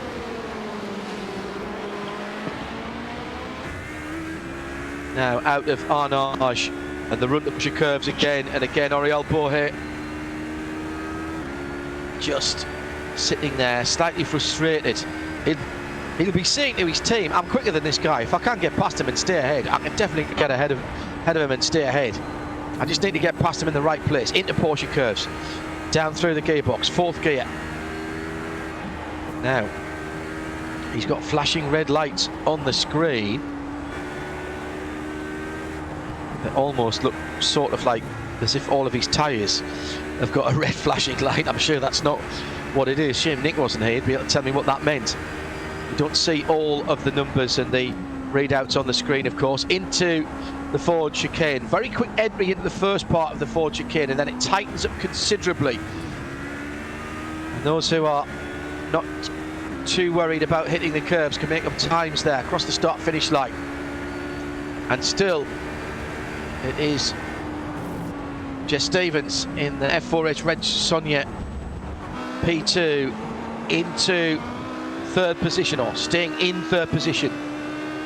Right, well, this is super close, John. I was looking at the battle at the lead of the race. Charlie Summers got it down to 3.6 seconds. He had a couple of spectacular laps, but he and the race leader Dominic Ferber into the pits, listed as 4.5 seconds apart. Number 7 and number 4, the two Audis from Team Redline and Burst eSport. And so that really did close up effectively on the last 2 laps, the race leader. So Marcus Hamilton has continued on his way. So Porsche now leading. He's going around for a further lap. But that was a really, really good stint, particularly from Charlie Summers, as he closed it down from 10 and a bit seconds down to, well, listed as 4 and a bit when he came into the pits. No driver changes. They'll go back into the race again. Yeah, correct. Summers out as well. So that's the first and second Audis for their next set of pit stops. And was that on time? Answer, yes it was. 11 laps. Actually only 10 laps for Dominic Ferber. And Charlie Summers did that. It's the first time that the team Redline Audi hasn't gone 11 laps. But that will be no tyres for the leading Audi. What was the leading Audi, now in third place, that car. So we should expect to see the 737 and the 15 Porsche 919s in, I would say, next time around. They're another set of teams who've been doing this 11 lap, almost metronomic pace at the sharp end of the field, which seems to be the right sort of balance to get the best out of the tyres, and indeed the best out of the drivers.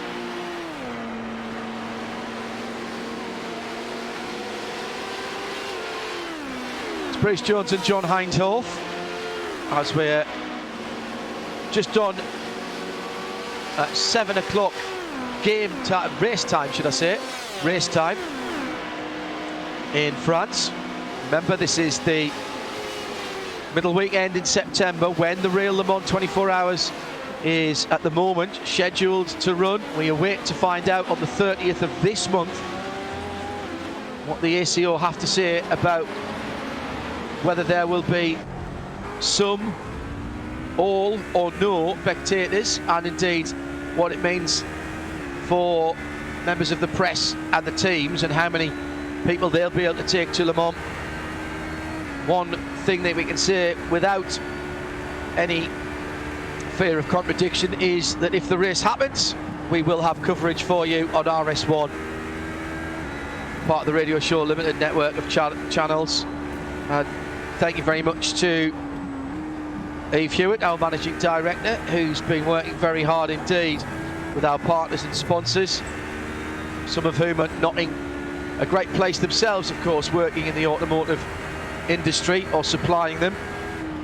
But we've got commitment, and we can tell you that however it happens, if it does happen, we will have coverage.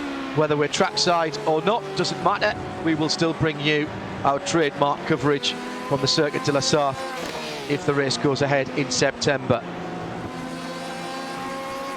The dark, matte, dark grey DV1 Triton Racing Porsche.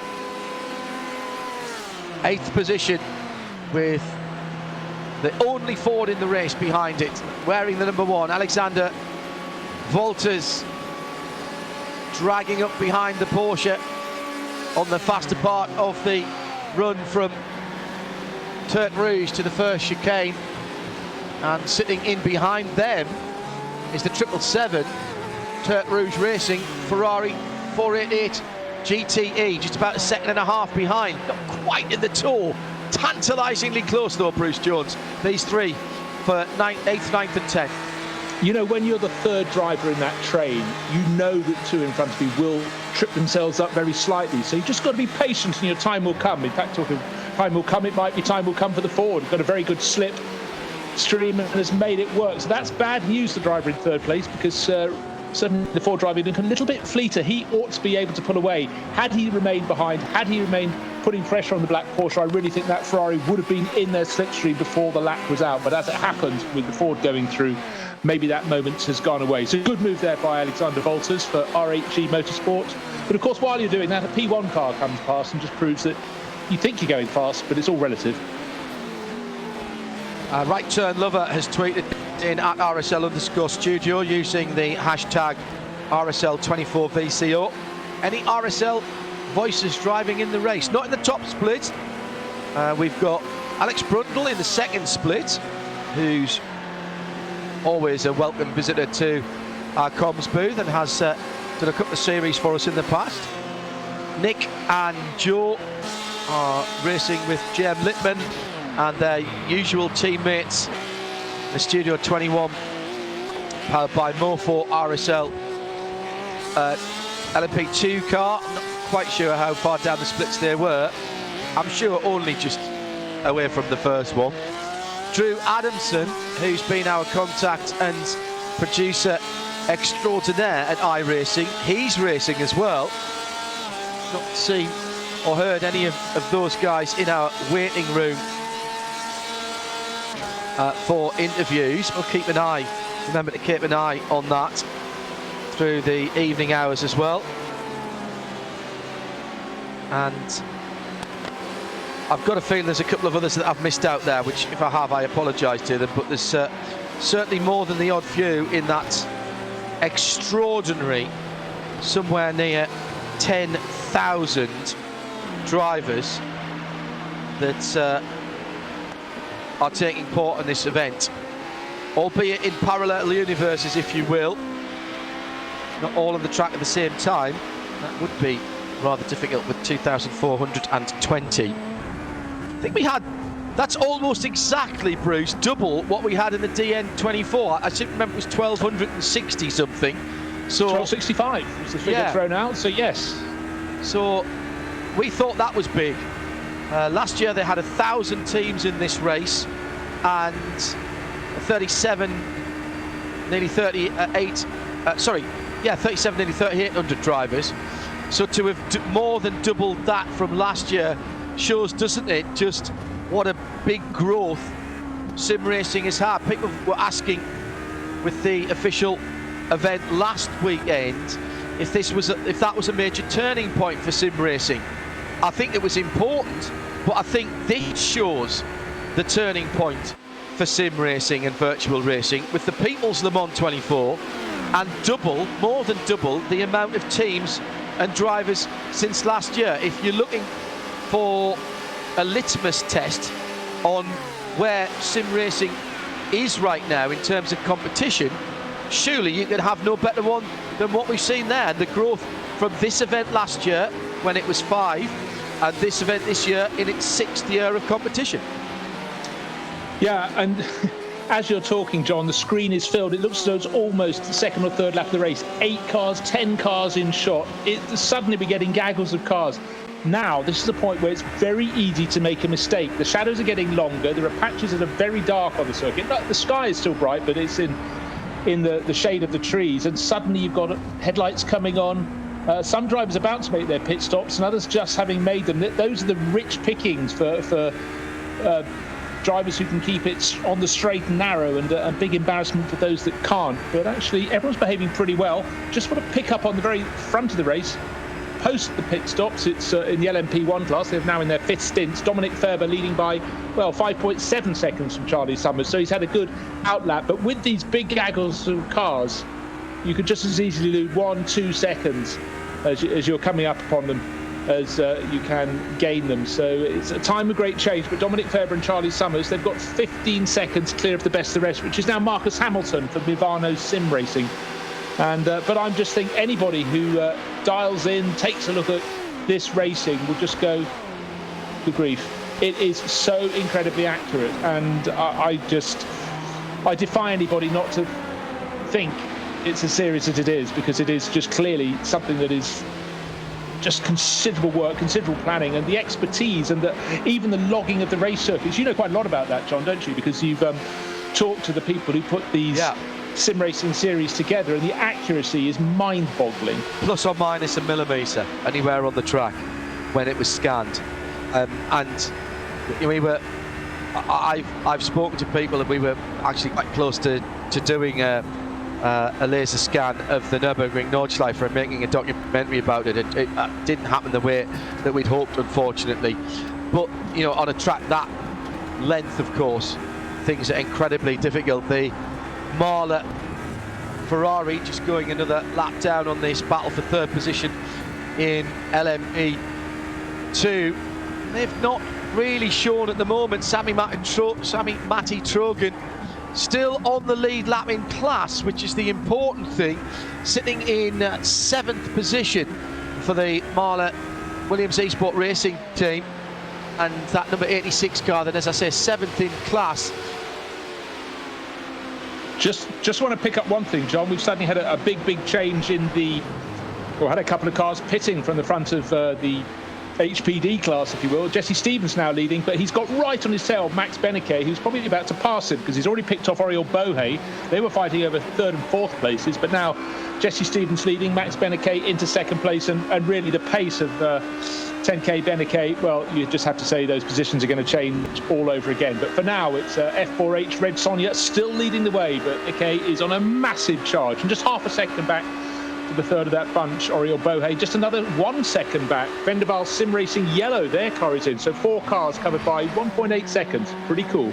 Now let's check the situation on the pit stops for those guys.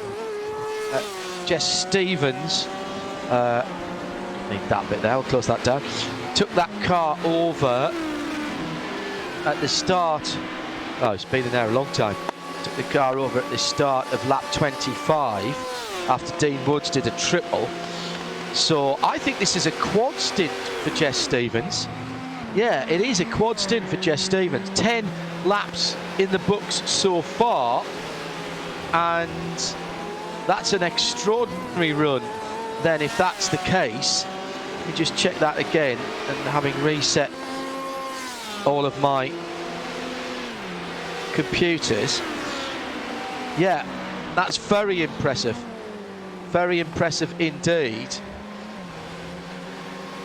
And in fact, Maxi Beneke has just gone through into the lead there, and he's only, of course, been in that car since he took it over from Patrick Schneider, 10 laps ago. So there is the change in the lead, Bruce, as I was looking at the stint, and they're about 3 laps away from their next pit stops. Yeah, well, you could see that coming. It's been shaping up for several laps, and certainly Stevens and Bohe were just having a brilliant time on the circuit. But in terms of natural pace, Max Beneke has got it, and he's making it stick, but he's not dropping them very quickly. Now Bohe's getting right on the tail of Stevens.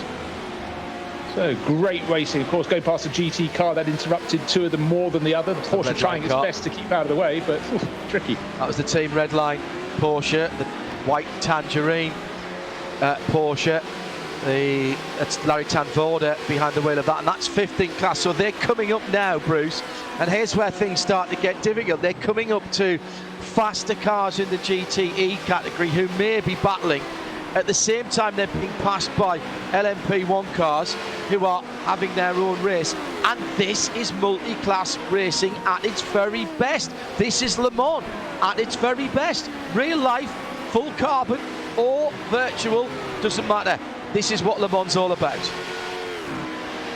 It is changing conditions, light getting lower, track starting to cool down a bit, tyres acting differently to how they did maybe even half an hour ago. But of course, we've got this rotation of drivers through the pit sequence, some just coming out, some about to park it. But these are all elements that are just factored into the game just superbly well. And just, again, I just keep saying it, but it does make me very excited about. So we've missed this year's slot for going there in the flesh, but well, we haven't missed it yet. It's just in September, not in June. It's just going to have a different chip in our brains when we go down there. Fastest lap of the class for Maxi.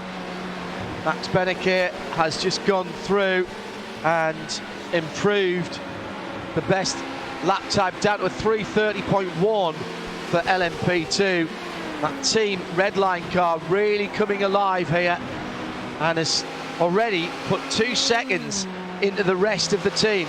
Jess Stevens, Oriel Borge having a good battle, and Juan Lopez as well joining on to the back of that. So now we've got 3 cars for second, third and fourth in LMP2, and Maximilian Beneke just pulling away from them all as they've got to deal with traffic at the moment.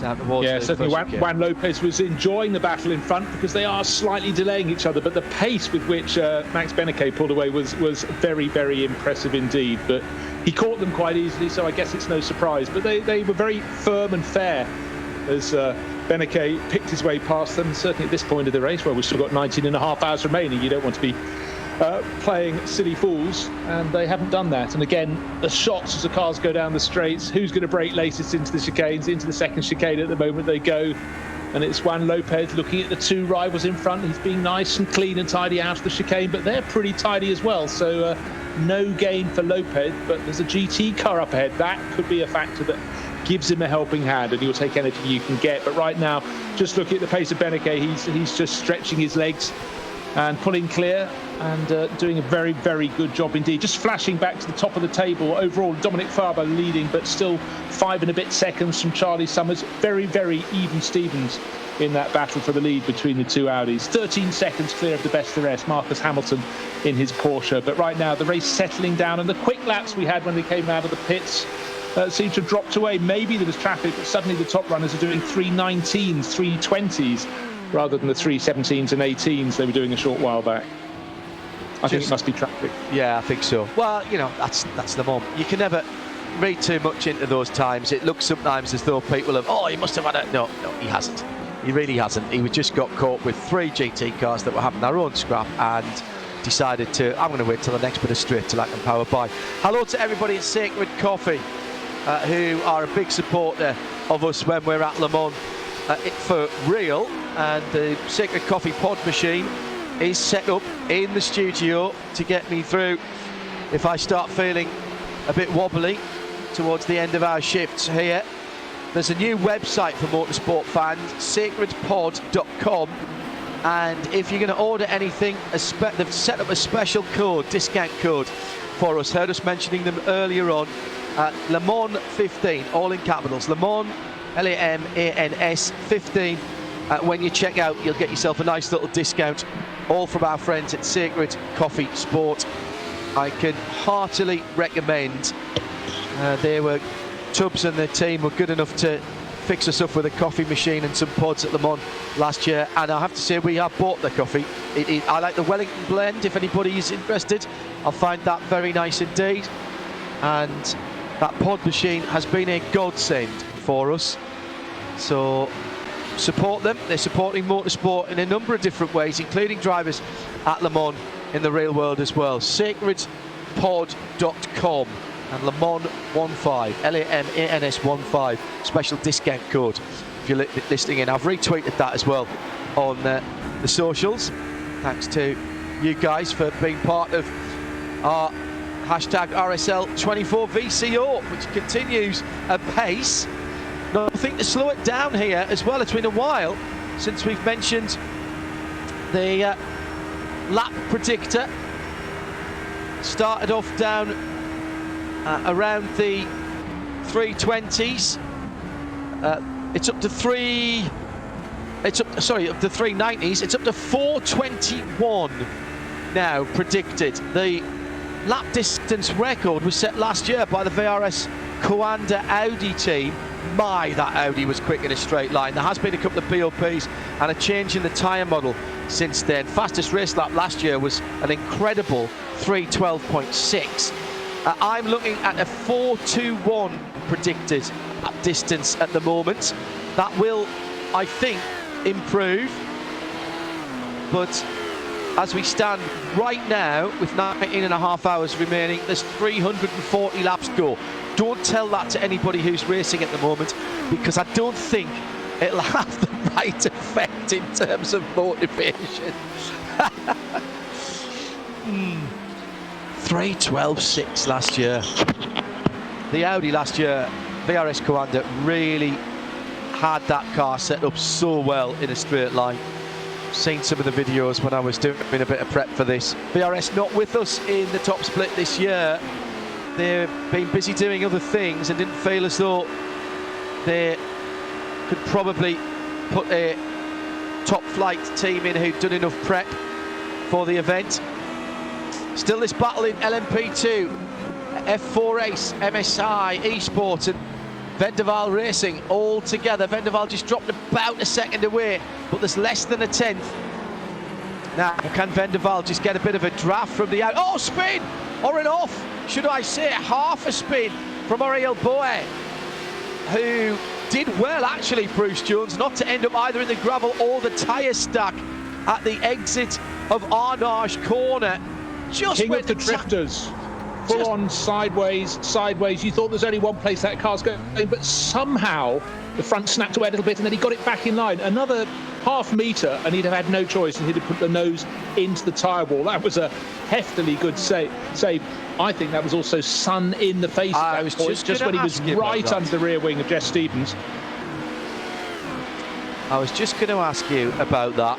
And it's amazing how things can distract you at just the wrong moment. There was a faster Audi coming up behind.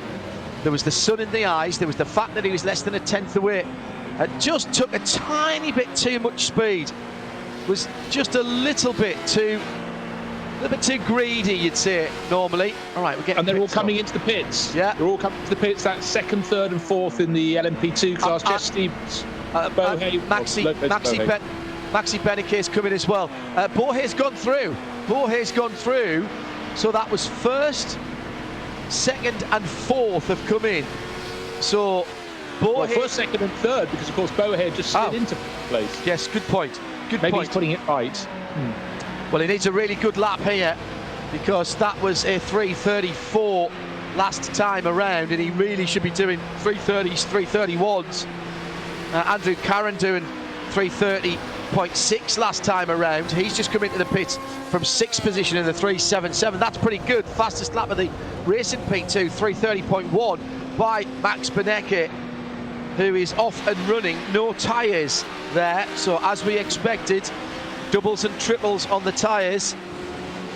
So 10K Benecke comes out in 3rd position, behind Fraser Williamson for Mivano Sim Racing. The red accents on that number 72 car, the Rosso, Team Rosso for Mivano. MSI Esports Blue, Oriel Bohe leading by over half a minute, getting on for 40 seconds though. Stevens comes out 5 seconds behind Benecke.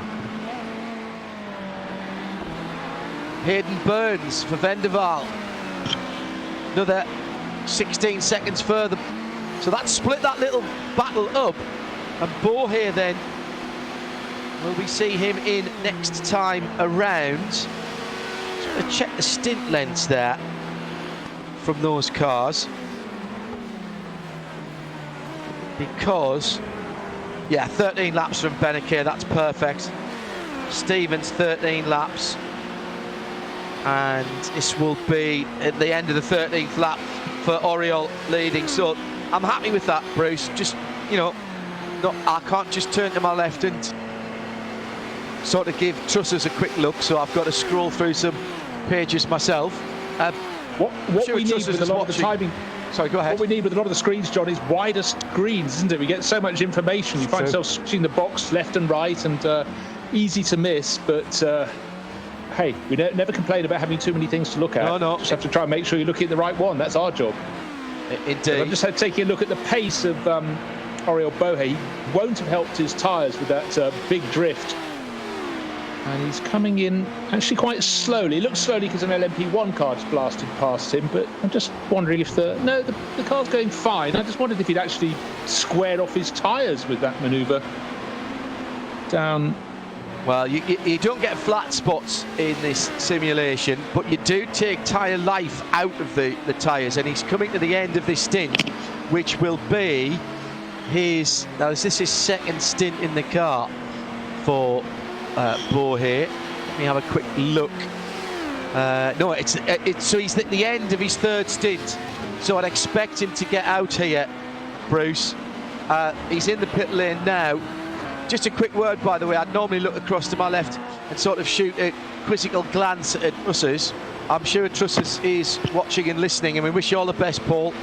Not had the best of luck health-wise recently, but facing it with his usual pragmatic and stoic nature, and glad to hear things are going a little bit better, and hopefully hear some more good news for you before we get to Le Mans in September. Bohe out of the car, so best of luck to you, Paul, and the rest of the family.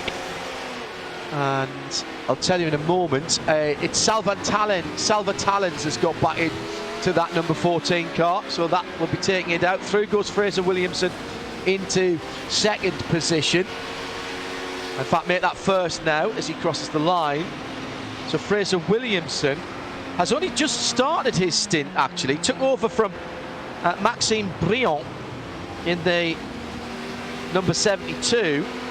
And I reckon at the moment he's only got 3 laps since he was out of the pits.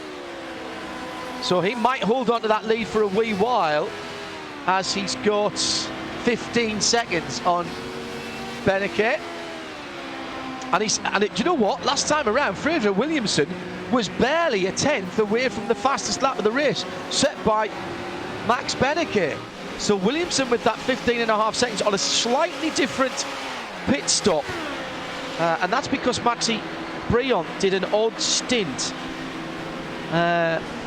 in that car. That was the pole sitting car, wasn't it? The 72. Alex Traynor had the lead. It hadn't been led, that number 72, from Paul.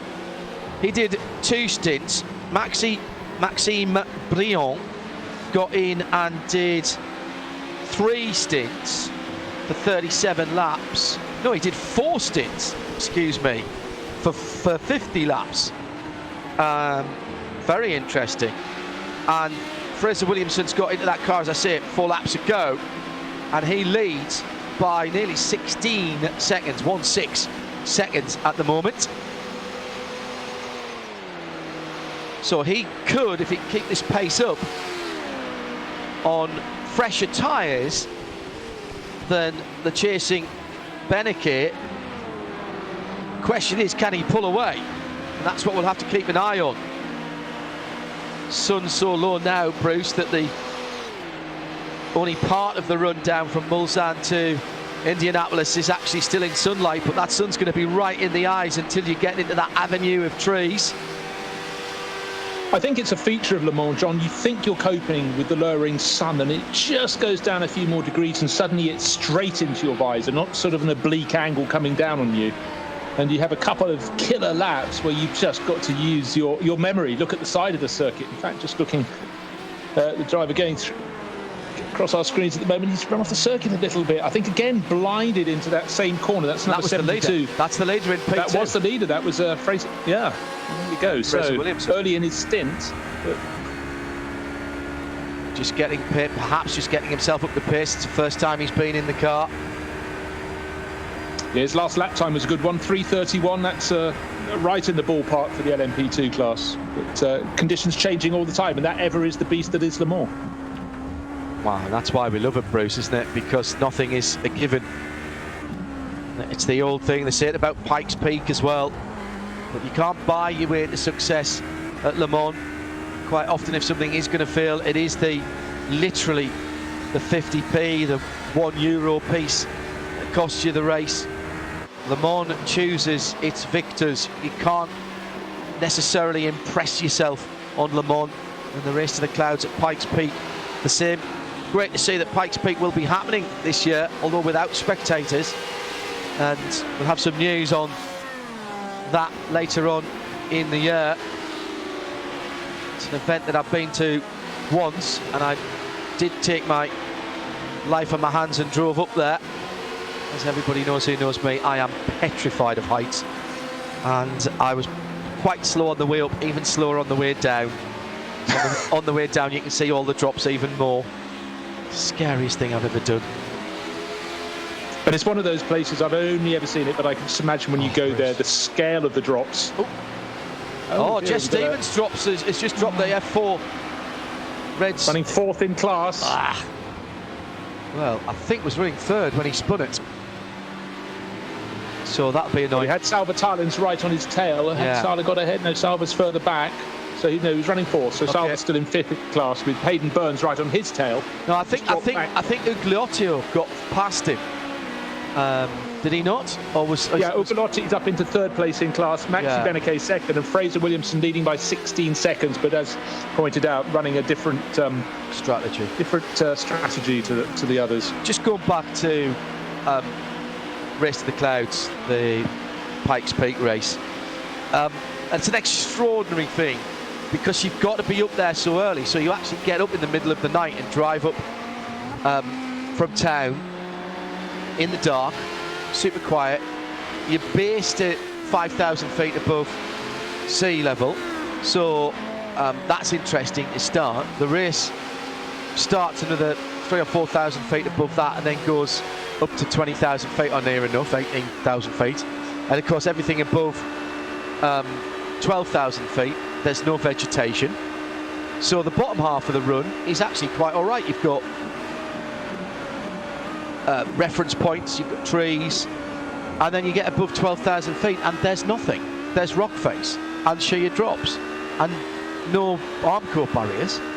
And it's an extraordinary thing to even drive up there. And it's open to the public, of course. It's a scenic drive. And you drive up there, and I drove up there and was so spooked by it. I got to the top, drank a bottle of water, turned around and drove down again without getting out the car and taking any pictures at the top, because my mind was so scrambled with altitude and how I felt and all that sort of things. And it is now, it's been paved, it's an even more difficult race than it was when it was gravel, because the speeds through the corners that they're all taking is massively high. You can't just pitch your car sideways and scrub off a bit of speed on the gravel. It is like a racetrack, but with 300-400 foot drops at the edge of it. It's extraordinary, Bruce. If you ever get the chance to go, you would absolutely love the whole experience. Absolutely. You know what, I did have the chance to go, but unfortunately that was my days editing Autosport, and alas, I couldn't spare the time out of the office. And it's one of those things, you kick yourself, but at the time, I didn't have the scope to go. But it hasn't haunted me, but I would love to go. In fact, what I really enjoy at this stage in my career, having been doing it for 30 odd years, is going places I haven't been before. New tracks, new events, yeah, agreed.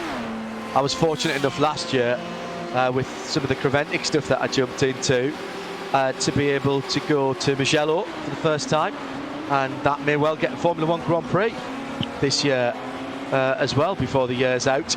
Renewed their Formula 1 Grade 1 licence rather than just a test licence, and of course have run an event this year already last weekend with the Creventic organisation.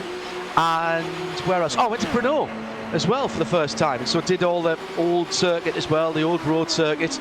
The old Masaryk. It's a beautiful, beautiful place. The first time I went to Brno, the modern circuit that is, I had some time on the first morning I was there, and you always have to grab time. You know this, John. If you don't do it the first day, stuff overtakes you. And I walked the circuit, and I'd just gone around the first couple of corners, was starting to drop down, and my phone rang. I was concentrating on that, and I looked up, and there were two golden eagles just flying over the trees. I thought, this is a fine moment. And then the track just drops away all the way down the hill. It's fantastic. Much more gradient change than it seems on television. Yes, agreed. And a hugely underrated circuit, I'd say. And the old road track as well. They've got a beautiful monument partway around the circuit where there was a nasty accident where a couple of youngsters were killed. No, but the hairpin on the far side of the track, yeah. And they've got a lovely monument there that is kept beautifully well in granite, and it's got all the winners and the names of people who have paid the ultimate sacrifice around there as well. And it's perfectly kept. And then we went and saw the old pit lane as well, and that we all did. We didn't have time on the first day, but we knew we had time on the last day as we were going back to the airport, and that's exactly what we did. Made sure before we headed back to the airport that we did that on the Sunday. The advantage of a lot of preventing events, of course, Bruce, as you well know, is there a split event on Friday and Saturday.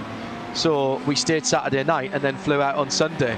So yeah, it's a really, really good format. You know, one thing I'm just enjoying at the moment, just while you're talking about Brno, was just to see cars who are used to in works liveries, just looking at a pair of Porsche 919s, fighting over 8th and 9th positions, Tatu Kortelainen, but in behind Artem Gratov. And I think the Porsche looks rather fine in a yellow and black livery, and sort of thing you can doodle away on computers, and if you're clever at those sort of things, change liveries on cars. But I'm rather enjoying the site, because let's remember, not so many years ago when it was Porsche, Toyota and Audi, they all just had their three different splits of effectively black, white and red, didn't they? So never very easy to differentiate.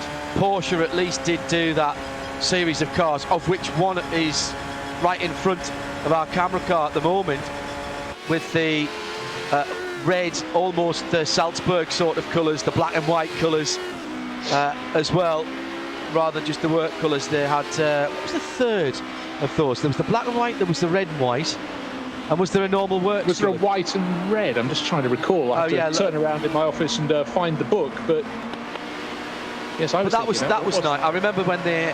I've got the picture somewhere of the reveal of those three, which they did at the prologue for their Le Mans colours. There was an all black with very light white pinstripes.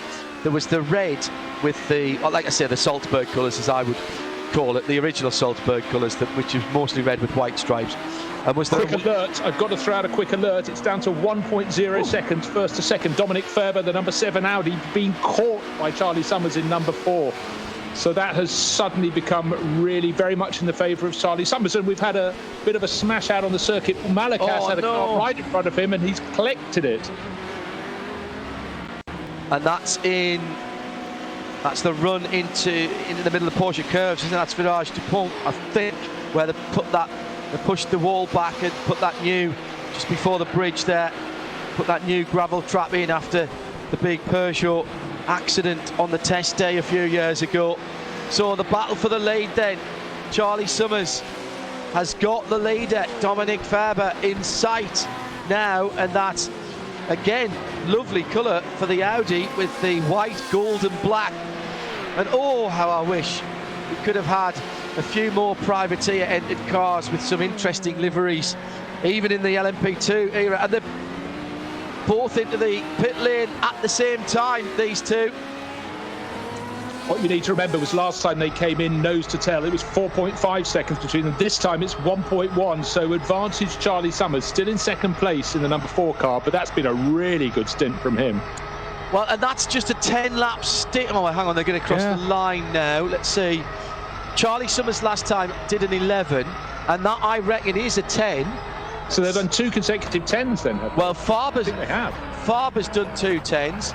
Charlie's done an 11 and a 10. So that's interesting. And there's no sign of them changing tyres. They're staying down on the ground. So this will be a fuel-only stop. The Team Redline car, distinctive with the black red shading on the side, is very much a trademark of the Team Redline operation. And the jump in the pits. So a change in the pits then, as Charlie Summers got the fuel hose out quicker.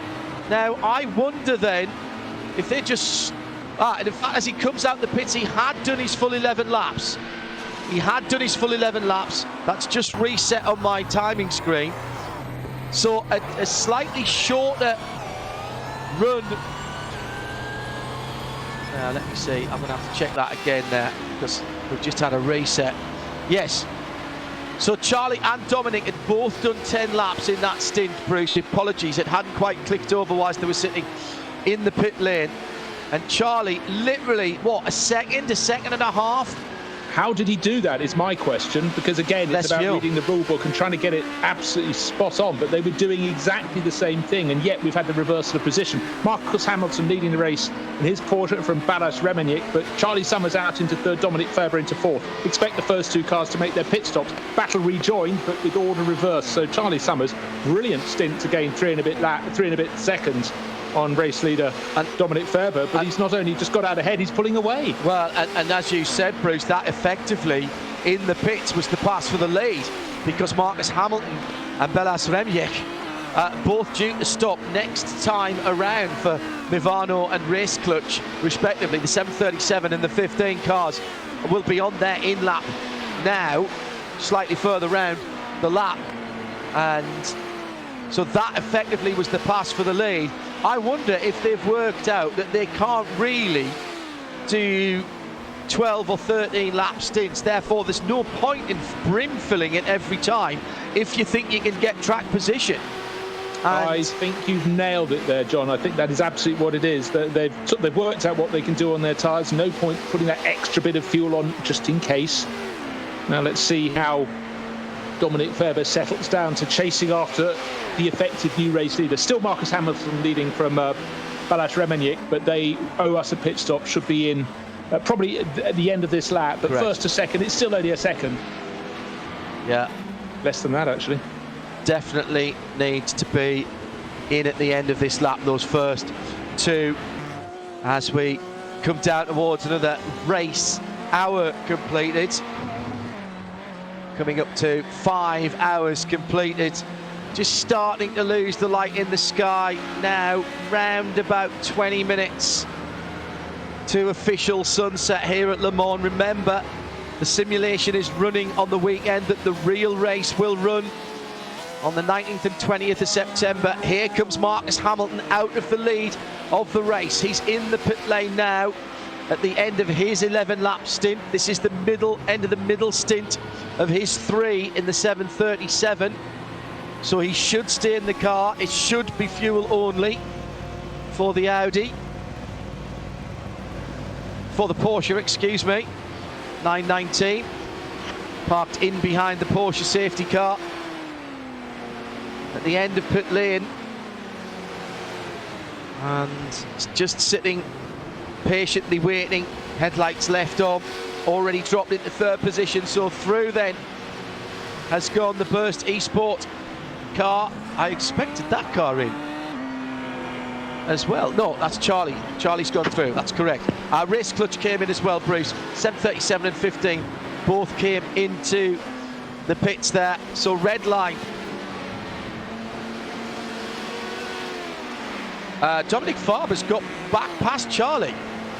Yeah, just looked up my timing screen, looked up, and the move had been done. Didn't see that. I think I was just looking at the traffic, looked down, thought they're behind the traffic, they will pass it. I didn't expect the change of position. Well, he was a second and a half or so ahead. Now he's got to do it all over again. He's in the slipstream, running down towards the first chicane in the gathering gloom. Right, left, through the middle, and then right out onto the middle part of the Mulsanne straight. So, well, that was a change in the pits, and then they've changed back round on the first flying lap while we were watching the leaders come into the pit lane. But Dominic Farber, well, you asked the question, Bruce Jones, could he do anything? He wasn't dropped, quite the reverse. Now, I wonder if that was traffic or maybe a small mistake, no tyre change. So there shouldn't have been too much loss of... Just traffic, John, because I tell you what, your head would drop. You did nothing wrong in the pits except you're overtaken by the car that chased you in. It'd be more for your psyche dropping away. So that is a real feather in Dominic Farber's cap. He kept his tail up and the opportunity presented itself. But what we've seen before is Charlie Summers is able to hunt him down. Haven't seen Charlie make a passing move out on the circuit. That was done in the pit lane, but he'll be very frustrated. Here we go. Love to see what happened. Well, here we go. The leader, Charlie Summers, through the Forest S's, had a car cover behind him. So coming down... out. Now, did he get a slowdown there? Is that what it was? Has he not got it right in the pits, maybe, and he's been given a... Well, I wonder if he'd been off track, maybe, and he got a slowdown there. That's what that looked like to me. Certainly didn't look like he was pulling full revs down at the bottom of the hill. It can happen. Into Arnage with the sun now almost out of sight.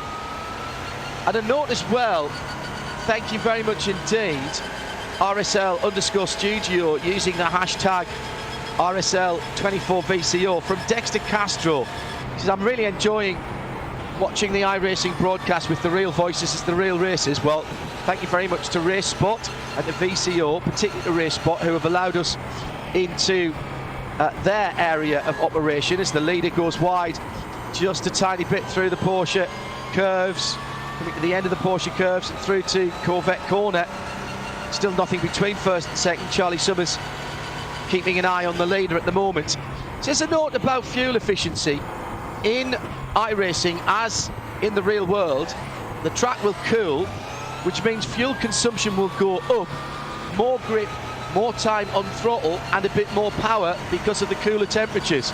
So I wonder then if 11 laps is the right number at this time. No sense trying to stretch to 12, and therefore people are playing with the amount of fuel that they're putting in, Bruce, because there's no need to actually brim fill it. Take a little bit out, don't put as much weight in at the start of your stint, and don't make the tyres work so hard. No racing team puts anything more into a car than they really need to. Yes, if they honestly thought there was a hope of doing that extra lap, needing the fuel for that, but at this point in the race, they should be pretty clear on what they need. But, of course, we will have variables. The variables will be the sun is setting. In fact, it's almost under the horizon. Track temperature is dropping. Tyres might last a little bit longer. Then that changes the whole scenario all over again. But right now, that looked like an inspired move by Burst Esport team. But it was almost in that passing manoeuvre where Dominic Farber went past as though Charlie Summers missed a gear. It was as simple as that. Going down the hill, he was in front and suddenly passed super easily. So he was in a junior class car. I think he may have gone off the circuit and been given what's called a slowdown. And you have to pretty much do that straight away. If you carry on without doing it, you will eventually get a black flag. And that has been the bane of many people's lives at Le Mans. It looks like such an easy circuit, but if you go slightly too far off the track, you get a slowdown which comes up in your cockpit. And I just wonder if that's what happened there, because that looked fairly comprehensive, that he had to lift off and give back some time. So maybe, I wonder if he just cut something on the way into the pit lane actually, and it couldn't be enacted until he came out of the pit lane. Mulsanne corner looks fabulous in this light.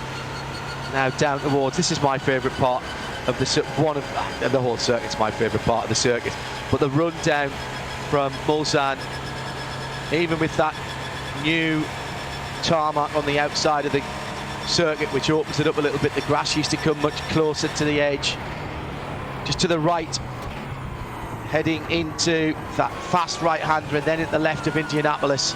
Arnage, wonderful part of the track, and the quickest part of the track now with the cars in the current configuration and the splitting of the long Mulsanne straight. And now the charge from Arnage up towards the Porsche curves, fearsome corners. Remember, they used to go straight on there down the public road. The roundabout that is there now wasn't there then, but through Maison Blanche, think of the 1970 movie. Now it's peeling off through that super quick fourth or fifth gear right-hander in these P1 cars, and then balancing the cars on a knife edge. It's like a ballet through here. Brake, throttle, steering, trying not to unsettle the car, not trying to take too much curb on those fast curves in the middle of the Porsche curves, and then out through the Corvette corner and down towards the very quick entry to the first part of the forward chicane, which tightens up considerably. They're not the same, those two parts of the forward chicane. Fast, fast, fast, and then slow, slow, slow. And that's another lap completed. And the gap at the head of the field is still just 0.8 of a second. Very interesting indeed. Coming round to another clock hour, so let's give you an hourly update, and then we'll just take a breath for a second. So Hugh, oh, there's the classic shot, isn't it? Looking back underneath the Dunlop Bridge at this time of day, the opposite direction in the morning, with the golden light and the cars silhouetted against the Dunlop Bridge. Oh, that is just, that smells, feels, it's everything about Le Mans, that shot. Need a little cue point for Hugh back in London in a moment or two's time, so let's give you a quick rundown of how things stand then, with still 18, call it 19 hours bar 5 minutes to go. In GTE, Diogo Pinto for Sim RC, the 76 Ferrari, the black and yellow car leads Bila Racing Teams. Euronics, the dark car with the blue and yellow stars on it. 8 seconds between those two. Chris Lullum now behind the wheel of the third Ferrari, the AAA Esports 312, the white car. He's 23 seconds further back. Manatee Racing Gold makes it a top 4. Ruben Bonga in another Ferrari, the 79. He's 14 seconds away from a podium spot at the moment, but has 23 seconds on Marla Racing Team. Sammy Matty Trogan in that green and white car, working his way up. And the best non-Ferrari now in 6th is the only Ford GT.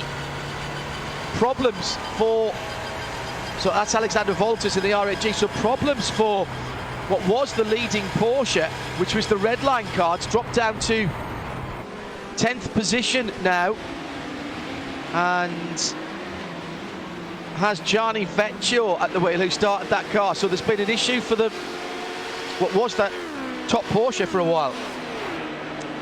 Fraser Williamson leads by 18 seconds. He's pulled out a bit of time on Maximilian Benecke. Remember, it was just over 14 and then 15 seconds when Benecke came out of the pits. So that's a heck of a job there by Fraser Williamson, who took half a second out of Benecke last time around. Third, Ugliotto for LEO Racing Team HPT, another 15 seconds further back. Salvatalen's back behind the wheel of the 14 HPT in 4th place in the MSI Esports blue car, has 4 seconds on the Van der Waals Sim Racing yellow car. Hayden Burns back at the wheel, starting driver then. They've gone through their driver rotation in 5th, and Jess Stevens continues for F4 Red Sonja. But remember, not all of those cars are on exactly the same pit lane cycle, pit stop cycle. At the front of the field, Charlie Summers back in the lead, ahead of Dominic Farber. Of course he was when I was doing the rundown. Gets back into the lead and stretches his legs in the golden light at the start-finish line now. Just on 3/10, call it 6/10 of a second now. Marcus Hamilton hanging on, 13 seconds away in 3rd. Then 40 seconds further back, Scott Michaels back up to 4th. That's as high as that car's been, the G-Drive 04. Still under a minute away from the leader, and just on a minute away from the lead at the moment, Rick Young for Protocharge Simsport, the 730 Porsche. Porsche behind it is the last car currently on the lead lap. Team RSO, Enrico De Loreto in the 117. 6 cars on the lead lap, 2:51 between 6th and the leader, which is Charlie Summers. 91 laps completed, 3/4 of a second. The lead, 18 hours and 18 hours and 50 minutes to go. It's live coverage of the 24 hours iRacing, powered by VCO Motorsports. Le Mans at its very best on RS1 and in sound and vision on a number of different platforms. The next hour of racing starts right now.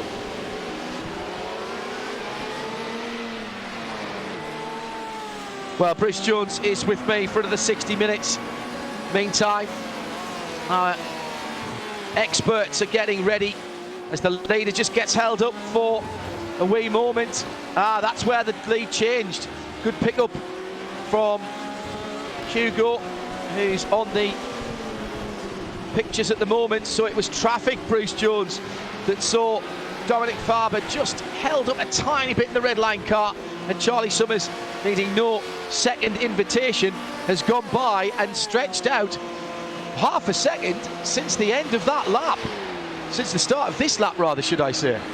You know, to be honest, John, I think Charlie Summers is the quicker driver in the last stint and this stint. We saw him close in, but when they'd both been sorted out, whether there was a sort of suggestion that Charlie Summers had to back off to let Dominic Farber get in front, but he's been able to catch Farber. He's now able to, and importantly for him, as a Porsche left-hand side of the circuit in the GTE class, he's whizzed past that, but he's able to pull clear. And now the track relatively clear. But as soon as I say that, of course, there are a couple of LMP2 class HPDs up ahead. He's got to pick his way past those. But the good thing for him, he's got about a 1.3 second advantage. And if you're under half a second clear, and you have to lift a tiny bit, then you can get past. But the Diodora livery car in the lead of the race with Burst Esport has just enough of an advantage to not be too compromised if he has to back off a little bit. But he's got a GTE Porsche in front of him, and he's got to get past that. Past him he will, and then an HPD, but he's just got enough of a gap not to be troubled by Dominic Farber in behind. And Farber's got to be careful not to lose any more ground, because at the moment the pace is definitely with Charlie Summers. Really good 3 stints from him. Here's a really good point from the Bankai Bullet. Says, wonder if Summers hit the pit limiter button instead of the boost button out the corner. Maybe it wasn't a slowdown. Oh, I've done that before as well, caught that. When you've been on full lock through a corner, sometimes you can catch the wrong button. We were talking earlier on, Bruce, with Nick about how complicated the control systems are for the hybrids, as we've got about 10 more minutes in game time, race time, excuse me, before full sunset. With the way you program harvesting and deployment of the hybrids, plus the boost button as well, could have easily caught the wrong button there, coming down the hill. Maybe that is one of the things that might have happened if it wasn't a slowdown. So good spot there by Bankai Bullet. At RSL_studio, hashtag RSL24 VCO. If you want to get in touch with us here, keep an eye on that. We're inside our last hour before we hand over to the real experts, and they'll be rubbing themselves down with warm halibut oil even as we speak, I'm sure, to take themselves into the night. Sumil Aurora, Hugo Luis, Will Vincent also helping us out. But it doesn't seem to matter, John. Wherever you look in the field, we've got some great little battles going on. Enjoying one. Well, you don't normally look for the battle between 12th and 13th place cars in the field. Sorry, 11th and 12th. How dare I? Maximilian Fritz and Dominic Gardemeier. They're 2 Audis. Again, great liveries. Really like the number 12, Dominic Gardemeier, the Comrade Racing car with turquoise, black and white as its livery. I would have thought of that, but it does look good. Again, we were talking about this earlier on, Bruce, and it'd be interesting to hear your thoughts whilst we're still on the air for this, about what the current situation might bring us in international motorsport, with manufacturers reasonably having to draw in their horns on what they spend their money on, and motorsport may not be seen as a priority.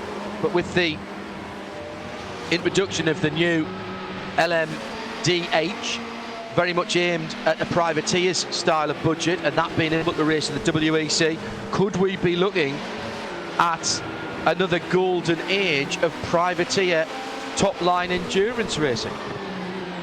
I think it's a very, very pivotal time, and I think a lot of people have been tied into programs that the numbers aren't working for them in the middle of the pandemic, and it's forced their hand to reconsider. And I think maybe we'll have a little bit of works assistance, and I'm not against, put it mildly, privateers with a little bit of works assistance to, make sure let's say the Porsches stay ahead of the Audis or vice versa. But certainly LMDH, watching the regulations, they're not set in stone, but they keep on changing, they're evolving, and they seem to be going in an ever more sensible way, bringing the power down, the weight down, and I just think clever steps. I think the hand is being forced. We'll see where it goes, but I really do think it could lead to more exciting times. So, it's reacting to the situation and the technology and the move to alternative forms of of power for cars, and they've got to be very, very light on their feet. They can't look 10 years ahead at the moment. No. They've got to really be planning what they want for the next few years. It's changing so fast, but I think you're probably on the money there, John.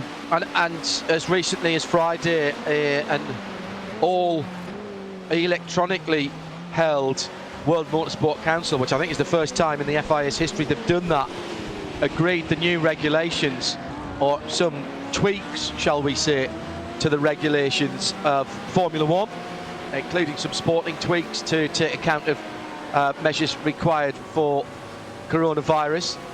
Also for the FIA, WEC and Le Mans to better have convergence between the LMH, what's being called hypercars, and the LMDH, the IMSA version, effectively the P2 chassis cars with bespoke body kits and potentially slightly different engines, although with a spec mild hybrid on the car.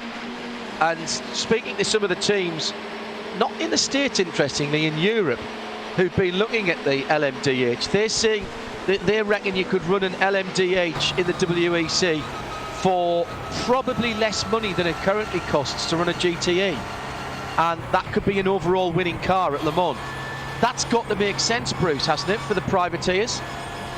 100%. And I think if you look at how many people have been racing in GTE in its various forms, you know, growing pretty much every year for about the past decade, a lot of them would like to try something new. And I think this could suddenly have fallen into their lap, so to speak. And, well, let's see where it goes. But I think the steps that have been made and announced in the last week have been very, very sensible indeed. And let's face it, a lot of people just love being out racing cars. But what do they like most of all? A new challenge. And I think it's actually presenting itself. And, you know, I remember, well, right at the start of all this, when we had Gerard Neveu on Midweek Motorsport, which is our Wednesday show, 8 o'clock till 10 UK every Wednesday, and he was saying that when they were looking at revising their calendar, the FIA were eminently sensible.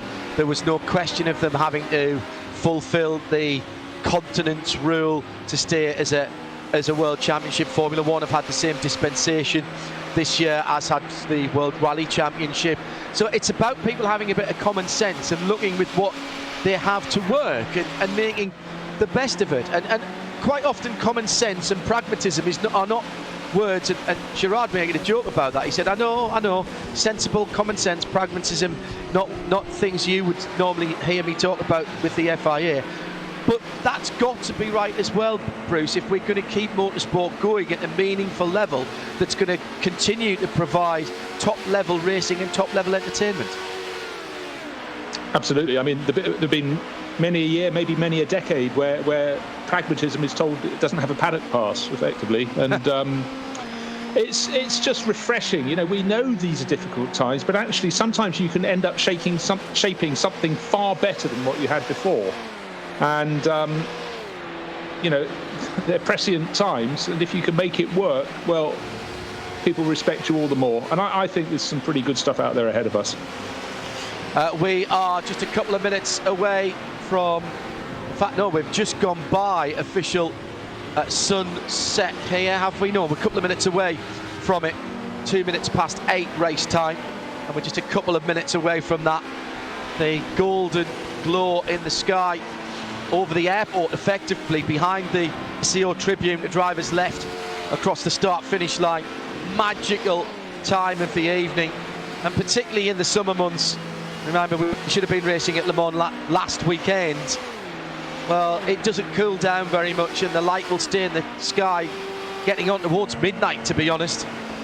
Many a times I've been coming off a shift at 11 o'clock or half 11 at night and nipping away for a quick bite to eat before going back to the studio, and there's still been just the last little bits and pieces of light in the sky over the back of the tribunes when you're walking down through the paddock, the gaps that you can see through there, particularly when we've been lucky enough to be catered by Aston Martin, who've looked after us for the last few years, and they're right at the top end, out end of the pit lane, and you can see straight across beyond the tribunes and towards the airport. that this time of the night is absolutely glorious. And there are certain points, John, where you might always be in a commentary booth at a certain time, at a certain level of light. And then if suddenly you're out, you're released for half an hour, 2 hours, and you go out, and the circuit, the atmosphere just changes completely. It's almost like a different venue, isn't it? Yes, absolutely agree. And in not very recently, but in some of my earlier trips to Le Mans, when I got the chance to go out the first year, I made sure, I don't think I slept more than about 5 minutes for the whole race, because I made sure if I wasn't on shift I was out taking photographs, believe it or not. Long before the triple layer arm coat that skirts the circuit now, and you could get a lot closer and things were perhaps not quite as strict, not necessarily the right thing, I should say at that point, but literally elbows on arm coat, 500mm lens, and my little Canon AE1 and A1 back in those days. Borrowed a lens from Simon Morris, who, inimitable man of golf. Yes, absolutely, and stood pre-chicane, pre-taking the hump out of the Mulsanne straight, about 250 yards down the track after the kink on the Mulsanne straight, which nobody really talks about now. You did in those days. My goodness, it was a proper corner with those big cars in 1989. That would have been, so right at the end of the Group C era, and they were big wide cars. I remember saying to Simon Morris, with me elbows on 2-layer arm coat taking pictures, one of those has a problem. This arm coat could have stopped the car. He says, it'll stop most of it. I took the rest of my pictures from about 20 yards back in the trees. Yeah, well, I tell you what, that very same point, about the same time, it might be in a year either way, standing there, and the marshal said, do not touch the barriers. If someone hits even 100 meters down the barrier, they will whip. Yeah. And they break whatever you've got leaning on them, yes. Arms, legs, what have you. But that particular session I was there, I might have bored you with this one before, the track was damp, and first lap, I was blown away. Johnny Dumfries in the Sauber, flat through that kink. The rest of the session, I stood there absolutely bewitched. Not one other driver went through flat, even as the track was becoming less damp. But afterwards, I went to see Johnny, and I said that was super impressive. And he said, "Did no one else do it on the opening lap?" I said, "No, Johnny, not in the entire session." He went, "Oh." He was different gravy, the Earl of Bute, wasn't he? He certainly was. I hadn't seen him for so many years, and the year that I came back from working during the Gulf War, and I came back and went I went exactly straight to Le Mans. He picked me up in the Jag, the old straight 6 4-litre XJ6 Sport that I had in those days, and we drove down, and we stayed at the Vergalon for a couple of nights. It was test day, I think, and went across to the Hotel de France for an evening meal, and had a lovely evening meal across there. Much quieter in test week, obviously. And the first person I saw when I walked into the track in a brand new shiny white race suit was the Earl of Bute, Johnny Dumfries. And I looked at him, and of course I hadn't been keeping up with things, Bruce, and he was making a bit of a comeback, and I said, "What are you doing here?" He says, "What are you doing here? I thought you were in the Gulf covering the war." And I went, right, first of all, that's really spooked me that you knew I was there, but like, no, I'm here now, and you still haven't answered my question. Never changed in all the years I knew him. Always very approachable, super character, Yeah. And you know what? I was just checking which year that was. That was 1987. It was his first year after his Lotus Formula 1 year, the Kouros Sauber. So he didn't bother with an apprenticeship in sports cars, straight to flat out everywhere. And of course, the following year he was with Jaguar, and he won the said event. That would have been 2000 and... What was the second Gulf War? Was that 03? Yeah, I think it was. So that would have been 2003, and I still can't remember what he was coming back, and whether he actually made the race that year, or whether he was just practicing and you know, seeing if he could get a drive. I don't think. No, I've got him down his last more 1991, unless my notes are fairly fallible, which is possible. Well, it was definitely at that test day. Definitely at that test day driving, because I saw him, and I think that was 03 when I came back from the Gulf. But it's those certain people stick in your mind at Le Mans. Quite a lot of people actually, but there's so many great characters at Le Mans, and the Earl of Bute, Johnny Dumfries, is one of them. Hugh Chamberlain would be another. It almost wouldn't be Le Mans without seeing Hugh Chamberlain. And there's plenty of others as well down through the years. I always think myself very fortunate, Bruce, that we're allowed to go and do these things and become, as we have done over the years with various iterations of the radio station at the track, become a part of the fabric of the event, which kind of still blows my mind a little bit. It does. The events, apart from this year, come around almost at increasing frequency, or so it seems. But yeah, no, it's really, really special. Tell you what's special right now. It's this battle for the lead, though, right, John. isn't it? Dominic Ferber just over a second, 1.1 seconds. He's really falling away from the lead of the race, and there's Marcus Hamilton not losing much ground in third place, but he's staying 13, 14, 15 seconds behind. But the first two, Charlie Summers, I reckon he had enough pace to get away, but it's just seeing them going around first and second. In fact, it's just gone the wrong way for Dominic Ferber. He's gone back to 2.2 seconds, and that was without any traffic near him. So I don't know if he made a mistake through the opening couple of corners up to the sunset there, but he's fallen back. And I was about to say they got clear track, but the LMP1 cars are catching Charlie Summers bashes a cone out of the way going into the first chicane. That's how hard he's pushing to try and pull clear. But it's just wonderful watching them coming up on the cars from the LMP2 class and the GTE class and seeing who is better at getting through the traffic. Mainly, it must be said, Charlie Summers, but we have seen reversals. We're now starting to see the intense LED headlights, modelled perfectly, by the way, in the simulation, just beginning to cast the odd shadow, and you can see them on the darker parts of the road surface. The bright red marker light on the side, the position light on the side of the Burst Esports Sparta Audi, just one, signifying first in class for that car as he heads down now. It's been a very good couple of stints for Charlie Summers. He's about third of the way through his third and what we expect to be his final stint. They've been triple stinting the tyres fairly easily since the start of the race. Remember, this is September, so we have not had the tyres have to put up with the extreme heat of midsummer in northeast France.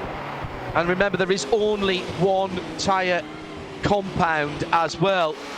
Off the racing line at Indianapolis, at the sharp end of the bank, the top end of the banking, lots of tyre debris down there.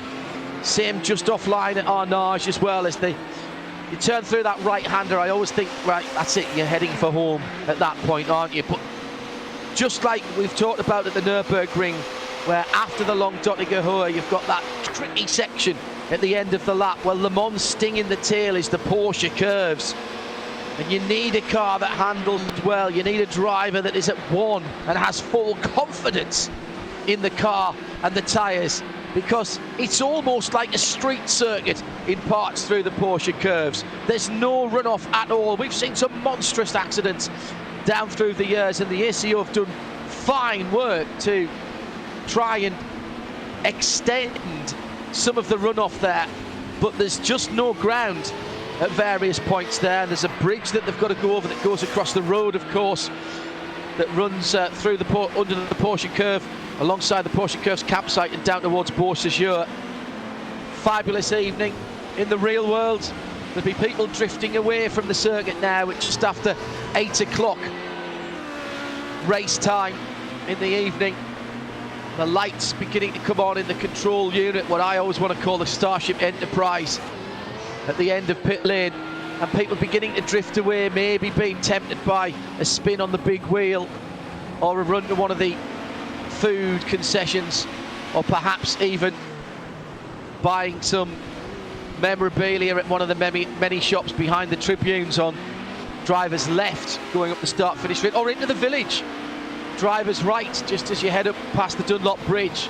A lot of people there as well at this time of evening in the real world, and a beautiful clear evening in our simulation for the 2020 iRacing 24 Hours Le Mans, powered by VCO. An extraordinary event this, always been since its inception in 2015. This was the big one, this was the granddaddy, a really established event that people wanted to take part in on iRacing. And in 2015 the iRacing event was established, and every year it has improved. 1,000 teams last year, with the better part of 4,000 drivers. This year, how about 2,420? 2,420 teams, and if you average that out, even at only 3 drivers a team, that's nearly 8,000, and probably the average will be somewhere nearer to 4. Well, that gives you the sharp end of 10,000 drivers in this event this weekend. It's been described online, I've seen it as the People's Le Mans. Can't think of a better way to describe it. And it's, at the moment, still Charlie Summers leading out. He's had a pretty clear lap this lap, Bruce, and he's keeping the pace up there. He stretched out to 3.7 seconds on Dominic Ferber in second place. He's doing it with ease, John. He hasn't used any traffic in that. He's just, I think, got more of a grip of the car than Dominic Ferber has. There's still 13 seconds clear of Marcus Hamilton, who's almost matching their pace. In fact, he's had some good laps too. He's got actually quite a big gap. He's got 42 seconds, 43 seconds to Scott Michaels. But bear in mind that 0-4 car, when I came on after 3 hours of the race, was down in about 6th or 7th position. It's now fair and square in 4th place overall. So the G-Drive Racing Audi definitely pressing forward all the time, but really the class of the field is Charlie Summers. Dominic Ferber trying to keep him honest, but it's 3.7 seconds. Not so long ago, the position's the other way around. So Summers, we do not yet know why he suddenly ceded the lead, having just taken it during the pit stops. He caught Ferber right on his tail when he came into the pit stop, jumped him, even though they didn't have tyre changes, just refueling. And in fact, Charlie Summers, is that him coming into the pits right now? Yes, it is, from the lead of the race. Yeah, no, that's early. That's short. I think so. Let's have a quick check on the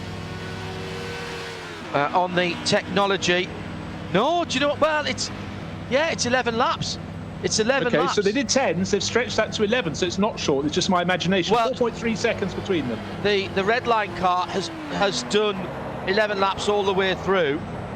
There was a little bit of a change. Actually, no, Dominic Ferber did a 10-lap stint on his first stint. So Hamilton's gone through in the lead. He's got another 1 lap after this. Oh, a bit of a mistake by the red line car. Had to just reverse slightly, and there's been a driver change. Charlie Summers has handed over to Simeon Lynch, and who has taken over from, let me check. Yes, Charlie's done a triple. Dominic's done a triple as well. Patrick Wolf is the name. Right, good. Into well the number done. 7 Audi. Super. So that's the red line car. And again, remember, you're ghosting the pit lane, so you're not actually running into anybody there. So once again, the Bursting Esports Sparta Audi gets turned around at an advantage. Now, we saw this last time, and it was about here that the car slowed down. We don't know whether that was a mistake or an infraction that was being punished by a slowdown. But that is a massive, massive advantage there. So he got 6 seconds and more on the red line car. 7.5 seconds nearly there, Bruce. By the way, how did you do that? Well, again, I just think they're gauging. It can only be the fuel fill. The fuel fill is exactly the same for every car. There's no difference between any of the quote-unquote pumps or rigs. So Movado Sim Racing leads, but Ozus, I reckon, next time around from Marcus Hamilton. Scott Michaels in second. See above comment. They should be in at the end of this lap, both of those two. That would give them their 11-lap stints. But of all the teams that maybe hasn't adjusted its fuel, you would not expect Team Redline to carry on putting in more fuel than they needed. So that's an odd one. The only thing is, we're talking very small margins here. If they are putting slightly more in than they need, and they're not using it, then at each stop, Bruce, there's a bit more left in the tank. So they will get to a point where they will not be able to get in anymore, and they will actually have a full tank.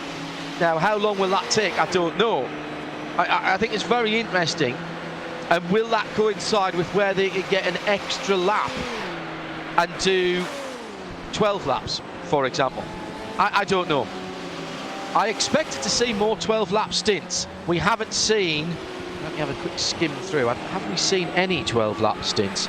Or is 11 the top? I don't think we've seen any 12-lap stints. No, we haven't.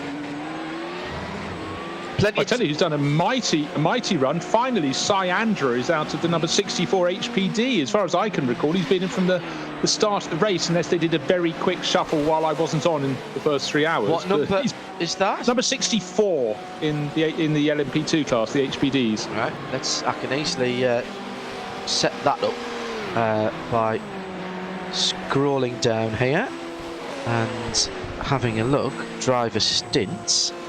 64. There we are. And Andrea has done 4 stints for 3 hours and 47 minutes. Eric Andre has done 2 stints for an hour and a half, and Alex Fedorov has done 1 stint, but just 4 laps at 15 minutes.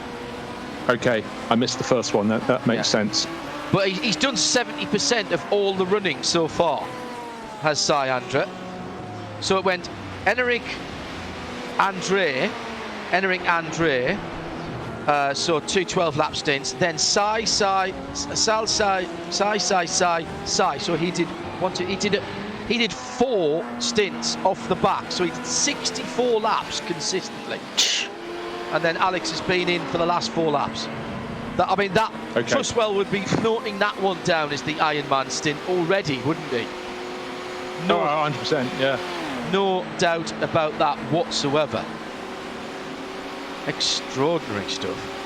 I shall leave that page on that now, so that's another page I've got open. 1, 2, 3, 4, 5, 6, 7, 8, 9, 10, 11. 11 screens now I've got working. This is more than I have when I'm actually in the studio. You know that I'm going to be terrible when we get back to studios and having to work with 1 TV feed and 2 timing monitors. That's just not going to work for me anymore. It really isn't. Side by side. This is the... Probably Simeon Lynch just go past Marcus Hamilton, is that correct? And taking the lead. Taking the lead before the... Was Hamilton just in last time around? Yeah, he was. So yes, that was his outlap. Which I managed to lose. There. Yeah. Strategy. Let's have a look.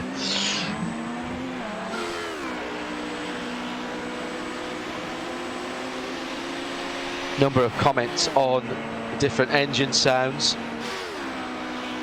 as Marcus Hamilton did 11 laps and stopped last time around, correct, and has stayed in the car for what will be his 3rd stint. No, this is going to be a 4th. If Marcus is still in the car, this is a 4th stint for Marcus. So now what I don't know is whether he took tyres at the last stop. I would think he did. A 4th stint, it's possible. Not sure. Well, it's put him right into contention. And Patrick Wolf, who's taken up the 7th red line car, is nearly 7 seconds back. So that's been an advantage. Mivano Sim Racing, whatever they did, I was just trying to think. If they didn't take tyres, that could have put them in. But then he's going to really, really fall away. So keep an eye on Marcus Hamilton's lap times, because if they really drop away, they might have gambled in the wrong direction. They might be fighting on tyres that don't want to play anymore, but we'll see.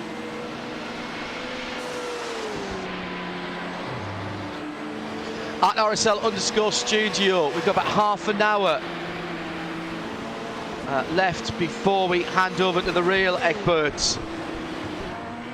And the guys from Racespot TV will be taking over.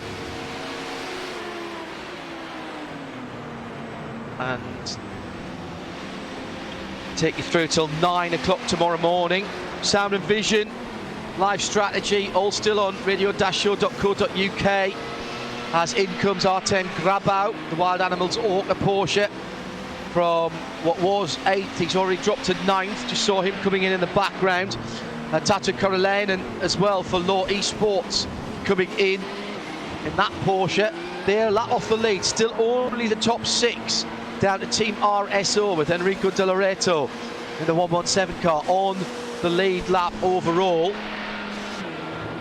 Yeah, don't forget that our audio coverage continues as well as the video with the Racebot TV guys. So if you do have to move around or you're in the car, you don't want to use the bandwidth, or you shouldn't be looking at the screen really, should you, if you're driving? Use your Bluetooth, and RS1 is the place to be for uninterrupted coverage all the way through the nighttime hours. And it is pretty much dark now, still the last vestiges of inky blue light in the sky. Fraser Williamson still leading in LMP2. Let's go through the classes, shall we? By 20.5 seconds now. So this has been a really good run from Fraser Williamson, who's put more than 5 seconds into Maximilian Benecke for Team Redline in second from when they came out the pits. And they'll be due their pit stop shortly because they're not quite on the same run, are they? No, Fraser's in a slightly different sequence, but he's been lapping really, really well and consecutively well. That's impressive. But Max Benecke is quicker by half a second a lap at the moment, so it should be coming down, not going out. We'll watch that. Remember, it was just on about 14.5, 15 seconds when they changed over. He's done 8 laps of what should be a 12 or 13 lap stint in that car. Max has, well, he got into the car on lap 90 and we're on 94 now, so that just gives you the idea of how that is playing out differently. MSI Esports in 3rd place from Van der Waal. Leo Team, HPD, then F4. Red Sonja, a couple of incidents for F4H in their last race, remember, after 16 years in the sim racing game. The GTE runners, well, that's been a cracking battle as always, exactly as we expect. And it's still the Sim RC by just on 10 seconds from Sven Haase. Diogo Pinto is leading in the 76 yellow and black car. Then Sven Haase for Biela Racing Team Euronics. That's the dark coloured car with the blue and yellow stars. Sven Haase, as I said, just on 10 seconds behind. Then about 25 seconds back in the AAA Esports Chris Lulham 312 car, which I think I saw getting lapped just a couple of minutes ago. That's the Euronics car just coming out of Mulsanne corner. It's 25 seconds further back to Chris in that light coloured car. It's coming into Mulsanne corner now. He'll brake just over the top of the rise, ease the car into the corner, let it breathe and then turn it in for a second time. 4th position, all still on the lead lapping class, by the way. It is Ruben Bonga for Manatee Racing Gold. That's the green and gold Ferrari. Really like that, actually. I think that suits the Ferrari 488 very nicely. He's about 20 seconds away from 3rd, but he's also 20 seconds ahead of the best non-Ferrari, which is Alexander Wolters, number 1 RHE Esports Ford GT, the only Ford in the race, splitting the Ferraris at the moment, or at least getting in amongst them. The Ford, not the weapon of choice this weekend, and he's got a decent run back to Augustin Canapino in 6th, which is another Ferrari, of course, Marla Williams Esports Racing Team, and that is Augustin Canapino, the Argentinian hotshot, both in Full Metal and sim racing.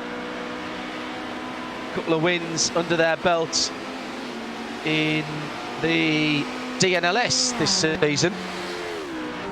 Augustin proving that his real world experience in Argentinian touring cars, where he's a multiple champion, has paid off. In fairness, he did do some sim racing before he went into the real world, and he's come back to it and he seems to be thoroughly enjoying it again. Behind him in 7th is Gianni Vecchio in the first of the Porsches, and this is the Redline car, the Porsche 24 driven by Redline, the tangerine and white car, which has been up the sharp end of the pit lane, of the timing and scoring. He's not very happy at that P2 car that was going past him there, flashing his lights. And the rest of the top 10 in GTE, behind Gianni, MBE Sport Racing, that's another Ferrari. That's Baz Visser in the 23. And the rest of the top 10, Marcin Schripak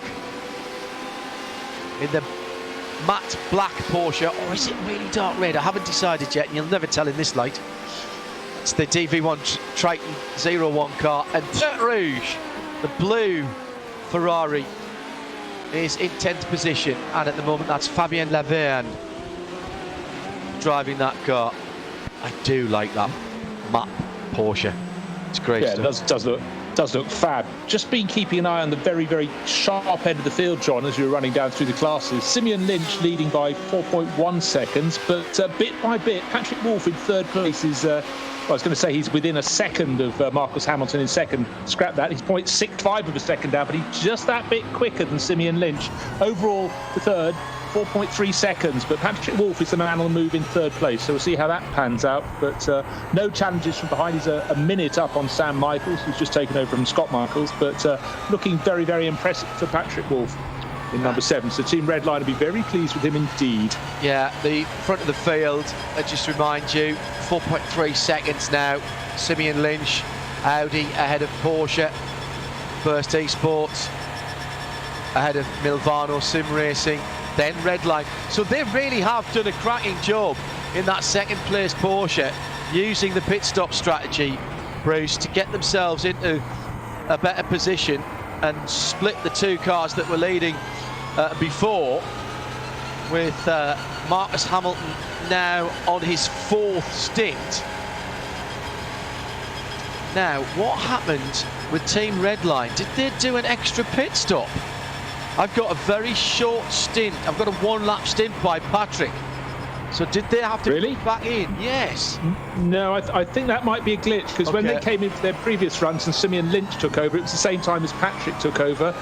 Right, no, I don't understand that at all. They've all done 6 pit stops at the moment, the top 4 runners. Okay. Lynch, Hamilton, Wolff and Michaels. Okay. I think the important figure is the 4.5 seconds from 1st through to 3rd place, which is Lynch, Hamilton in the middle, then Wolff. But Wolff is the one on the move.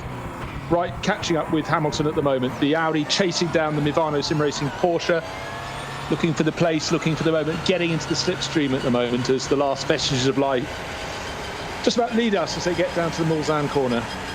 The battle that I'm enthralled in, even though that it's not wheel to wheel, seldom is it at Le Mans. We've been spoiled in the last few years, haven't we, Bruce, with so much wheel to wheel, door handle to door handle racing. But Fraser Williamson and Max Benecke are trading fractions of seconds. Another 3:38 from Fraser, a 3:30.9, 3:30.8 and a half, 3:30.906 for Max. Still 22 seconds between those two, and Fraser Williamson doing a really good job of Milvano Sim Racing, the red team, the Rosso team. Well, let's hope Milvano don't go racing Misano. It'll be Armageddon. Milvano Sim Racing Rosso. No, you see, just not going to happen. Really isn't. The 72 car looking absolutely planted through Arnage and heading on the slightly uphill run towards the, oh no, sorry, that was coming out of Mulsanne corner. That's twice that camera position has caught me out. And now running down the undulations between Mulsanne corner and that insanely quick entrance to the right-hander before Indianapolis, which you can't drift too far at the left. You've got to late apex that and stay all the way at the right-hand side so that you get the best entrance into Indianapolis, and then all the way over the curbs on entry to Arnage. You've got to be careful you don't ground out there and lock an inside wheel. You can easily go long. and now the uphill drag, slightly uphill all the way to the Porsche curves. Doesn't look it on the TV, but it is. Only starts to flatten out when you get round the left-handed kink and you're turning in across the camber into the first part of the Porsche curves. Now onto dedicated racetrack off the public roads. It's all about the floor. Fourth gear for the P2s. Really nicely driven by the man leading, Fraser Williamson, the man leading the P2 class up into fifth at the end. That was beautifully driven. A paucity of movement, economy of movement on the steering wheel. The car never looking even one iota, Bruce Jones, out of shape there. That car looked like it looks like when you're racing a slot car and you're the only one that's got the magnets on the back end and everybody else is sliding around. That was beautiful stuff to watch from Fraser Williamson. You've spoken, John, in the last half hour or so a couple of times about the Porsche curves and what follows between there and when you get to the Ford chicanes. And to me, it's the hardest section of the track because there are so few sort of identification points. You've got the concrete barrier walls on the outside, and as you say, at certain points, much closer, really, than we'd like them to be, but it's bland, not in terms of the tarmac and what you're doing on it, but it's so hard to find any marking points, any identification points. So to get it right, as we just saw from Fraser Williamson, who got it comprehensively right, is a really, really big feat. We do have movement out on the track. Patrick Wolff has now gone into second place past Marcus Hamilton. Just had that change. Third has become second for Patrick Wolff. He's just a whisker under 4 seconds down on Simeon Lynch. Lost probably a second or two trying to get past Hamilton in the Mivano Porsche. But now let's see, can he catch Simeon Lynch? Can he reverse the process that that his teammate had when Summers was catching all the time? Charlie Summers went from second into first. But let's see, will Wolff be able to do what he looks as though he can do? Certainly just after these pit stops, marginally quicker than Lynch. He's done the overtake now to go into second place. But of course, traffic right in front of him just when he didn't want to. Reminder, if you're watching, maybe for the first time, coming to us here on Radio Show Limited for our coverage of the 24 hours, the iRacing 24 hours Le Mans, powered by VCO. Looking inside the cockpit with the blue light illuminating the steering wheel exactly as it would do on the Porsche 919. Worked very hard indeed. Remember talking to Mark Webber about how hard they worked at Ricard in the dark, getting the nighttime illumination in the inside of the car just to the right so you can see all the switches and dials, which you have to do without ruining your night vision. Can't have them all lit up. It's the thing that you should do. Every time it gets dark, turn your dashboard lights right down. And what they do, a number of the LMP1 cars were doing on board with Marcus Hamilton at the moment. There's a blue light and everything that needs to show up is reactive to the blue light, and there's stickers around it so you can see what you're doing. Lots of things to change on the steering wheel, lots of balancing to do, often even changing things corner to corner in terms of how the hybrid harvests and deploys. And as far as the information on the driver screen, you'll see a lot of zeros on there from the onboard. The driver is seeing other things on there. See lots of zeros for traction control, slippage, how they're applying hybrid, etc. Well, the reason is that it was thought by iRacing right at the beginning that it would be too much of an advantage if a team had what their team manager effectively looking over the shoulder of another team and having been able to read off everything on their dashboard. Dashboard's giving so much information nowadays. So you get to see the gear, 7th gear at the moment, but that's about all. Everything else is zeroed out, and that is only from what we can see, because that's what other teams can see as well. The driver, all of those zeros will be numbers and they will mean things. Not even the speed isn't being shown on there, which of course you would certainly see. I just find this extraordinary. I mean, the thought that one team would want to check what another team's doing, John, that will never catch on in motor racing.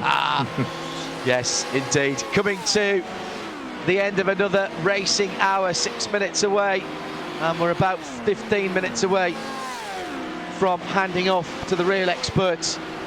I can see already that a few people are joining in. Connery, Maddock, Alan Coyle, Justin Prince, Lorenzo Bonda, all sitting in the comms room for the second part of the race.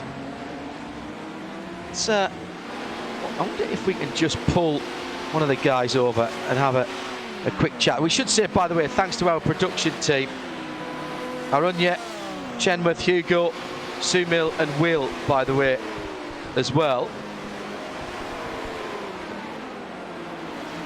Probably better not pull it. Maybe, I don't know. If Connery's listening, and he might well be, you want to put yourself, Connery, in our comms box. Come and wander in before you start your shift, and we'll have a little chat with you.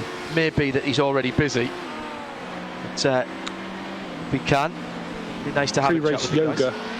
Yes, well, it's the thing that you can't do in real life, isn't it? You know, not that easy to run down between commentary boxes in real life, particularly not where we are now, right in the middle. And Connery has indeed popped in. I shall move him into our booth, which I can do because I've been given privileges, which is very impressive. I can only get far enough up my TeamSpeak. All new skills. Connery, can you hear us? Welcome along to the Global Broadcast booth. How are you doing this evening? I can absolutely hear you loud and clear. Hello, Connery. My evening's been great so far. Can you hear us? Yes, I can. Not hearing him at the moment. Testing, testing. 1, 2, 3. Try that again. Connery, if you can hear us, chat to us on the TeamSpeak, please, and that should come up through London. There we go. Hugo, here are we getting anything up the line down in London or not? Testing, testing. 1, 2, 3. Apparently not at the moment. Right, I'll tell you what I'll do. More than one way to skin a cat. Let's move him back into waiting for interview, and see if we can have a quick chat with them in here. Maybe I can't talk to him in there.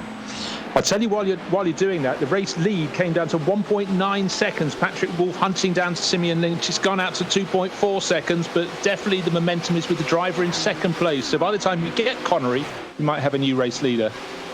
Let's try again. Connery, can you hear us? It's John in the broadcast booth. Can you hear me? That's sadly not at the moment. Well, apologies, Connery. Can't get you, not hearing you here at the moment, and I don't think I can. Connery, can you hear us it's John in the Global Broadcast booth. Can you hear us? Yes, I can hear you. Excellent. Hopefully that's not feeding back too much. Just stand by for a moment, Bruce. I'll come back to you in a sec. First of all, are you looking forward to these night? Are you the next crew up who's in that broadcast booth too that I'm looking at? Well, I'll be in the producer's chair. Unfortunately, I can't lend my voice to the broadcast this time around, but it's the next best thing. We've already heard, Connery, 2,420 teams getting on for 10,000 drivers. That's almost doubled since last year. In fact, it's more than doubled since last year. That's a real litmus test of the popularity of iRacing and of sim racing. Yeah, it does show a real hunger from pretty much anyone that's involved in any sort of motorsports. It's really a big crossover point between those that have been sim racing, been gaming for years and years, and of course, you've got the intersection of all the motorsports fans coming in and joining as well, because like you've mentioned throughout your broadcast here so far, it's not just this race that's going on right now. We have so many other splits. I think I've lost count at this point of how many other splits, but upwards of 10,000 races. 44 splits. Yeah. So 44 24 hours of Le Mans going on right now. That's extraordinary. And of course the race that started earlier as well for the other time zones. Effectively, it's a 36-hour race for some of these people. I know people who are saying that they, albeit in the lower splits, well, we're going to do both of the splits. Tell us about cutting the pictures for this. Hugo's been doing a cracking job for us in these first 6 hours. It's dark now. Does that change the way that you've got to look at how you produce the pictures for the guys to commentate on?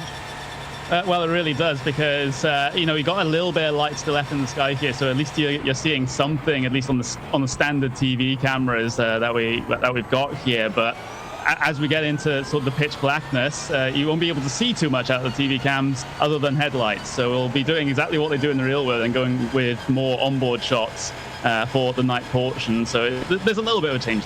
And how does this work in terms? Are you leading the commentators? Do the commentators lead you? Have you got a timing screen as well? Are you trying to pick things out? How does it work? Well, yeah, I do have a timing screen as well. Generally, we kind of just work together. It's really a team effort in this one. I'm not really trying to push the issue with the guys too much, because you have to remember they have the luxury of also having iRacing open and able to see their own view of the race as well. So if they actually spot something that is not on the live pictures currently, they can actually tell me, and I'll be able to quickly switch to it without too much of an issue. And of course, it is the same as vice versa as well. So we're very, very flexible here in sim racing, thankfully, and there's a lot of things that we can do that the real life guys can't. I find it amazing what a good job you guys do. Nick and I were talking about this in one of the IMSA races as well, but also you've cut a few races for us in DNLS as well, and on the Nürburgring Nordschleife, the temptation must be to say, I'll use everything, because there's so much there that you can use. But in some ways, it's less more, Connery. Yeah, very much so. You know, you don't, like you said, you don't want to be pulling out every single camera angle possible, and we can't, if we wanted to, we can't actually do that. I know Hugo, for example, has a Xbox controller linked up to his PC. He can actually do actual zooms and pans and whatever. So he can go a bit crazy with that. But yeah, keeping things tasteful is definitely the objective. And of course, you know, we can't go too far off the deep end. Otherwise, we look too much like a fictional race, too much like a sim race. So we kind of want to strike the balance between the real world views of things and of course what we can do in sim racing. Oh, Hugo was getting very arty at sunset, where he was blurring things out with pulling the focus in and out on various long shots and things like that. I thought that was very impressive. What's the length of shift for you guys? Are you going to do 6 and then another team step in for another 6 before we come back? Yeah, that's going to be the plan. So it'll be myself on the cameras. We got Dylan Coyle, Justin Prince, Lorenzo Bonda taking you through the commentary for the next 6 hours, and then we'll have a different crew for the at the midway point.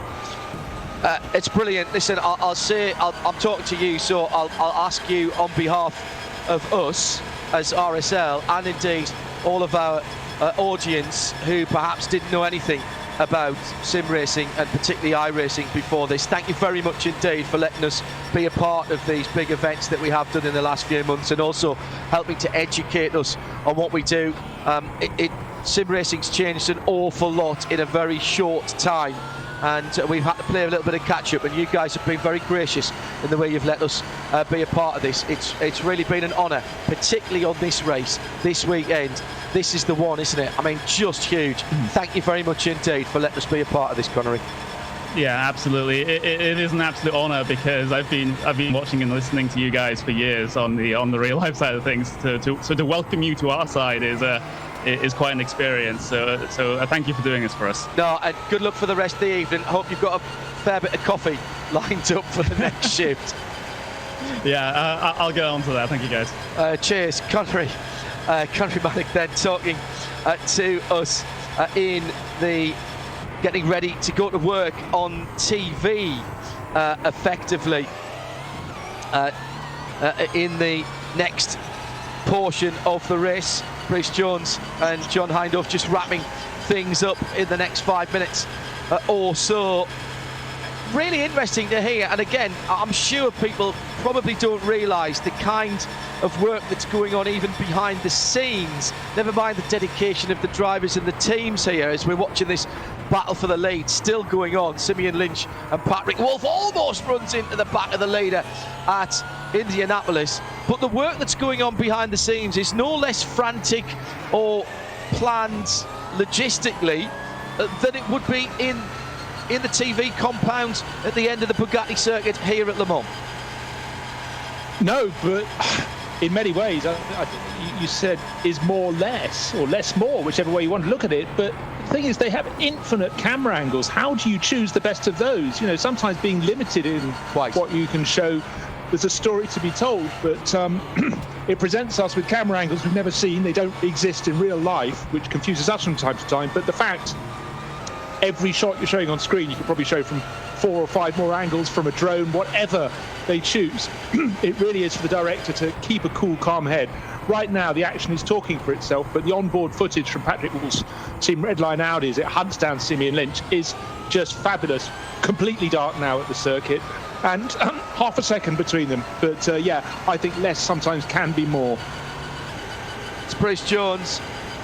Nick Damon was with us earlier on. Tim Gray and his team down in London. Hugo has been on the desk down there in our main control room, making sure we continue to talk the world, as the guys from Race Sport will do as well in the next couple of minutes. Time then just to run down the situation. The front of the field, well, it's the devil's own job to keep an eye on that. It's 0.666 of a second as I looked at the screen there. Simeon Lynch, Patrick Wolf, the two Audis, first and second for Burst Esports and Team Redline. They've been at the sharp end of the field from the start of the race. Mivano Sim Racing only 5.5 seconds further back. The top three, after over 6 hours of racing, separated by 6 seconds. Just over a minute further back in fourth position, Sam Michaels has got back behind the wheel of the G-Drive Racing Eximia entered Audi. Proto Charge Sim Sport, Rick Yonk, another Audi in fifth position. He's back at about 1 minute and 24 seconds from the leader. And Enrico De Loreto has now fallen off the lead lap by not very much, actually. He must have done that in the last lap or two. So now only 5 cars on the lead lap and LMP1. 2 Audis, check that, 4 Audis and 1 Porsche still on the lead lap. In LMP2, the battle is at the front of the field, where Maxi Benecke has got now ahead of Fraser Williamson, who's made another stop, of course. That's why he's dropped down into third. But I was very impressed by Fraser Williamson. He kept the gap, in fact moved the gap out by about 10 seconds before his pit stop. Maxi Benecke then leads for Team Redline from Salva Talents, MSI Esports, 71 from 14. And there are 16 seconds between first and second, and a further 25 seconds back to Fraser Williamson, who stayed in the 72 car. Then it's Chris McGrath for F4H Red Sonja, again just on a slightly different strategy, and that's going to be interesting come the last 2 or 3 hours at the end of the race, because those P2 cars at the moment are nowhere near on the same fuel cycle. Top 6 made up by Hayden Burns for Van der Waal Sim Racing, the yellow team, and the Giallo Mivano Sim Racing LMP2, Ashley Owen in the 377, and they are all still on the lead lap. Yeah, actually the top 14 in, oh no, check that, certainly the top 10 in LMP2 are all still on the lead lap in class. GTE, Ruben Bonga has cycled to the front of the field for Manatee, because we're in the middle of a pit stop cycle there as well. Sim RC in second, Charlie Collins doing a great job, 24 seconds behind him, and then 8 seconds ahead of Chris Lulham for the lighter coloured Ferrari. So it's still the Ferraris at the sharp end of the field, with Marla Racing Team and Sven Haase, sorry, in 4th position for Biela Racing Team Euronics. And then Sven Haase, Augustin Canapino, and Bas Visser. So the top 6, all Ferraris before Roman Grosjean, who's back behind the wheel of the first of the Fords. That's it from us. Stay tuned to RS1 if you're moving around. Sound and vision, of course, in a variety of places. Stand by. It's the RaceSpot team to take over right now.